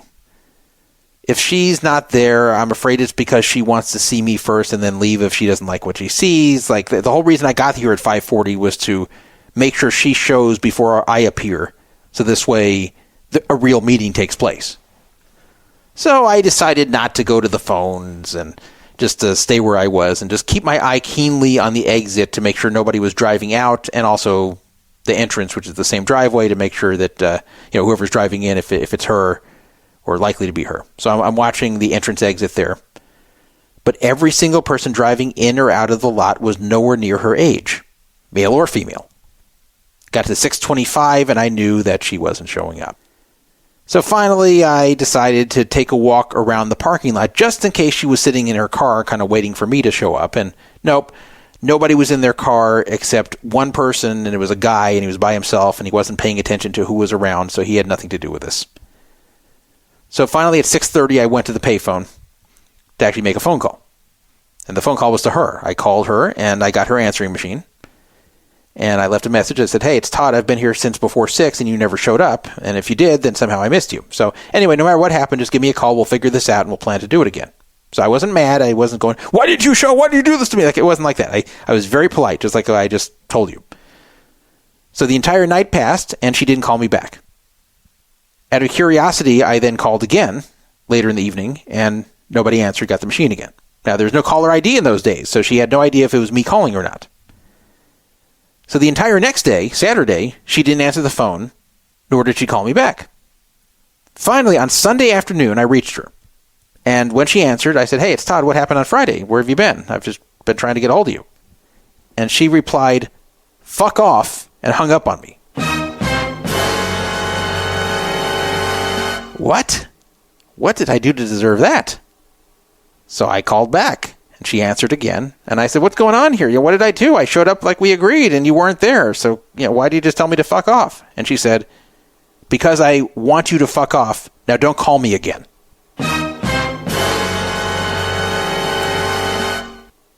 I just couldn't let this go. This is so strange. I did not expect this. What did I even do to deserve this? What did I do wrong? So I called back one more time. She answered and she screamed really loud, "Stop calling me, asshole!" and hung up. Okay, your wish is my command. Didn't make any sense. It was very rude, whatever this was, but I was not going to keep calling. She told me to stop, so I stopped. So I gave up, never called her again, and to this day I have no fucking clue what happened. That is ending number 4. Ending number 5. At 6 o'clock sharp, a girl who looked just like Kelly's photo promptly walked over to the payphone. So I got out of my car, and I approached, and she said, "Todd, right?" But it wasn't like that friendly. It kind of sounded businesslike. And I said, "Yeah, let me guess. You must be, let me think, Kelly?" I was trying to give kind of like a humorous response, and she didn't take to it. She said, "Yeah, I'm Kelly." Didn't crack a smile, just seemed very, again, kind of businesslike, very matter of fact. Wasn't a good sign. Maybe she was just nervous. I said, "Well, I'm glad we're getting to meet. All these phone calls we had, I was just trying to picture the girl on the other end, and now I finally get to..." Before I could finish the sentence, she interrupted me, said, "I got to tell you something." Again, with like a stone face. I said, "Okay, what is it?" She said, "This was a joke. The whole thing was a cruel joke. I'm really sorry. It wasn't supposed to go this far." So I said, "What do you mean? I know the clipboard was a big joke on you." And before I could continue, she said, No, not a joke on me. It was a joke on you. Well, not you personally, but on whoever was going to call. So me and my friend, we wrote that on there to see which guys would call and how far we could lead them on. And we wrote one clipboard with her name and number and one with mine. So it was like a competition, which one of us could make a guy fall for us faster. And I guess I won, if you want to call it that. So I couldn't believe this. This is like a big manipulation job, an emotional manipulation job. So I said, "What? You're telling me you were fucking with me this entire time? Why would you even come here to tell me this? Is that part of the joke too?" She said, "No, we weren't supposed to meet anyone. I just let it get out of hand. I feel bad, so I'm sorry."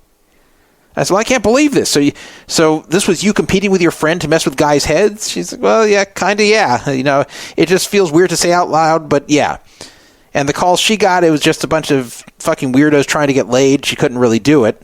They just said a bunch of gross things to her, and she'd hang up. She got like 3 calls. All of them were the same, and I only got you calling. You were the only one who called me, and with you, it just seemed easy. I just got caught up in it. It wasn't really thinking about hurting you. I just went along with seeing how far I could lead you on. And, today I realized how fucked it was. Like, you're a person. You have feelings. Like, I couldn't just not show up and throw you away. I was, like, too mean. So the whole thing was mean. I don't know what the fuck's wrong with me, she said.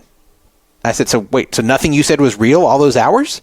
She said, "Well, most of it, like, I do think you're smart and a nice guy, and that's why I came, and that's why I'm admitting this. And my friend, she said he'd probably kill me, and it's just better to vanish on you. But I said, I can't do that. I got to show up. I'm very sorry. I'm not usually this much of a bitch," she said. And I said, "Wait, so that's it? You came here to tell me you were fucking with my head the entire way?" She said, "Yeah, that's why I came. I'm sorry this happened. I hope you find someone soon. I got to go." And then she walked off.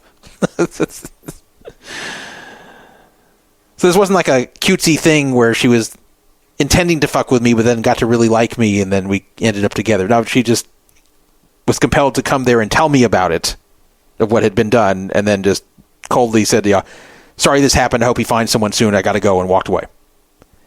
So I stood there like for 5 minutes in shock, and I called my friend Eddie and told him what happened.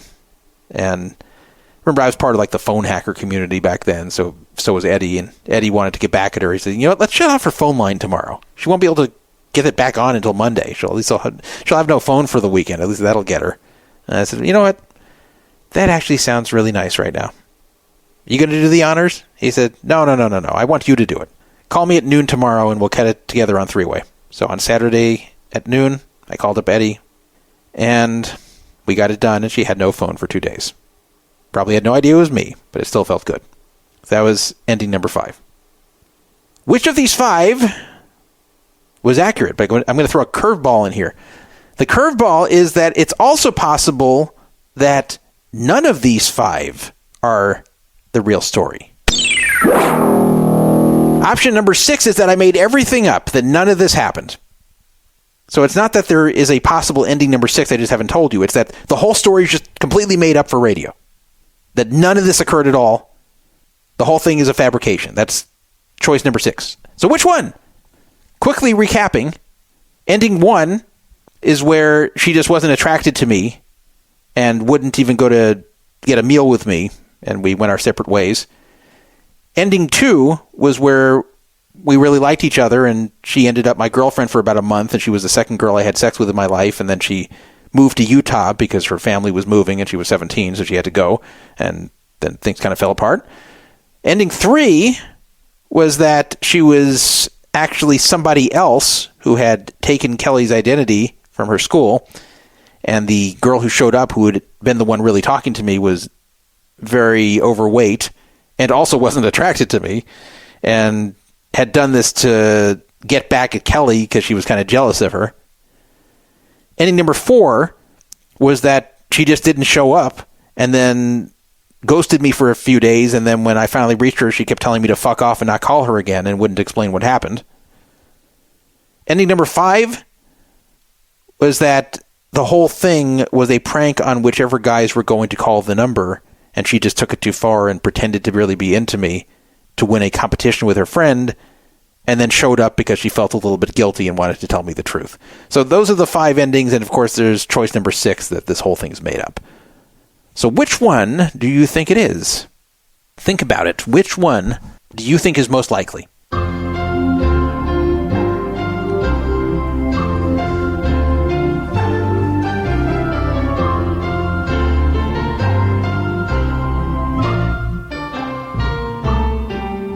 You got your answer?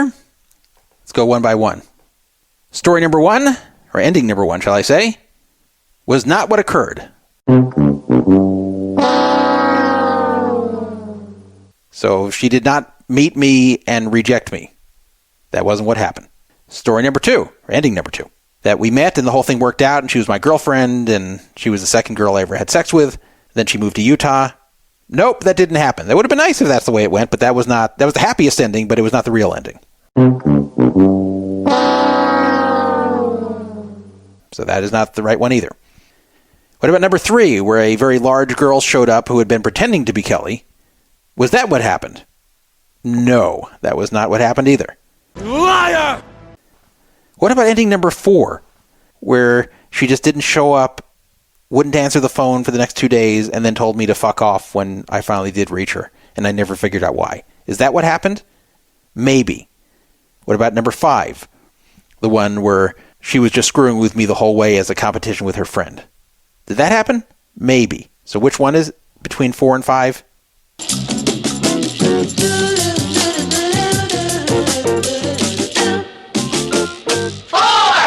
It was 4. 4 was the real one. 5 was made up. Isn't that crazy? To show you how people didn't really think 4 would be the correct answer, I put a poll on the forum where I posted this story, and nobody chose ending number 4. People chose every other option except for number 4. So that's the one that did not get any votes. That's how bizarre that one was. It just didn't make any sense to anybody. It didn't make sense to me. 35 years later, I have no idea why she did this. Someone else on the forum, Sloppy Joe, concluded that she probably just got cold feet with the whole thing and just didn't handle it right, which I think is the best guess about this whole thing, that she just didn't want to do it, that she was excited, but then when it came down to actually doing it, she's like, what am I doing? Why would I go meet some weirdo who called me from a clipboard where my number was written? And then I say all this stuff to him, how I like him. Like, what am I doing? Why would I go meet this guy? And she just didn't know how to tell me, so she just didn't show. And then when I called up to question it, she just yelled at me because she just wanted me to go away. I think that's probably the best guess. You might wonder, if I have her name, why don't I look her up and ask her? Because that's weird. That's why. It's probably come off weird to her that I even remember this 35 years later. I really hadn't thought of this in a long time, but someone brought up traffic school to me in a conversation with me recently, and then that made me think of this. That's why this story came up, and I'm like, oh, this is going to be good for Druffytime Theater. So I hope you enjoyed the story. A little bit traumatic for a 17-year-old to go through. But I'll tell you, it didn't affect me that much. Like, this affected me much less than, like, actual girls I was with that year where it didn't work out. Like, those were very depressing and upsetting to me. This one, because it never really got anywhere, I wasn't that devastated by it. I was just kind of bewildered. But I wasn't even depressed over it. I just thought, okay, this was weird, but whatever. The whole thing was weird. Like, it started weird and it ended weird. So I guess that was consistent. Okay, hope you enjoyed this. I know this is long. That's the one problem with this format, because I had to tell you 5 endings. And the story itself is pretty long. But some people like long shows. Some people just enjoy me talking about anything, as long as I'm just talking. So if you like this format, let me know. If you didn't like it, you don't want to see this again, let me know. I'm not saying I'll do this every time. I'm just saying that this is a format that I tried as kind of a new thing I haven't done before. 775-FRAUD-55, 775-372-8355 is the number to call or text me from the 905 area.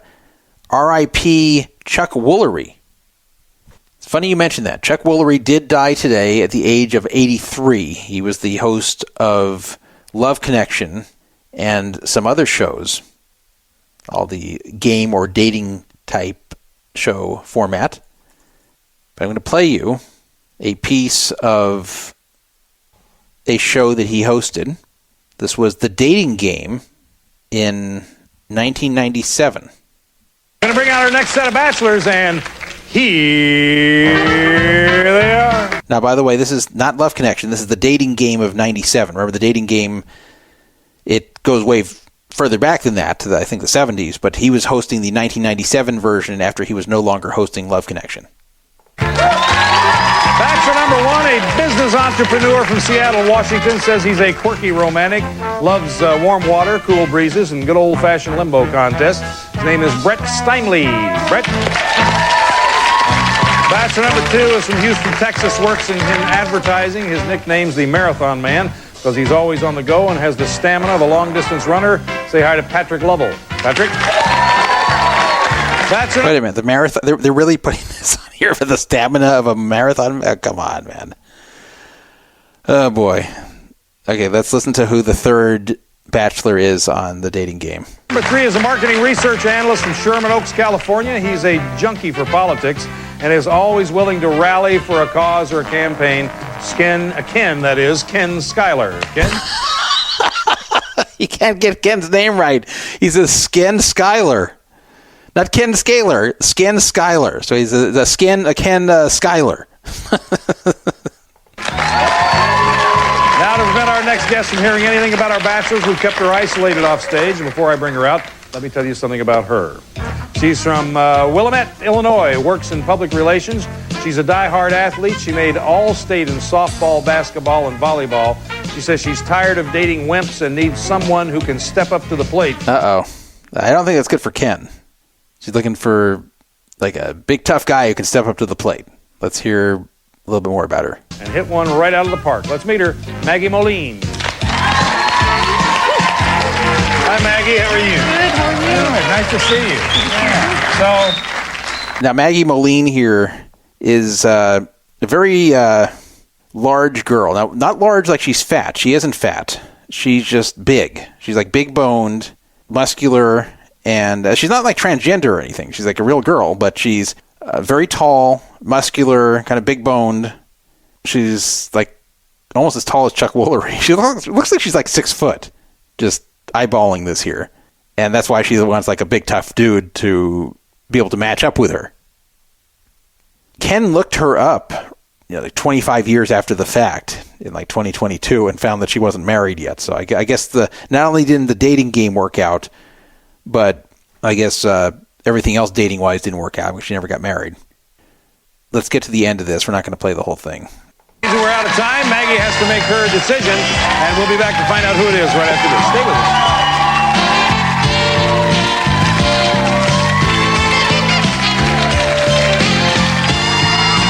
us. Ken is there clapping like a seal. The other two dudes look like typical 90s dudes. Like, they're so stereotypically 90s, these two other guys.